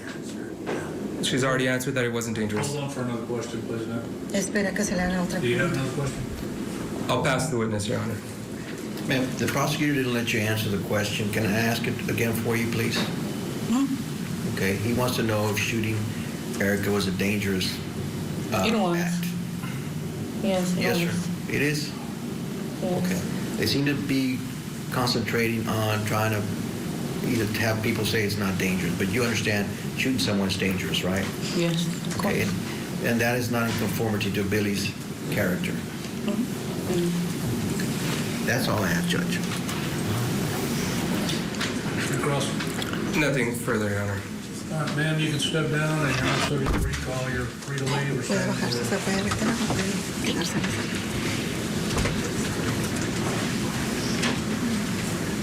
I'll break it out. All right, so they continue, the defense does, to bring out this information about the defendant herself. And I just wonder, Judge, do you feel that there's a limit to that? The idea that you beat her up enough, you'll anger the jury and say, look, take some responsibility here? Oh, about the victim, Erica Yes. Torres? Oh, I thought when they were cross-examining her, they already started off on the bad foot because they are beating her up. And I think it's a bad look for the defense. I think potentially it hurts Billy Delgado, and I think they're continuing to do that, in my mind, is not a good strategy. That being said, she's got a pretty rough background. She has a very rough background, and I do think that Yes. there is some sympathy for him, but it still doesn't excuse or make any good sense out of the fact he walked up and shot her in her car and now convicted of that assault. Yeah, no doubt. Now, we heard from him in the guilt phase. He's now taking the stand in the penalty phase. Ms. Flores, can you please give us your full name again? Vanessa Flores? Valencia, you are Billy's aunt, is that correct? Yes. Okay. So you've known him all his life? Yes, You saw him grow up? I did. I Turn grew into a up with man? him. Okay. You've helped out in Yes. raising him, I guess? Yes, I was 8 when he was born, so I remember meeting him for the first time. We grew up together, and then, I became an adult and understood the role of an aunt and took it on from there and, helped whenever I could to guide him, love him, protect him, be by his side. So that actually could have been like your little brother. Yes. And you know about this case, and you've already testified. You've seen the, I don't know if you've seen the photos or not. It's a serious case. You know Mr. Delgado for a long time. Is this what Billy's about? No.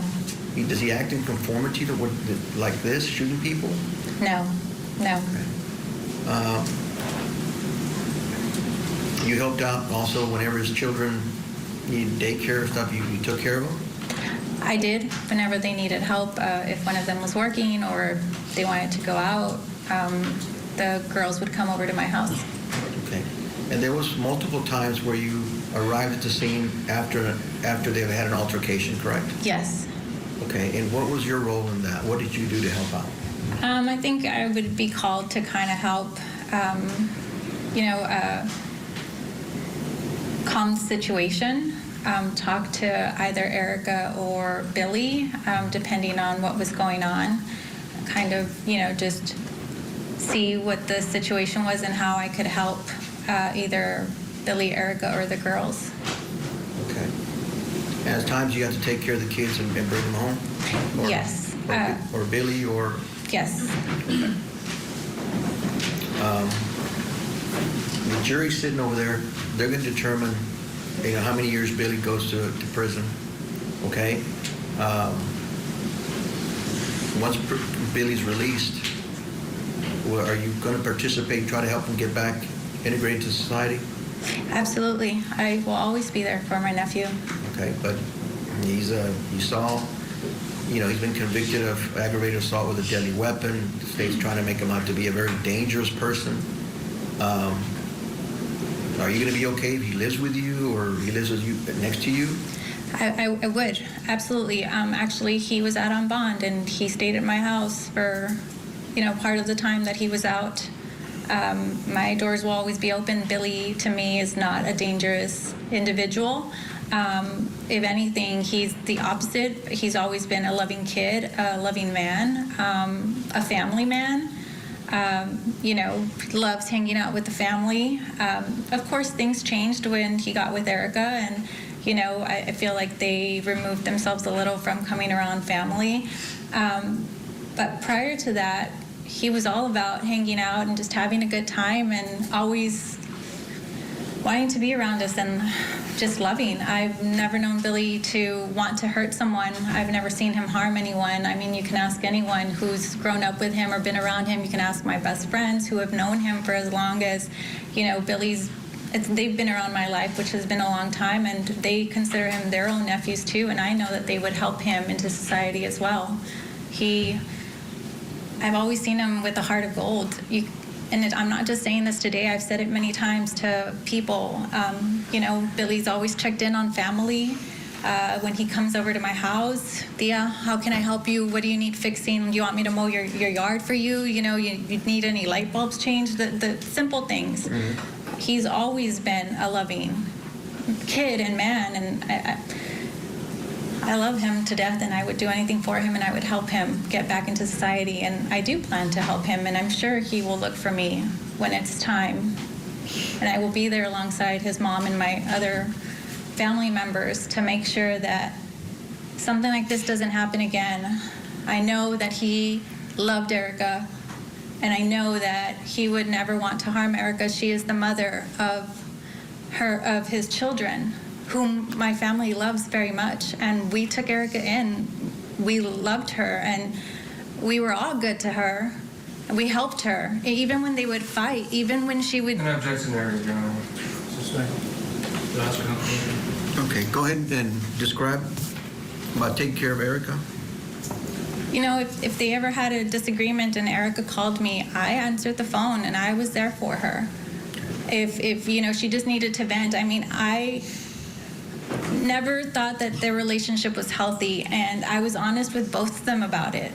I told him many times, you guys need to leave each other. This is not healthy, and my nieces are growing up in that house, and they're watching this. I don't ever want them to think that it is okay for someone to lay their hands on someone that they say that they love. Okay. That is not right. I don't want those little girls to think that that is normal, because it is not. You've taken care of both Mr. Delgado's son and his daughter, right? Have you taken care of the kids? Yes, Izzy, Bella, and Emmy. And Emmy. Since this incident happened, have you seen Emmy? It's going to be about a year. I have seen her since. The last time I saw her was on her birthday weekend. She was able to go to San Antonio, and we celebrated her, and that's been the last time that we've seen her. When was that? September, probably the second weekend of September. Okay, so we're in July. Yeah, it's going on a year. Almost a year. Okay. Have you seen his son? Izzy, yes, I see him as often as I can. He lives in Burleson, but when he has games or birthdays, we're there. Okay. Will you help him? I know he's gonna, if he comes out, he's not gonna have a whole lot of money. You'll probably have some, opportunity to get an education in prison and stuff, but will you help him find a job?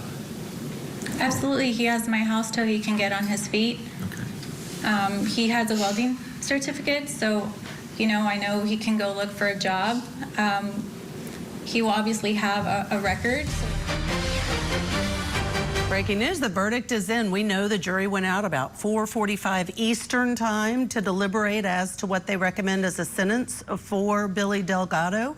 They are back. We're going to take a quick break. When we come back, we're going to get you inside that courtroom to hear what the jury recommends. Tonight, on closing arguments, our verdict watch continues as two parents stand accused of trying to kill their teenage daughter. We're live with the very latest from today's deliberations. Closing arguments tonight at 8/7 Central, only on Court TV. These are the cases that captivated the world. Couldn't keep my life straight. They were killed by their own children. That challenged the legal system and ourselves. Court TV, legendary trials.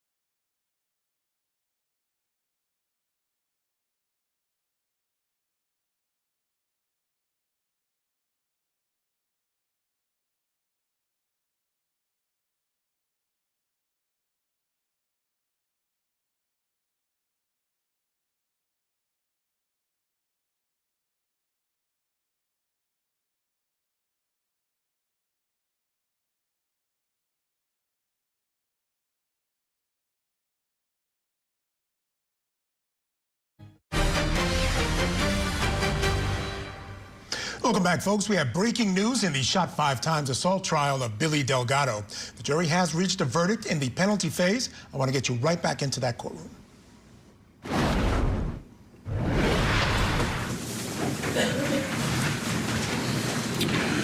Once again, ladies and gentlemen, I received indication you have a verdict. Is that verdict unanimous, sir? Yes, sir. Could you hand it to the bailiff for me? Thank you. Mr. Delgado, counsel, would you please rise for me?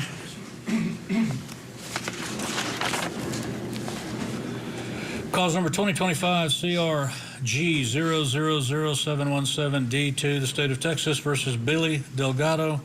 We assess his punishment at confinement in the institutional division of the Texas Department of Criminal Justice for a term of 50 years. No fine assessed.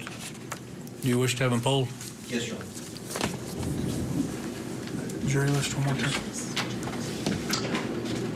Thank you. Okay, same thing, ladies and gentlemen. I'm going to call your last name. If you agree with the verdict, say yes. For some reason, say no. Nieta?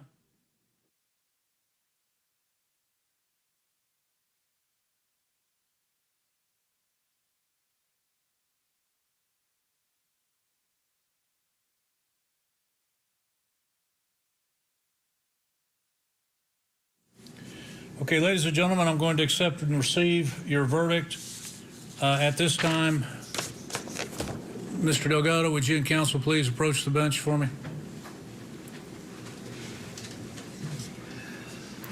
The jury, having returned a verdict of 50 years in the institutional division of the Texas Department of Criminal Justice, is there any legal reason why we should not proceed to sentencing at this time? No, Your Honor.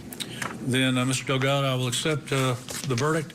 Assess a 50-year term in the institutional division of the Texas Department of Criminal Justice. You will receive credit for any time you've been incarcerated pursuant to the law, and you have 30 days in which to file a motion for new trial and notice of appeal, which your lawyer can further advise you on. If you'll have a seat over there, I believe we may have some victim impact statements. Your Honor, one question. Sir. All right, let's bring in former Chief Trial Counsel Richard Grundy. Richard, thank you, of course, for being on with both of us. I'm a little shocked listening to the testimony of the trial, of the penalty phase. Yes, there were severe injuries to the victim. Yes, Erica has lifelong injuries as a result of it. But 50 years, what's your reaction?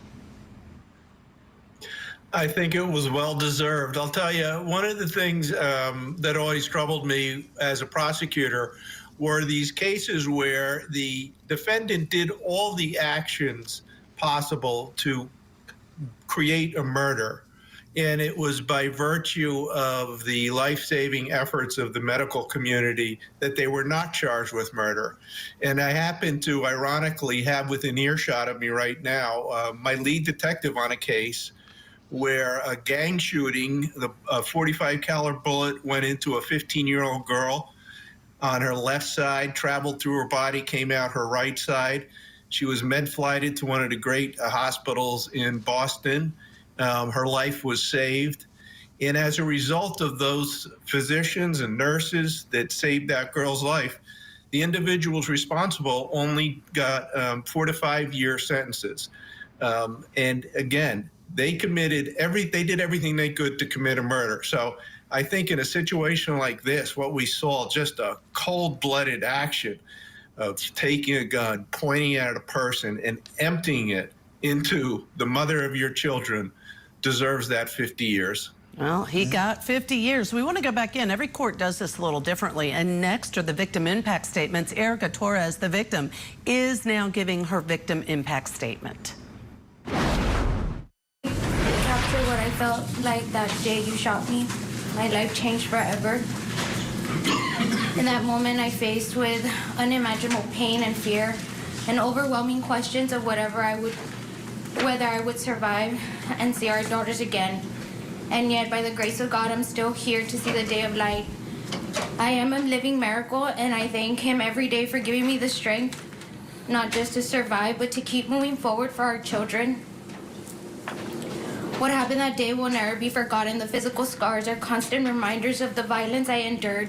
The emotional wounds are deeper, and the trauma, the fear, and the loss So he's been sense of safety, and the road of healing is still continues. You didn't just try to take away. You didn't just try to take away. You changed everything. You changed our daughters' lives forever as well. They are victims too. They carry trauma of what you did. Even if they didn't see it with their own eyes, they feel the pain in ways you may never understand. You didn't just hurt me. You hurt them, you hurt my family and your family, the people who trusted you, who believed in you, and who carried a different kind of wound. And yet, despite everything, I forgive you, Billy. That forgiveness does not mean I forgot. It does not excuse what you did or erase the pain you caused. It means I chose peace over hate. I choose not to let that moment define who I am or to change me to anger. My faith has carried me through the darkest hours, and that's the faith that gave me the strength to forgive you, not for your sake, but for my own and for the sake of our daughters. Whatever you did forever altered my life, but it has not destroyed me. You took so much, but you did not take my will to live, my faith, or my dignity. I hope you one day truly understand the gravity of your actions. I hope you find the accountability and maybe one day redemption, but that is between you and God. I speak the words not from bitterness, but from the truth. And I share them because I believe that the truth deserves to be heard, just as I deserve to heal. Thank you. All right, thank you, ma'am. Good luck to you. You can be seated.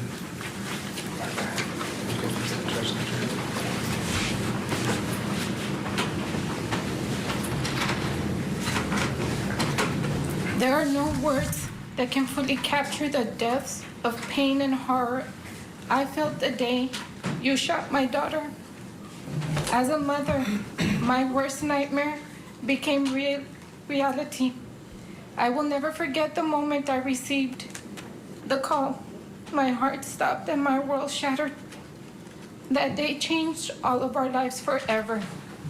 You didn't just try to take her life. You took her sense of safety, and you took the light from her eyes, and you inflicted wounds that go far beyond her physical. As her mother, I say, I saw her fight through pain no one should ever have to endure. I watched her struggle to heal, to stand back up, and to keep going, not just for herself, but for her children, our grandchildren. And let me be clear, your daughters are victims too. They may not have witnessed what you did, but they live with the effects of it every day. The fear, the confusion, the emotional scars. You didn't just hurt their mother, you hurt them. The family who once welcomed you in, trusted you, believed you were someone who would love and protect, not destroy. The pain you caused is deep, and the betrayal is devastating, and yet we still choose not to live in hate. Like my daughter, I hold on to faith and hope, onto the belief that love, courage, and truth are stronger than violence. Forgiveness is not easy. It is not forgetfulness.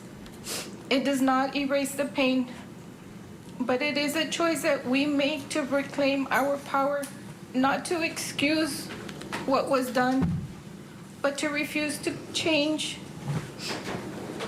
to let it change us. I forgive because I refuse to let your actions define the rest of our lives. You need to understand what you did, not just in words, but in your soul. You didn't just break the law, you broke hearts.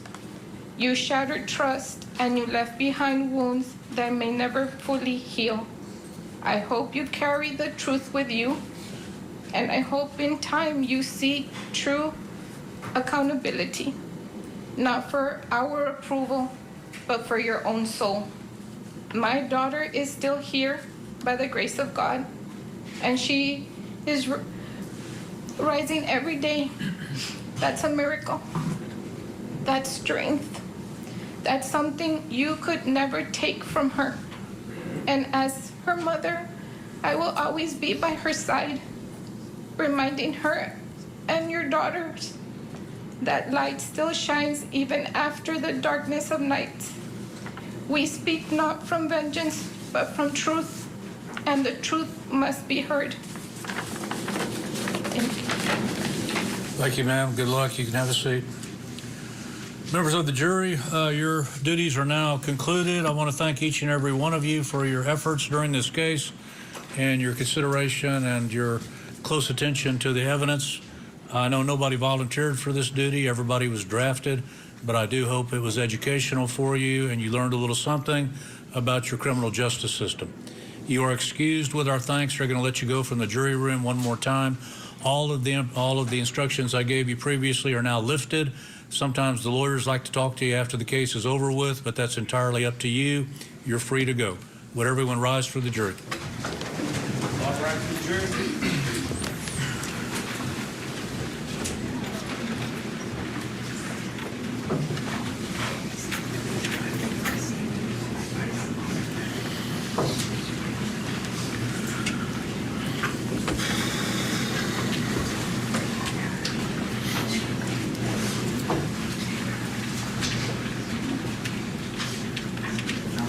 We recess. Thank you very much. I want to commend counsel for their professionalism in this case. It was a pleasure meeting you and working with every one of you.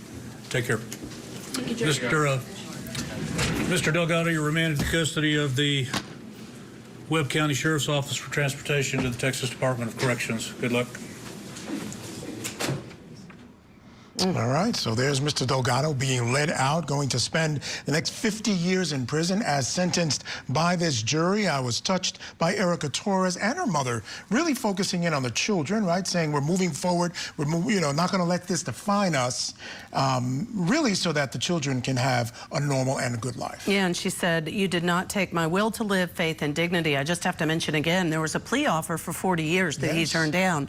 Now he's been sentenced to 50. Yeah, the 40 seemed unreasonable at the beginning of the trial. Right. You and I were talking, we both thought it would be lower than that as far as the sentence by this jury, but no, they came back with 50. 50 years. All right, we're going to step aside here, folks, take a break.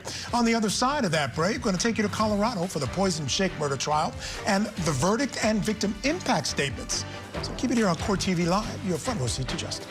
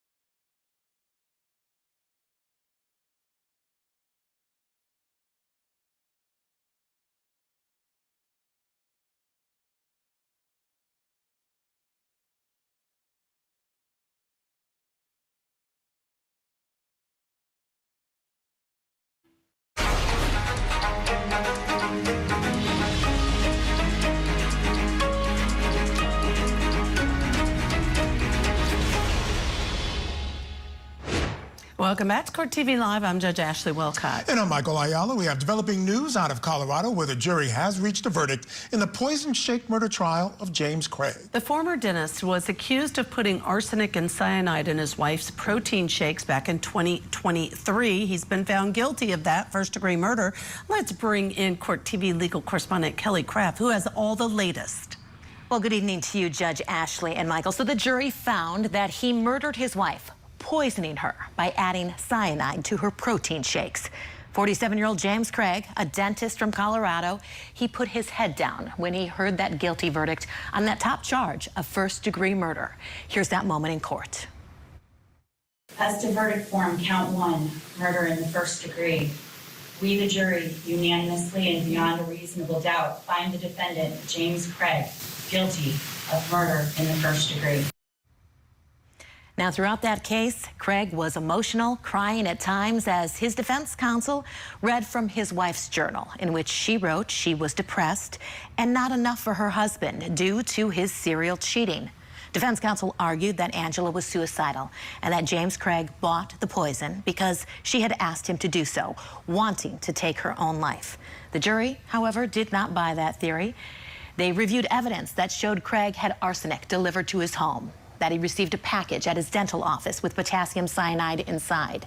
In the days leading up to her death, she went to the hospital. Doctors were perplexed. Angela complained of not feeling right in the head, low blood pressure, vomiting, headaches.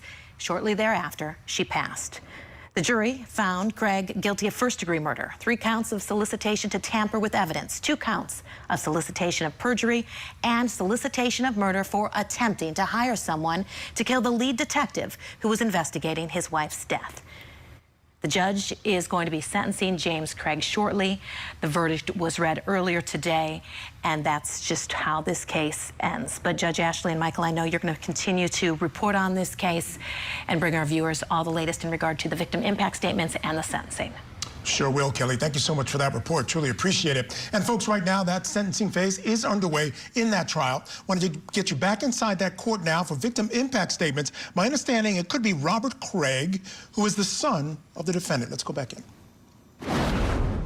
Then individuals that the people wish to present for the court to hear from. And Your Honor, we have at least 6 or 7 family members who would like to speak on behalf of Angela. First of those, we have Tolliver Craig. Thank you. Craig. Tolliver Craig.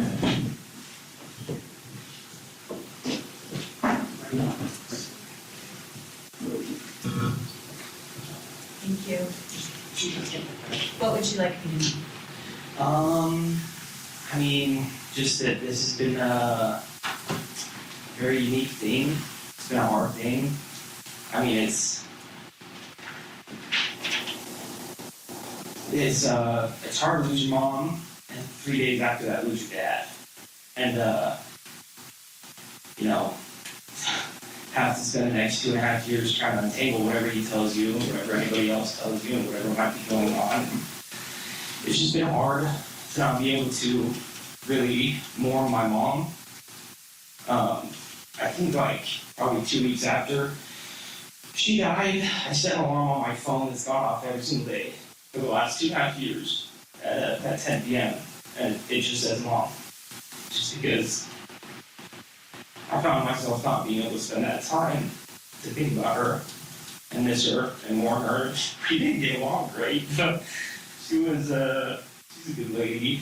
She loved me and I loved her, and I'm sad that there's no more time with her. It's a hard thing. I mean, I don't know if I have anything specific to tell you. It's been a hard thing, Judge. And I appreciate everything you've done in this court, all the judgments that you've made, any sacrifices that might have meant. You've been very important to me and my siblings for staying on this case and for doing everything you've done. So we appreciate you, and we're sorry we had to learn who you were under these circumstances. It's a very sad place, but we we thank you for everything you've done, and we trust your decision when it comes to everything else moving forward.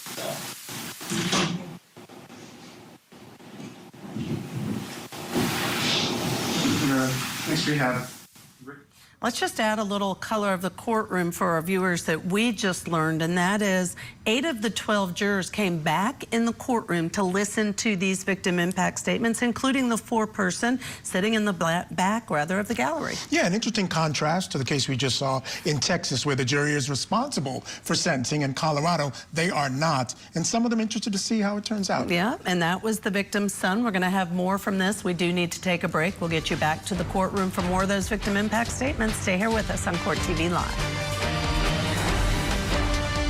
Saturday nights on Ion is our night. Let's go! Double headers every Saturday at 7 and 10 p.m. Eastern. The new Saturday Night Out is on Ion all season long. Donna Adelson is facing charges of murder, the death of her former son-in-law. Terrible. Now that Donna has turned into a defendant, what's next for the Adelson clan? The matriarch mastermind murder trial. Live coverage this August on Court TV.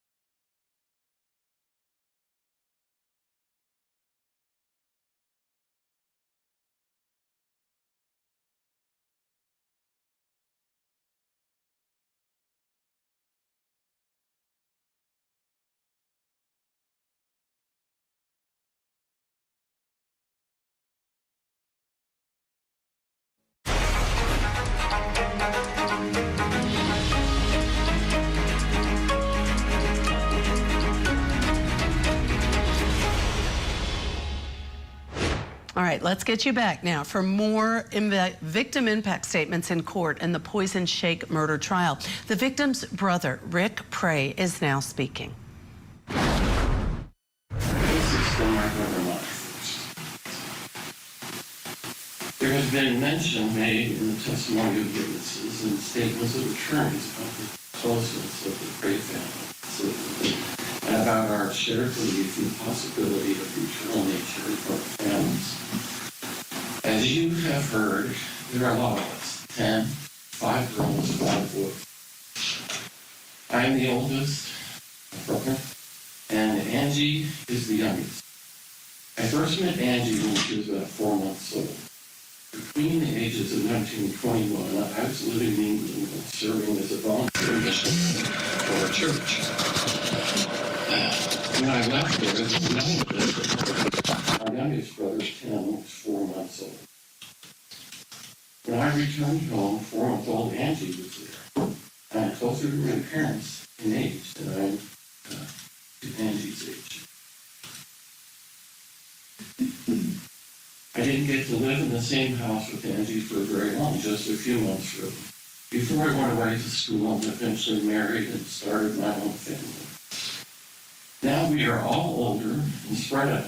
6 of my siblings have eventually migrated to Utah over the years. I'm in Texas, Tim is in Arizona, Scott remains in western Kansas, and as you know, Angie ended up in Colorado. You might wonder how we can say that we're close when there are so many of us. There's a wide, gradual spread in ages, and we are spread around the country. You've heard about our text chain. We've had monthly FaceTime calls going before Angie was gone. Rotating Christmas gift exchange, birthday carol cards, and calls. Occasionally, family reunions, weddings, births, funerals, vacation visits, and other activities and events keep us up to date with each other. Whenever we get together, it's like we've never been apart. All those things certainly help us keep together and in touch, but they are only the support system for the primary force that makes us close. When we were growing up in our home, our parents set aside one night a week for family home meeting. We had a theme for our family, which we would keep together during this time. Love makes our house home.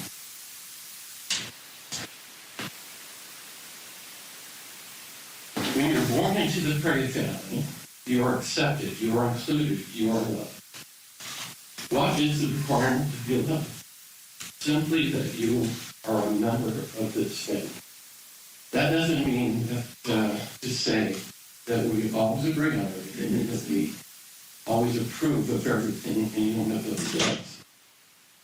We are like many families who work through those sorts of things. And we are successful because there is an underlying foundation of love and acceptance. This is a magical force in our family. If you are a member of the immediate family, you receive this love and acceptance.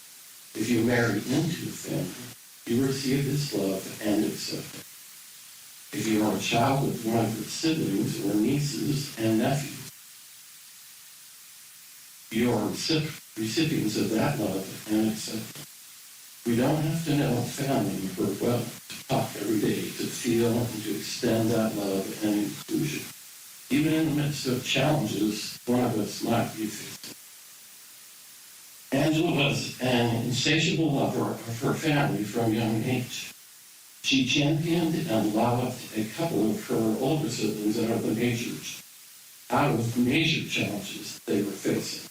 One of them says she saved him. She was best friends with her older sister.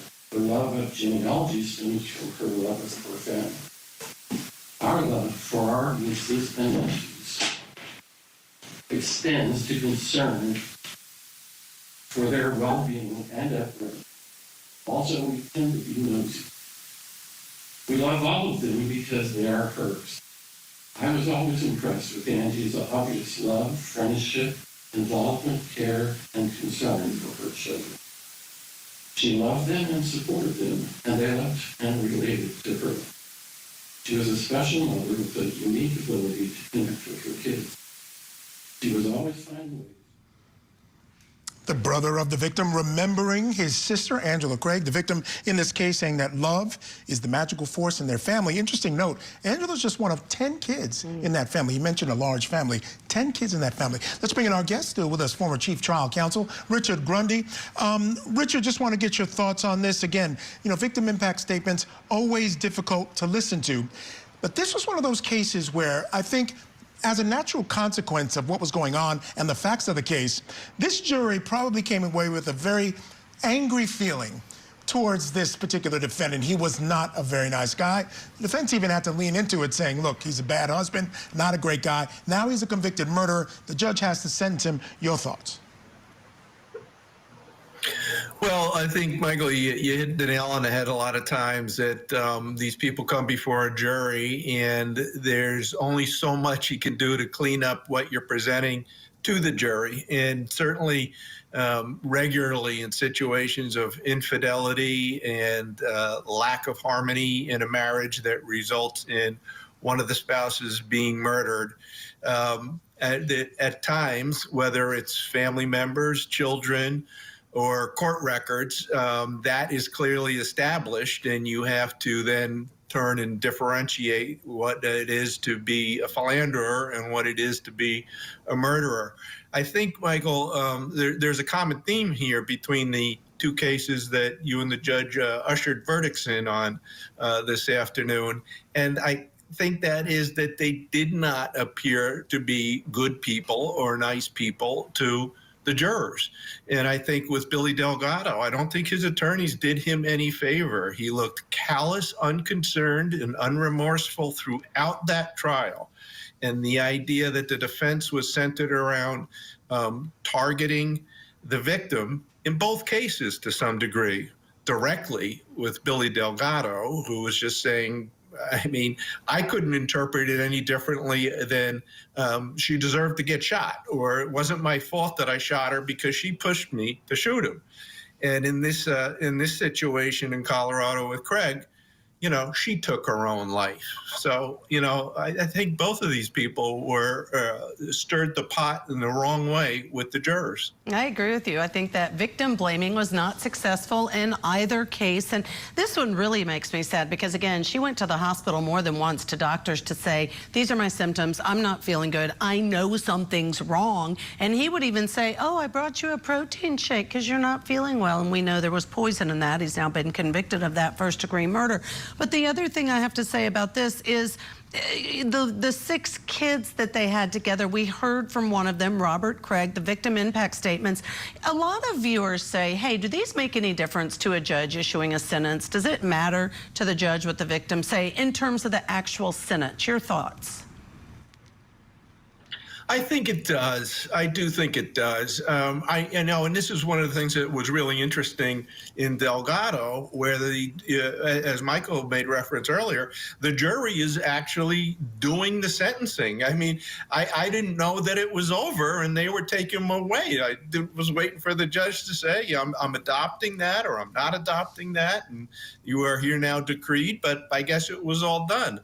So I do think they matter in situations like in Massachusetts. If you get convicted of first-degree murder, we're going to do victim impact statements, but we know what the sentence is going to be. It's a minimum mandatory sentence, so that's very often the case. So, Judge, Your Honor, if I could ask you one question. If the victim in the Craig case had received better medical care and she survived, should Mr. Craig get a different sentence? Well, I think when the victim lives, then, yeah, there is an opportunity for a better, different sentence. Absolutely. Just my opinion. All right. Richard Grundy, thank you so much for joining us tonight. A real delight to have you on. All right, folks, stick around. Coming up in our next hour, we'll get you back to court for more victim impact statements in the poison shake murder trial of James Craig. And the judge issues his sentence. Also, we've got new video of convicted killer Brian Kohberger, who was stopped by police 4 months before the murders of 4 college students. Crime and Justice correspondent Matt Johnson will have that for you. So keep it here on Court TV, your front row seat to justice.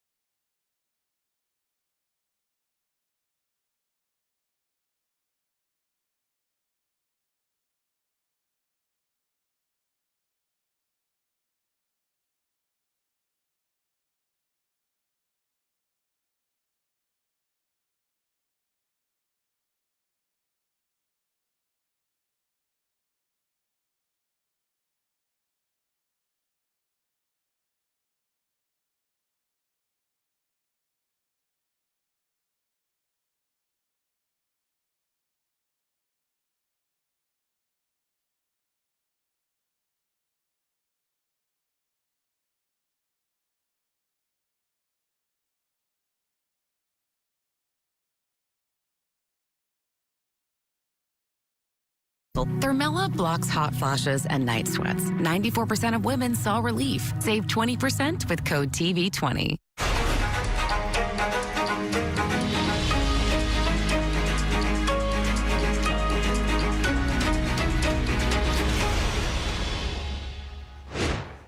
Welcome back to Court TV Live. I'm Michael Ayala. At this hour, we're in Colorado, where a jury found James Craig of the poison shake murder trial guilty of murdering his wife. Now, Craig, a former dentist, was accused of poisoning his wife, Angela Craig, with protein shakes back in 2023. Now, during closing arguments yesterday, the prosecution highlighted that Craig was a serial cheater with money problems who wanted his wife out of the way. The defense countered by congratulating the state on proving that Craig was a bad husband, but argued they didn't prove that he was a murderer. The court went straight into sentencing after the verdict came down. We're now listening to victim impact statements from the victim's oldest brother. His name is Rick Prey. She was a light in our family that shone brightly. She didn't confine her love, service, friendship, and concern only to her family. We have heard from many friends who she has helped greatly and friends who loved her deeply. She was a force for positive change in her family, her own life, and in the lives of all those who had the opportunity to be around her. These words sound like superlatives, often spoken about someone who's gone. The amazing thing is they are not superlative and can be attested to by almost everyone who I speak of Angie as if she was still with us in this life. I wish that were true. Because Jim decided to betray her trust and ours. Because Jim decided to cast aside the love and forgiveness extended to him by Angie and us. Because Jim decided to bring shame to his family name and cast aside his good upbringing. Because Jim decided satisfying his lusts, needs, financial issues, and desires was more important than having his children raised by a mother who loved them. Because of the selfishness, greed, lust, dishonesty, and narcissism of Jim Craig, this bright young light has been extinguished. She is not here to add her light and strength to our family's love and companionship. She's not here to shine her light on the lives of her children. And we worry about that, and then there is a hole in the fabric of our family. There is a hole in the fabric of our family that cannot be filled. It is impossible to calculate the love, service, and good things lost because her life was needlessly and cruelly cut short. Enjoying the knowledge that this life is not the end, and that families can be eternal, that through Jesus Christ all things are possible. I still wish I had my baby sister here today so I could continue to watch her shine and be a recipient of her light. I would just add some things. I've covered a lot of things that I wanted to say. Gave a good introduction to our family. But I want to add some things about Angie that are more experiences that I had. My name is Rick Prey. I'm number 3, second boy in the family.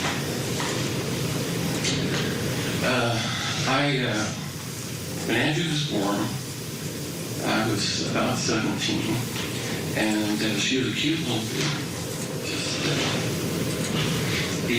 even then, you could see her personality. So I got to be in a big family. I got a lot of experience changing diapers. So I actually had changed Angie's diapers. And she would probably say that her poop didn't stink, but I will attest it did. And she was just fun. I like babies anyway, but she was fun. I left to a mission also. I went to Belgium, Holland, and when I came back a couple of years later, she was 4 years old, about somewhere in there. And so she was at that age where she was talking, and she talked a lot. And she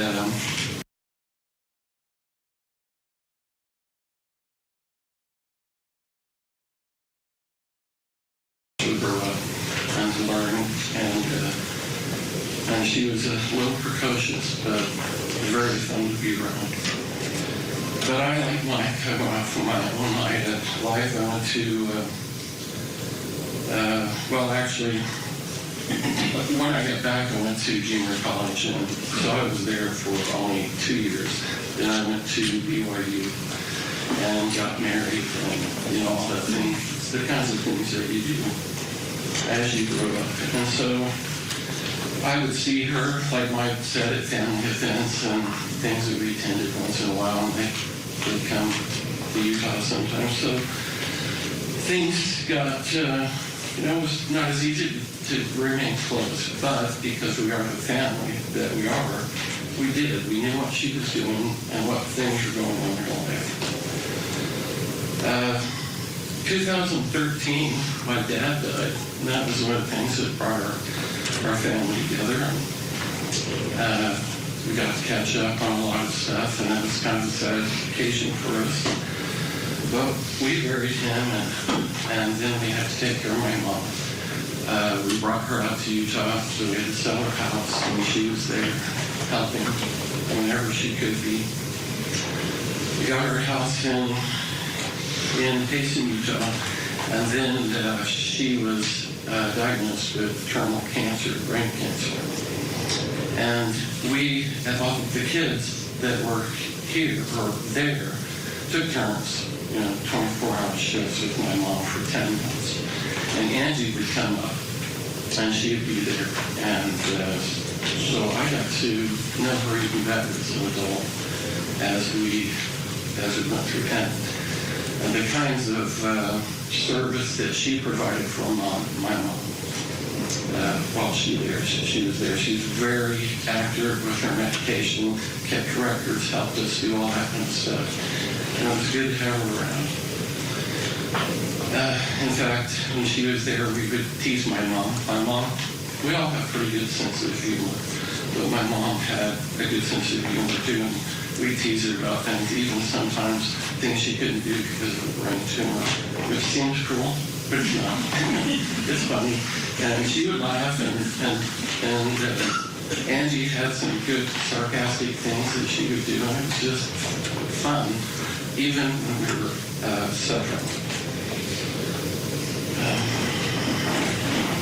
She went through, when my mom died, she took all the photographs that we found in the basement and we cleaned out, and she digitized all those things. And it was a big process because there were a lot of photographs that my mom had inherited from her mom, and some even past that. And she took them, all the ones she couldn't get done while she was there back at her house, and she continued working on them, and we would get updates. And it was great. And we still have those things out on the web that we can look at because Angie took that time.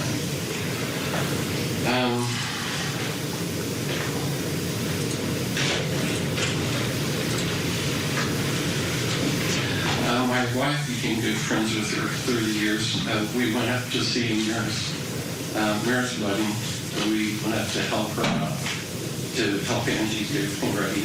I got to hang all the lights and chimneys, and it took me almost all day to do it. But I was glad to do it. It was really fun to be with her and see how she works and how she left her children. And the things that she had done in that wedding were amazing. She had stuff for kids up on the stage and all kinds of displays that she put together. She was really dedicated to Mira. And just things like that through our whole lives. She was always there for somebody who needed her. And there's a lot of other things I could say, but I've taken enough time for that. But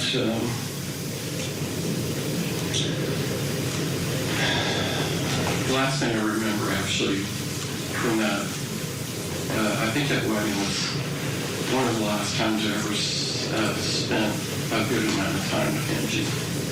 The next thing that she did that I remember was Wendy and her and Tony and I think Kathy went to Roots Tech, which is the genealogy thing, and that's the last time we saw her alive. So we got to Aurora When she was dying on the way, we found out that it was possible that Jim had poisoned her while we were in the car on the way. And very shocking to even think that would happen to you. When we got there, one of the things we were there with Jim's parents, and I got to talk to them a bit, and it was really difficult to be there and knowing what he had done and talking, or at least as far as I knew, we had enough evidence to know it was pretty certain that's what had happened. And talking to his parents was, because I couldn't tell them, and I knew this was going to hit them hard. So the night before, just a few experiences. The night before he got arrested, he came home, and that was really difficult. I met him coming down the stairs. I was in the living room. He came down the stairs and hugged me, and I wasn't in a hugging mood, but first time in my life that I felt like I just really wanted to kiss him up. And, but I didn't. It's not me. And later that evening, he held a family night for his children and taught about the atonement. And my sister Becky, who's really close to Angie, I remember her kind of pounding her head. I think the dishwasher was something not real hard, but she was having a really hard time. But to sit there and listen to him teach the atonement to his children, knowing what he had done. And I would just like to say to Jim, just a little bit, that, to think about what you've done, think about your parents. And I would just ask one thing, that you tell your parents that you come clean and you tell them the whole story and apologize to them so that they don't have to suffer and wonder about anything. I love Angie. I wish she was here, but she's not, and we'll see her again. Thank you. Thank you. All right, the brother of the victim really praising his sister, talking about how devoted she was to the community, the family, and everything else. All right, we're going to take a break. But before we do, I want to let you know that we remain on verdict watch in the attempted murder trial of two parents in Washington State. This is the second day of deliberations, and they've now been deliberating for over 12 hours, almost 12 and a half hours now. Ihsan and Zahraa Ali are both charged with attempted murder. Prosecutors say they tried to choke their teenage daughter, Fatima, to death at the bus stop of her former school. Fatima had run away earlier that day back in October of 2024 to avoid a planned trip to Iraq, where she says she didn't feel safe. Now, earlier today, the jury returned and asked the court for the definition of legal authority as it relates to count 3, which is the charge of unlawful imprisonment. Well, the judge basically told them, look, you got to go back and reread the jury instructions, that you could not give them the definition. It was in the instructions. And remember, Ihsan and Zahraa Ali face up to life in prison if convicted of second-degree murder. All right, we're going to take a break here. Coming up next on Court TV, we're going to hear from the victim's daughter next as victim impact statements continue in the Poison Shake murder trial sentencing of James Craig. That's after the break, so keep it here on Court TV. Tonight, on closing arguments, our verdict watch continues as two parents stand accused of trying to kill their teenage daughter. We're live with the very latest from today's deliberations. Closing arguments tonight at 8/7 Central, only on Court TV. Donna Adelson is facing charges of murder, the death of her former son-in-law. Terrible. Now that Donna has turned into a defendant, what's next for the Adelson clan? The matriarch mastermind murder trial. Live coverage this August on Court TV.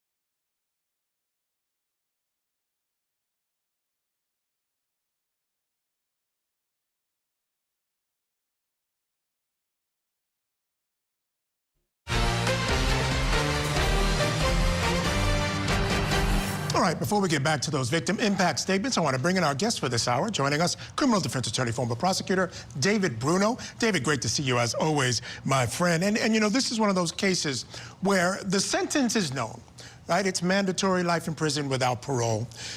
But there's victim impact statements still extremely important because, again, we often debate whether they have any effect at all. It won't have an effect in this case, but certainly it has an effect on the victims, their ability to express themselves in court. Yeah, absolutely. I think that's the primary thing here. Look, it's because of the first degree with deliberation in Colorado, it is a mandatory life without parole, right? So there's no leniency. And oftentimes we're on this network and we're watching sentencing where there is discretion from the court. And that's where victim impact statements and aggravating and mitigating factors are so important, because that's really what's required in the balancing when sentencing somebody to a crime. In this case, and some other states, that does not have any discretion. So basically, we all know what he's going to get. He's going to get life without parole, but it is therapeutic for the victims and the family members. And we're seeing this.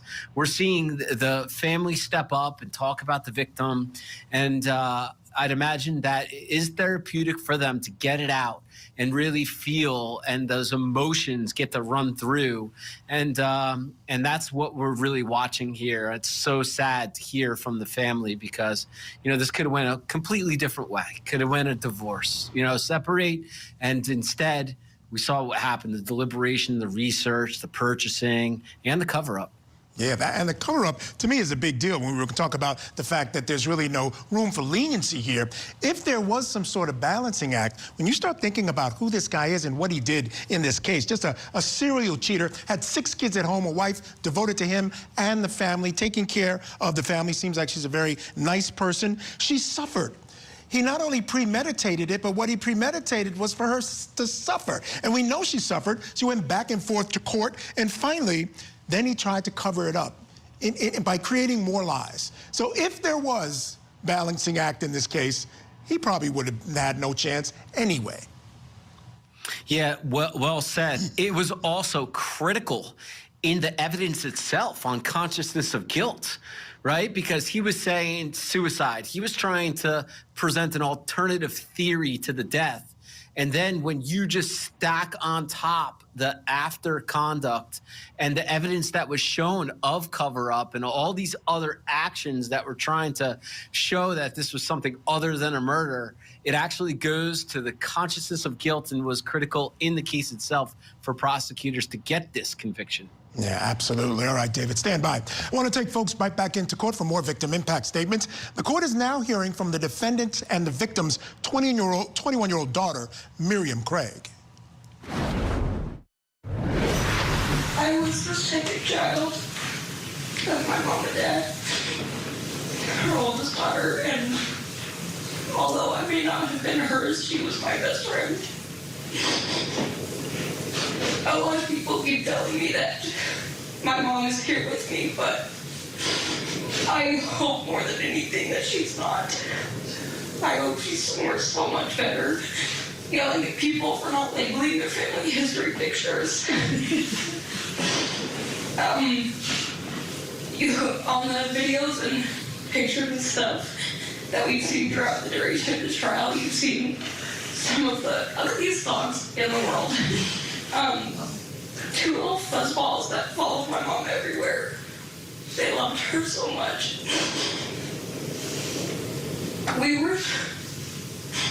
One of them, he should be dead by now. We don't know how he's made it this long. I was supposed to be able to hug my mom when he died. And instead, I was left to take him home and figure out what to do with him since my mom was gone. I was supposed to be able to plan my sister's weddings with my mom, even though there was nothing in the world I wanted to do less than plan weddings. I was supposed to be able to share with her the stories, the things happening in my life, and the projects that I started and never finished. And I was supposed to be able to trust my dad. he was supposed to be my hero, and instead he'll forever be the villain in my book. And it hurts so bad every day. And I miss her so much. And I know there were so many more people that would love to be able to stand up and say a lot about my mom and how wonderful she was. And some people who would even love to stand up and remind us some of the stupid things she did and said and some of her crazy moments. But I think I speak for everyone when I say that life and the world will truly never be the same. It will never be as bright as it was when my mom was here with us. And I regret every single day that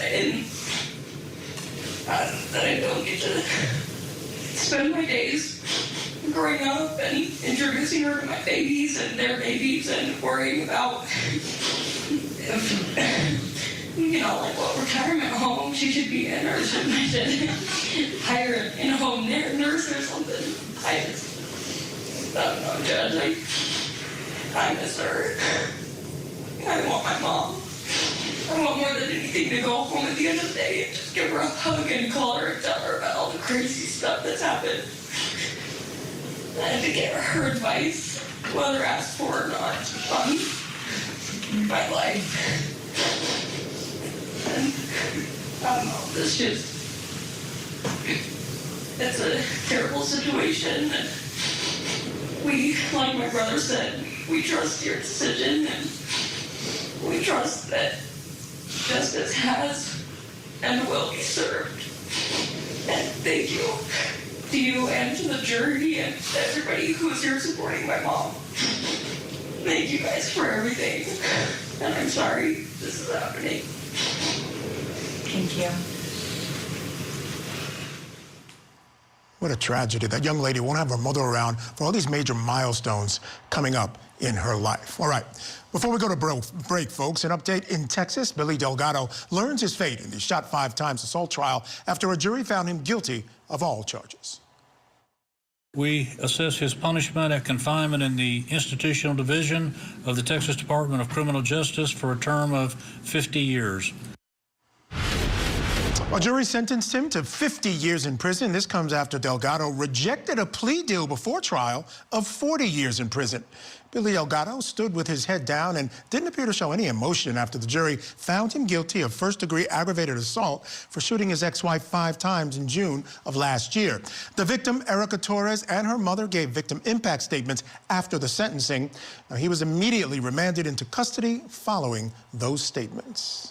All right, we'll step aside now for that short break. When we come back, we're going to hear more victim impact statements and then the judge's ruling in the sentencing of James Craig for the murder of his wife. Stay tuned to Court TV Live.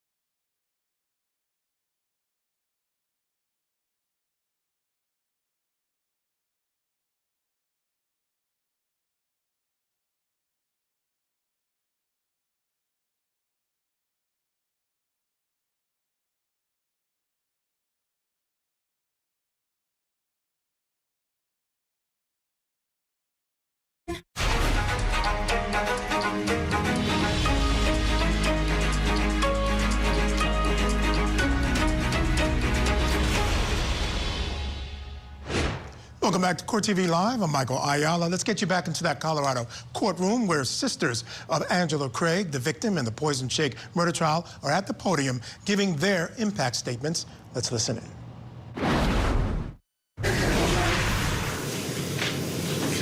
Out of the 9 older siblings, there's not one of us that would have hesitated to put ourselves between her and danger. None of us could have imagined that the person she chose as her companion, the father of her 6 children and the man we welcomed into our family as our trusted brother-in-law, would callously and cruelly, without mercy, take her life.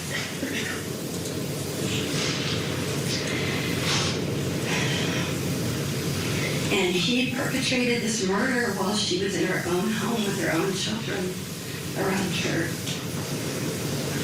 He's heartless, cowardly. He's a pretender and a liar. He's a snake in the grass.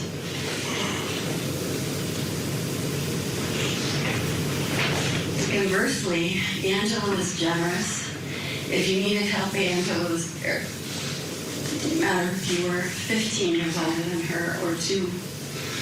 She wanted to improve herself and was always learning new things and choosing to try new experiences. She was funny and happy, and we've heard all of this over and over because we can't think of any other words.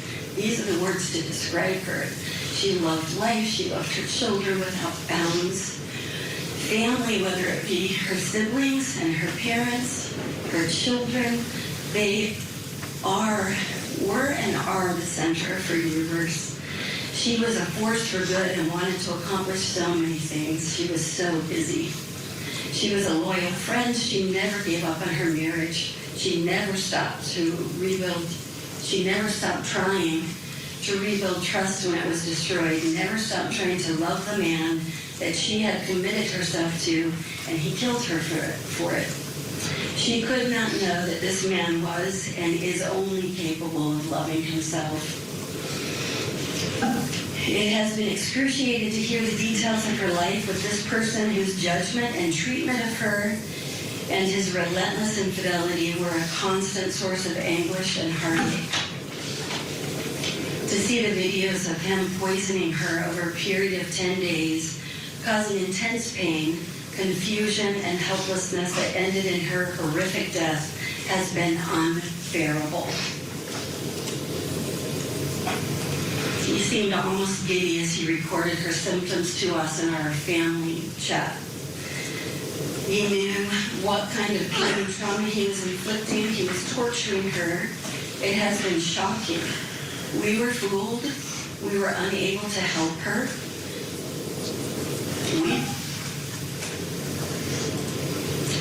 We were unable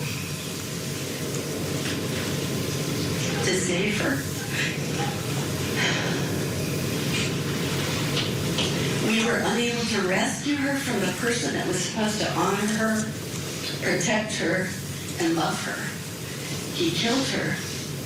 And then, in an attempt to save himself from the consequences of his despicable crime, he and his defense team disparaged her by attacking her mental health, her trust, her strength, her faith, her commitment to family, and her ability to keep a confidence. In an act of ultimate betrayal and ridiculous irony, they accused her of taking her own life. Simply shameful. His name is intentionally omitted from my statement. I don't plan to ever speak it again. I will walk away from this courthouse and I will never look back. I will leave the final judgment to God. This convict is no longer my concern. He will join thousands of other prison inmates that are living a life they have earned because of their selfish and evil choices. Those are his people now.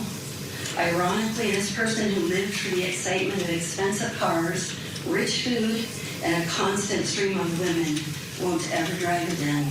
He'll never again be alone with a woman, and he won't even be able to pick the clothes he wears or the food he eats, and I'm okay with that.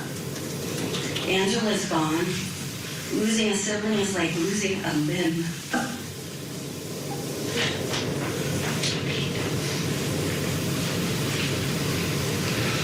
How is it possible? Angela is loved fiercely. We believe in life after this one, and that we can be together again. I believe that when she left this world, she was greeted by our parents, our grandparents, our brother-in-law, our nephew, and so many others that cherish and love her. I know she's happy. She's watching over her children and her siblings and all those she loves. I will see her. I will hug her. And I will belly laugh with her again. In fact, I'm sure that Angela, when we leave this life, will be the one to embrace us, to make us laugh, and to take charge of the situation, because that's what Angela does. Thank you, Judge. All right, we'll pause it right there. When we return, the judge hands down his sentence. Keep it here on Court TV. Tonight, on closing arguments, our verdict watch continues as two parents stand accused of trying to kill their teenage daughter. We're live with the very latest from today's deliberations. Closing arguments tonight at 8/7 Central, only on Court TV. Saturday nights on Ion is our night. Let's go! Double headers every Saturday at 7 and 10 p.m. Eastern. The new Saturday Night Out is on Ion all season long.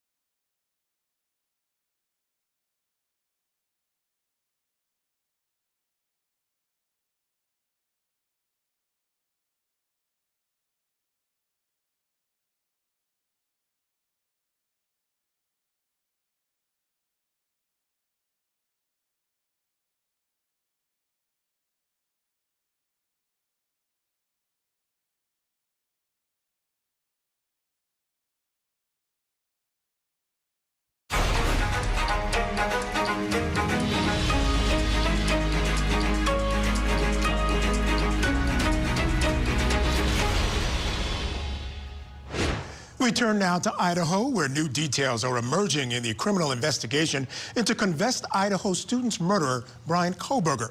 Court TV has obtained newly released police body cam video of Kohberger just months before he murdered 4 University of Idaho students.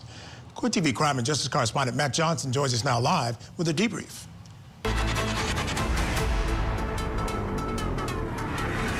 Michael, good evening. New body cam video of confessed killer Brian Kohberger in Idaho 2 months before the murders, and telling police he's honest.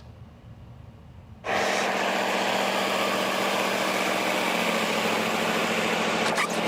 there. I stopped you going a little fast. You didn't realize this is 35? Oh, it's 35? It is, yeah. So you're going 41? Yeah, 43 is what the radar said. Sure. Oh, yeah. Do you have your license, the registration, insurance? Were you wearing your seatbelt when I stopped you? No. No? That's no good. Right. Just being honest with you. Yeah, I appreciate that. Body camera video newly released of killer Brian Kohberger during a routine traffic stop 2 months before the brutal murders of Kaylee Gonsalves, Madison Mogan, Xana Kernodle, and Ethan Chapin. The state had planned to introduce the video as evidence during a trial to show Kohberger was driving a white Elantra. Prosecutors also say evidence shows that his cell phone pinged near the victim's home around the time of the traffic stop.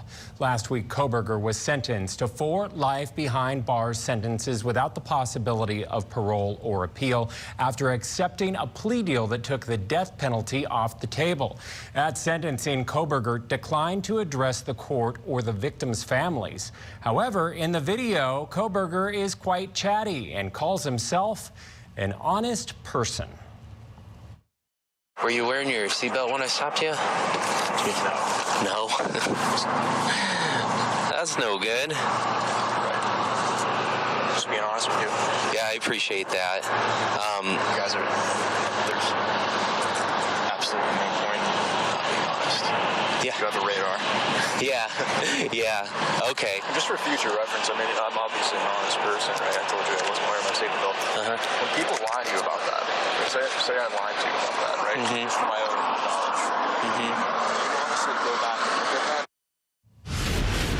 You recall it's not the first traffic stop we've seen. Kohberger was also pulled over by police a month before the murders after running a red light. He wasn't cited. And he was also stopped as he drove across the country with his father after the murders. These videos are helping to piece together a timeline when still so much is a question. Michael? All right, Matt, thank you so much for getting us up to date on that. Folks, I want to get you back into that Colorado courtroom now, where the judge is delivering his sentence to James Craig. Is a mandatory sentence of life without the possibility of parole. I'm going to keep my statements, I think, relatively brief because in some ways the evidence, the crime, the verdict, and the sentence all speak for themselves.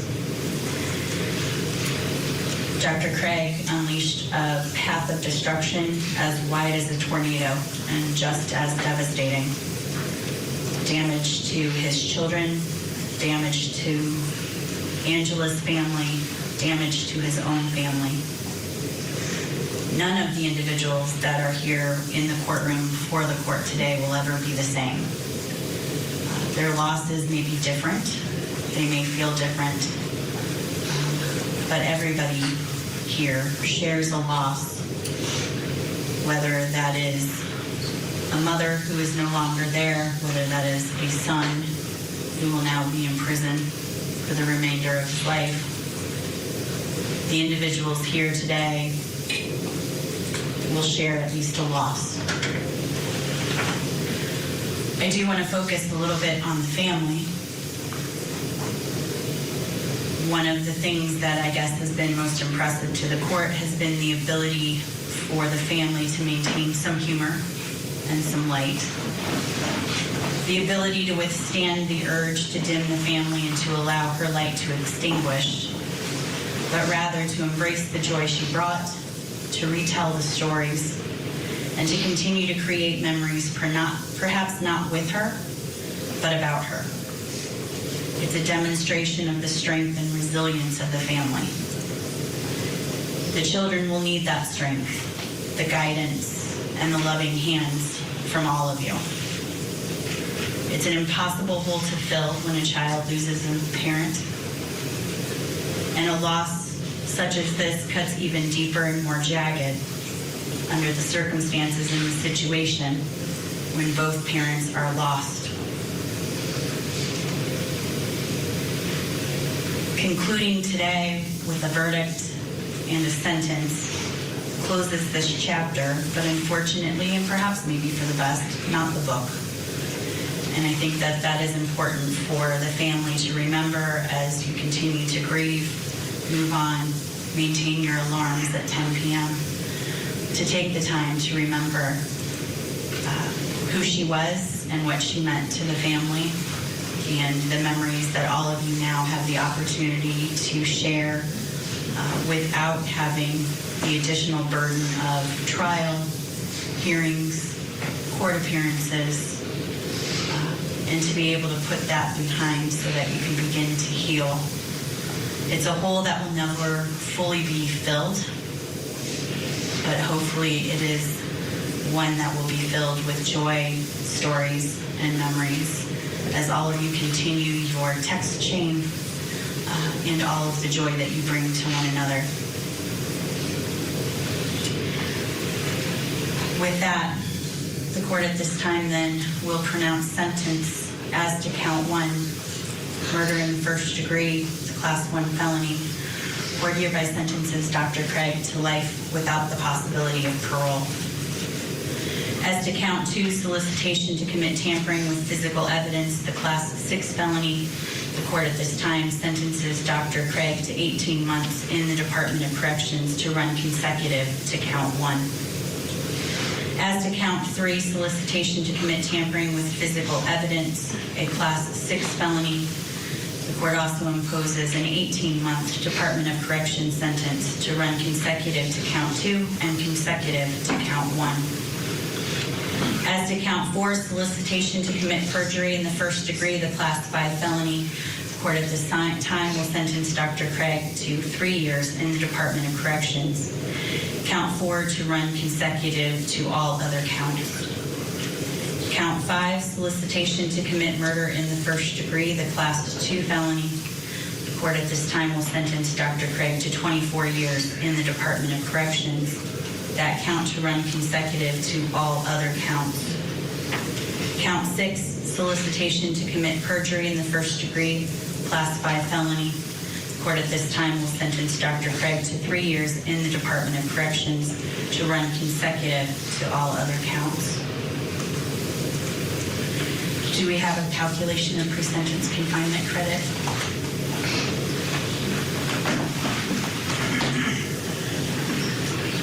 We'll file something. Thank you. Court at this time will note pre-sentence confinement credit from the date of arrest. Will amend minimus upon receipt of the pre-sentence confinement. And with that, the court at this time then will remand Dr. Craig to the custody of the Department of Corrections. Let me ask quickly though before we do that, is there restitution that the court needs to be aware of?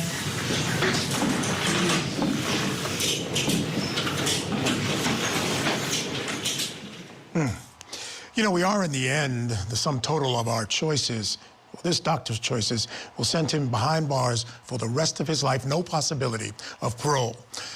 All right, let me bring back in my guest. Still with us, criminal defense attorney, former prosecutor David Bruno. David, I want to talk about the judge's remarks. Well, first and foremost, I want to talk about the sentence. We knew it would be life in prison without parole, but I think she was making a statement by taking all of those other crimes, and most of those were outside of the acts that got him convicted of first-degree murder. These were the cover-up crimes, the solicitation for perjury, things like that, tampering with evidence. she sentenced him to maxes on those, all of them, to run consecutive to each other. I think she clearly was sending a message. Yeah, back to back to back to back is what she did. And that was the discretion, Mike. I mean, we knew on the murder count in Colorado that it was a mandatory life without parole.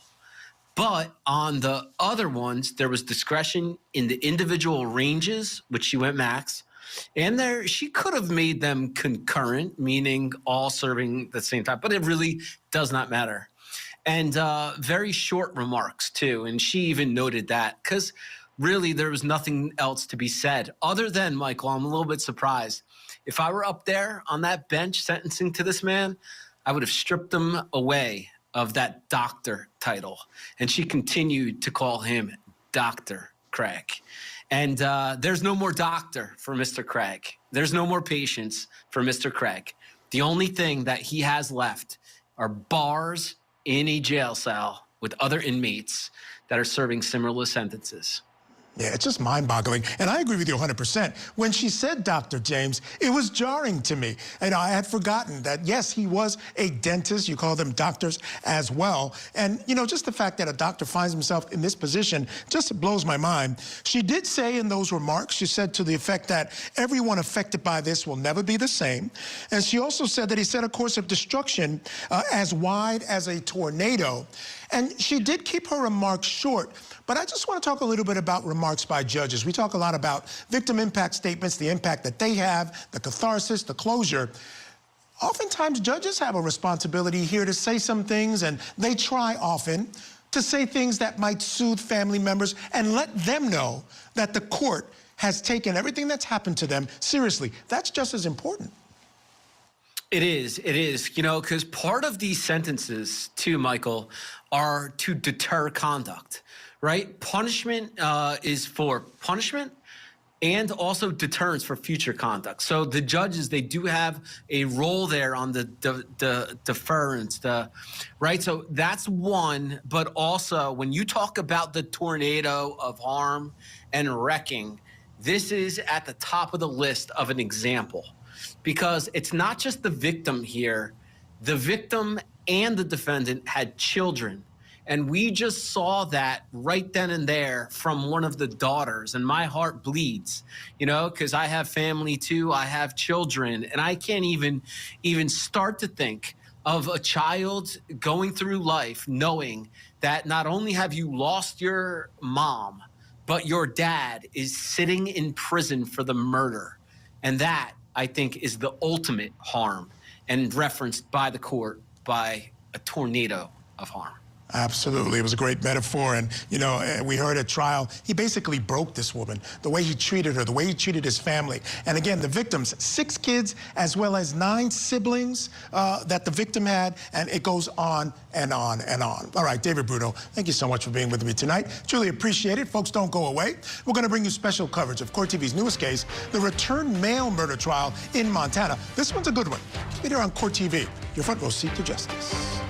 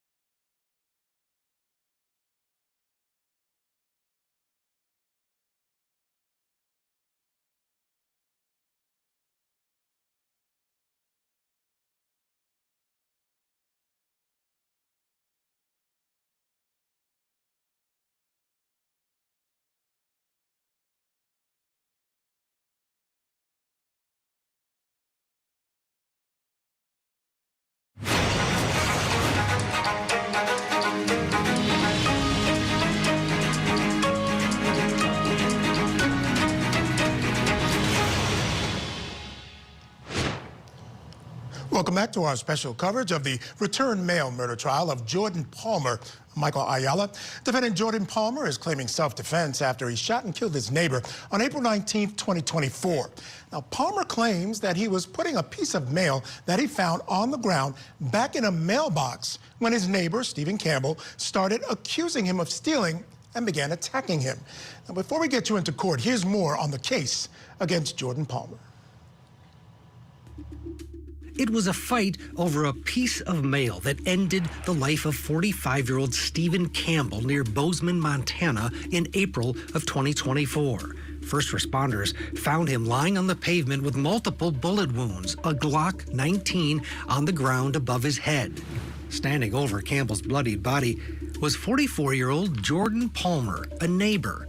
Palmer told officers at the scene, quote, "This guy just attacked me. I shot him." According to Palmer, he had found a piece of mail on the ground and went to the address to return it to the mailbox. That's when he said Campbell showed up, accusing Palmer of breaking into cars, and when Palmer denied it, he says Campbell started swinging. Palmer's charged with deliberate homicide, a capital offense, and could spend the rest of his life behind bars.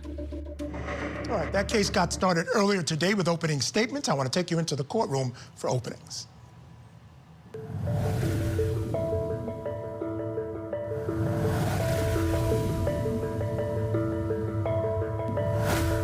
On April 19th, 2024, around 11:28 p.m., 911 received a call that they described as an open, silent line. No one was there. The caller hung up, and as is their protocol, dispatch called that number back to see if anybody needed help. The caller answered when dispatch called them back, and it was Jordan Palmer. I anticipate you'll have the opportunity to hear that 911 call, and you'll hear that the man that was shot accused Mr. Palmer of trying to get in someone's vehicle. I anticipate you'll hear on that call that Mr. Palmer claims that man verbally threatened him and was swinging at him. And in response, Mr. Palmer fired a gun at him 7 times. That man was Stephen Campbell. Officer Eichen ordered Palmer to lie on the ground and observed a pistol laying close to Mr. Campbell's head. I anticipate you will hear testimony that there was no connection found. There's no reason to believe that these men ever met or had any knowledge of each other. No prior history with each other. What you will see is there was one gun found on scene, and the evidence does not support Mr. Palmer's claim that he was being attacked prior to the shooting. That when Mr. Palmer shot Mr. Campbell, he committed the offense of deliberate homicide, and I would ask at the close of all the evidence that you find him guilty of deliberate homicide.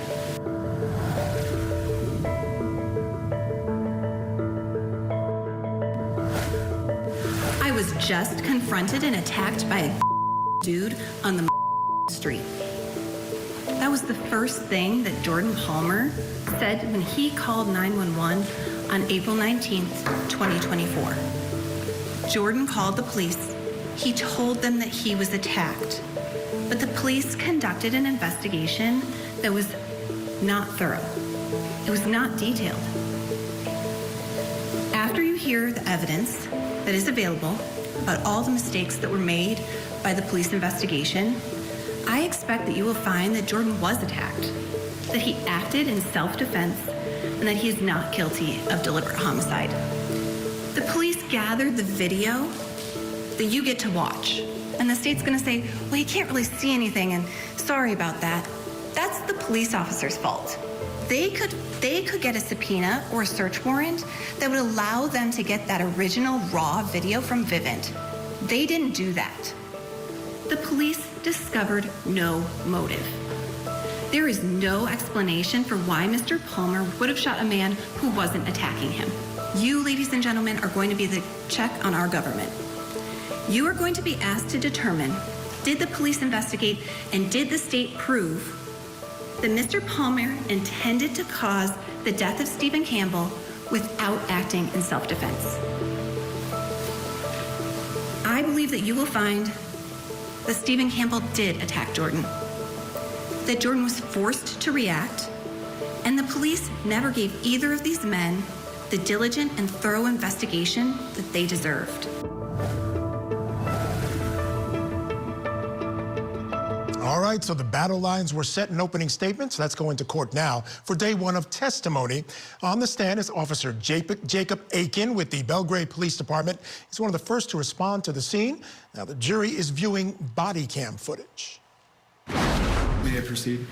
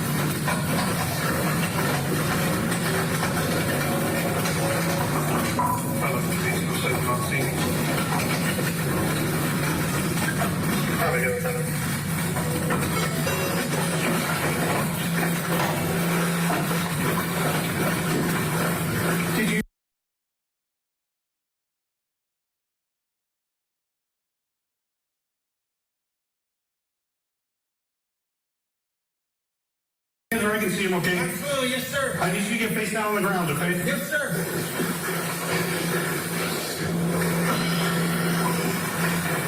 Oh, man.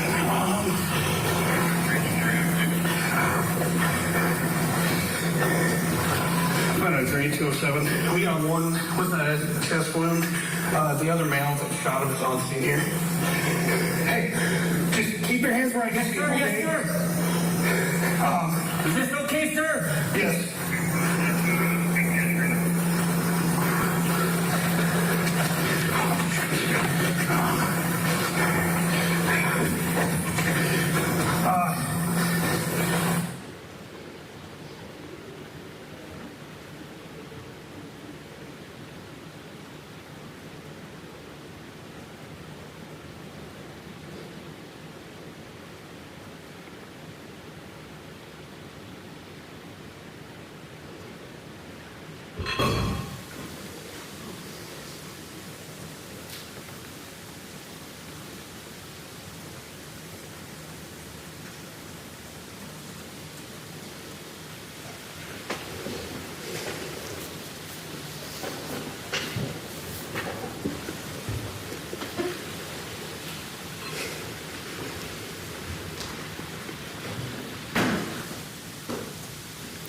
Officer Aiken, I want to take you to 233307 in this video.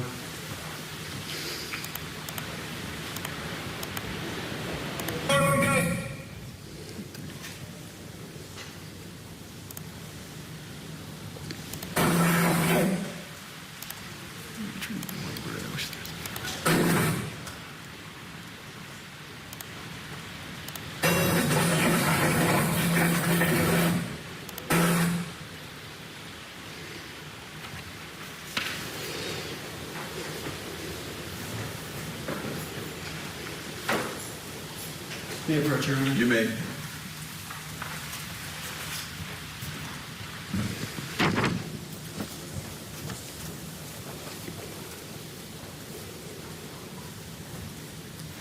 Officer Aiken, I just handed you what's been marked as State's Exhibit 7.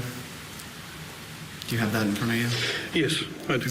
Does State's Exhibit 7 match the screenshot of the body-worn camera?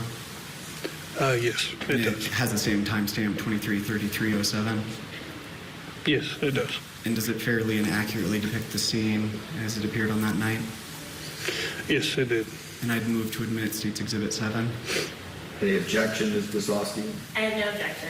7 is admitted, may be published to the jury. In this timestamp, 23:33:07, does that accurately kind of represent the time that you arrived on scene? Yes, it does. And what did you observe when you got out of your car? I observed a male, obviously, laying on the ground, and another male was near him. I'm going to go ahead to 23:33:11. Did you take?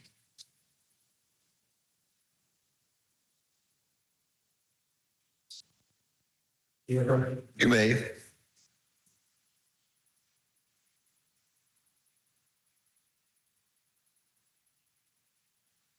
And Officer Aiken, I've handed you what's been marked as State's Exhibit 8. That, I guess, what is that? It's the still frame from my body cam. And does that fairly and accurately represent the scene as it appeared on that night? Yes, it does. And it has that same timestamp, doesn't it?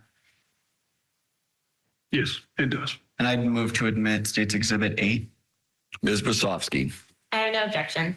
State's 8 is admitted into the record as Exhibit 8. I'm going to go ahead to the last portion. I'm going to go ahead to 23:34:32.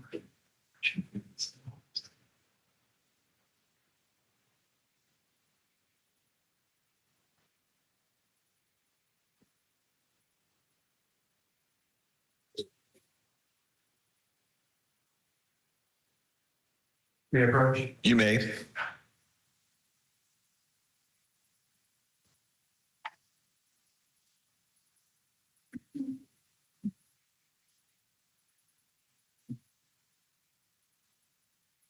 Officer Aiken, I just handed you what's been marked as State's Exhibit.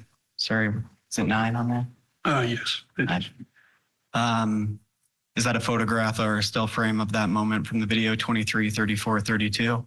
Yes, it is. And does that accurately depict the frame we're looking at there? It does. And I'd ask to admit State's Exhibit 9, Your Honor. Ms. Brzezowski? No objection. 9 is admitted. Now, Officer Aiken, I just want to ask about this really briefly. When you were arriving on scene, did you ever make any, or do you have any recollection of making any observations of a pocket knife? No, I did not. And guess, is it fair to say that it was the first time you saw it was in reviewing your body-worn camera footage? Yes, it was. Okay. Where was your attention when responding to the scene?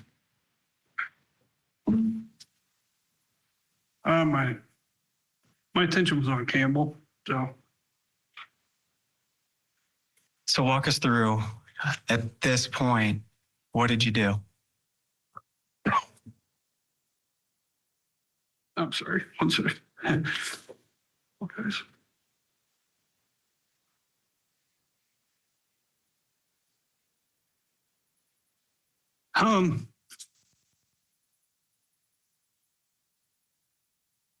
Try to do what I could. Yes. What does that mean? So we were trying to do life-saving measures on Campbell. Trying to put pressure on the wounds and try and do what we could to save him. So. Who was there with you at that point?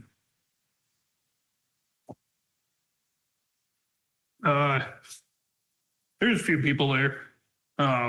Myself, Officer Turnquist, and there was a Montana Highway trooper there. More law enforcement arrived on scene? Yeah. Who else arrived on scene? At the time, I'm gonna be honest, I do not know. So, Obviously, I was pretty focused on Campbell, so those are the only two people that night that I remember getting on scene. So, but I know there was a lot of different agencies there. So when you two were trying to perform life-saving measures, who was doing most of those efforts?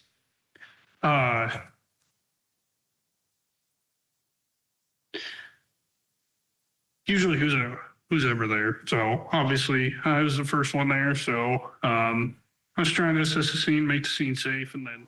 All right. It looks like the officer getting a bit emotional talking about coming upon that scene with someone shot on the ground. I want to remind you folks, we do have our eye as well on that courtroom in Washington in the attempted honor killing trial of Ihsan and Zahraa Ali. The jury has continued to deliberate there. They're at 13 hours and 30 minutes or so, just a little bit more than that. If anything happens out there, we will take you out there as well. Coming up next, however, here on Court TV, more testimony in the return mail murder trial. And that continues when we return. Keep it here on Court TV, your front row seat to justice.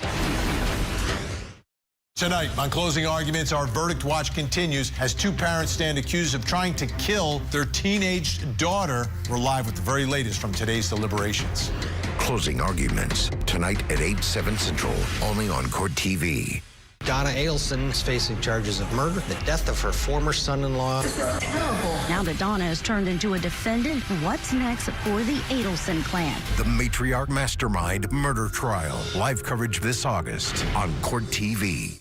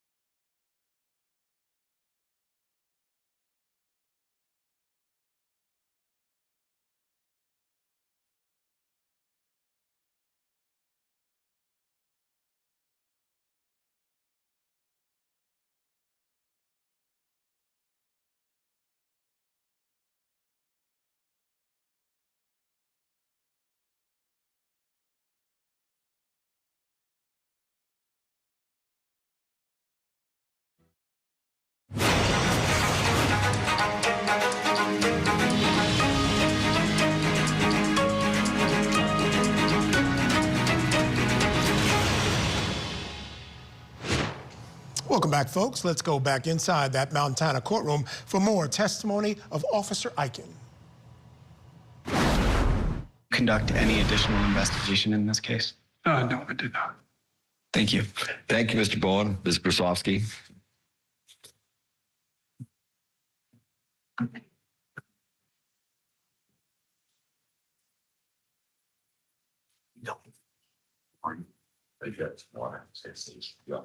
Yeah, thank you. I apologize, everyone. Good morning, Officer Ihsan, and let me know if you need a moment. Oh, I should be okay. So on April 19th, 2024, you responded to a report of a man saying he was attacked by another man, correct? Yes. And Jordan Palmer was the name of the man who said that he was attacked by another man. Yes. Now, I want to talk to you about what happened once you arrived on the scene. When you arrived, Jordan was still on the scene, right? Yes, he was. He hadn't run away. No, he didn't. He hadn't tried to hide from law enforcement. No, he didn't. And there was nobody who was making him stay on the scene, right? No. As far as we knew, so. When you got there, there was no one else on the scene other than Mr. Palmer and Mr. Campbell. Yes, that's correct. And Jordan was right there next to Mr. Campbell, right? Yes, he was. He was standing with his hands up. When I first arrived on scene? Yes.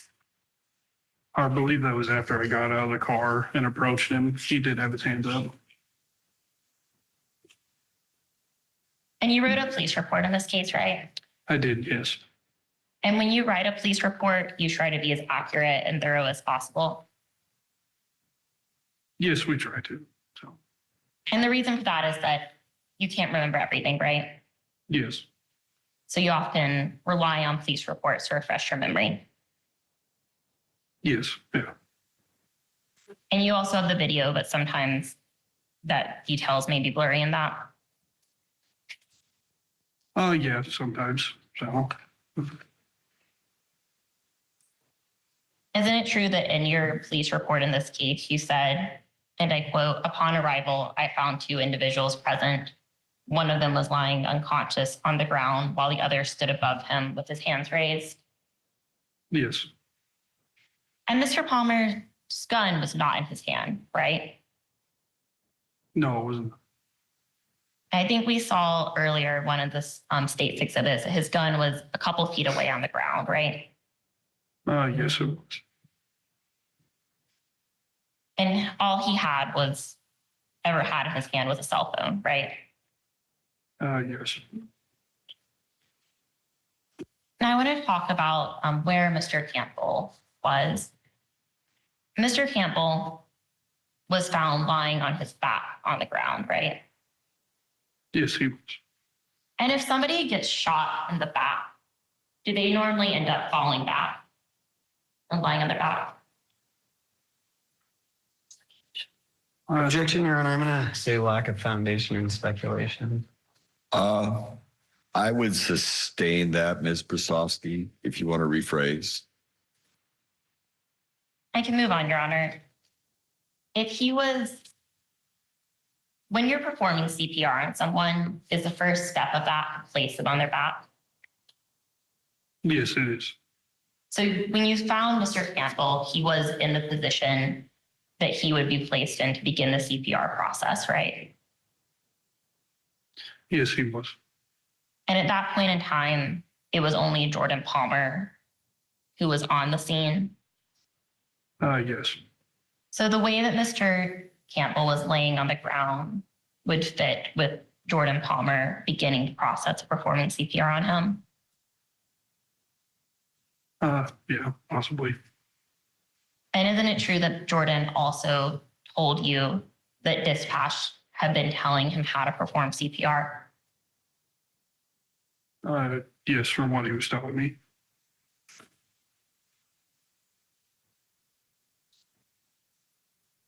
And Mr. Campbell's body was located pretty close to a mailbox, right? Yes, it was.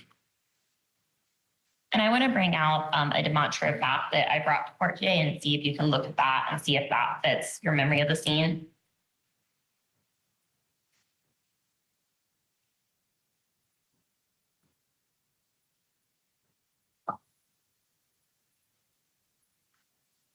And Officer Eichen, I believe you testified on direct today that you're pretty familiar with this Mantle Drive area.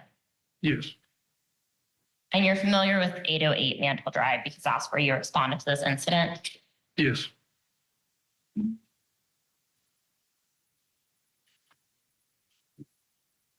Are you able to see the map that has been placed next to you? Yes. And I know there's probably some details missing, but does that look roughly like the 808 Mantle Drive area? Oh. Yes, it does. And does that look roughly to scale?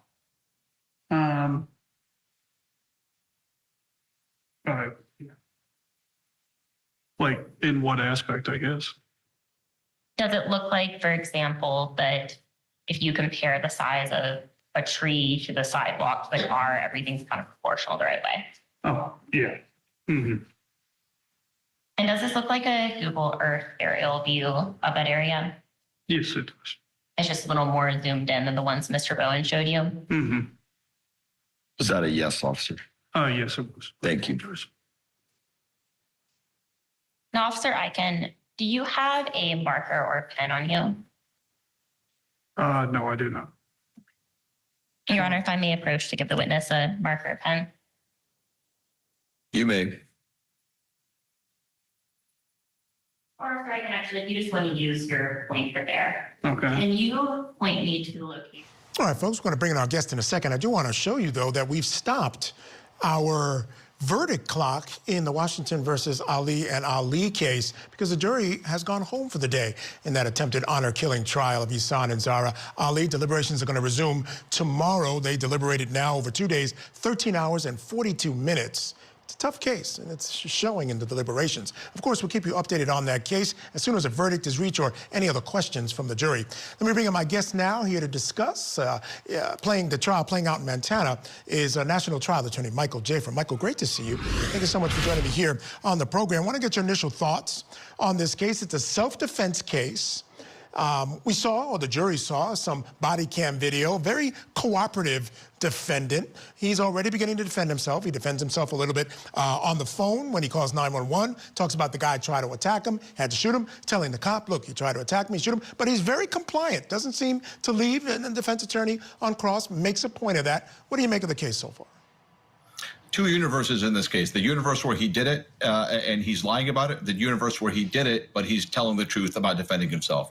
We don't know which universe we live in, but either this guy is a arch charlatan who knows how to lie and emote properly and put on this facade, or he's not, or he's telling the truth, right? That's why the jury's going to have, they're going to have to ferret out this situation and figure out which one of these two universes we live in. But so far, him cooperating with the police, being compliant, calling the police, it bodes in his favor. Here's what I tell attorneys all the time, right? You obviously hold your breath any single time your client opens their mouth and talks to anybody, but you're lucky when you get a client who did speak to the police and does something that's in line with the defense you intend on putting together.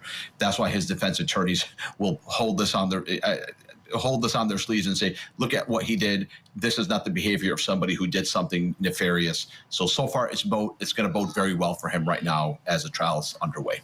Now, what we do know, Mike, is that there is surveillance video of what happened. It's kind of grainy, can't 100% tell what's going on, but what you can tell from that video is that he did embellish a little bit. What he tells them is that he attacked him, the guy attacked him, and that he was swinging at him. It's not clear whether he attacked him or not. You can get into that a little bit, but what is clear is that there was no swinging going on. How much will that end up hurting him? Again, this is directly after the incident. He's saying these things. It may be going on his head, a lot going on. What do you make of that aspect of it?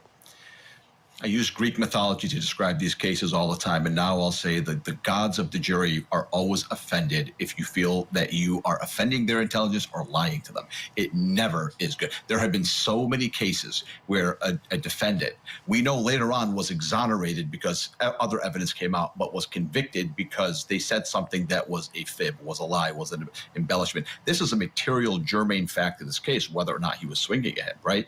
Because if you're a juror at the end of this case and you're deliberating and you say, this guy's making up a story. He said things that ended up not being true. How can we believe that he was defending himself? And at the end of the day, he shot the guy who was unarmed. So it's going to be very bad for them. This aspect of it will be very bad for the defense. Yeah, and again, the idea is, why would he try to embellish if he thought he was completely in the right? Right? He's trying to make it seem worse than it is, so it certainly doesn't bode well for him as far as that fact is concerned. Michael, stand by. I want to take a break now, folks. Coming up, we'll have more of that cross-examination of the officer in the return mail murder trial right after this break. Keep it here on Court TV.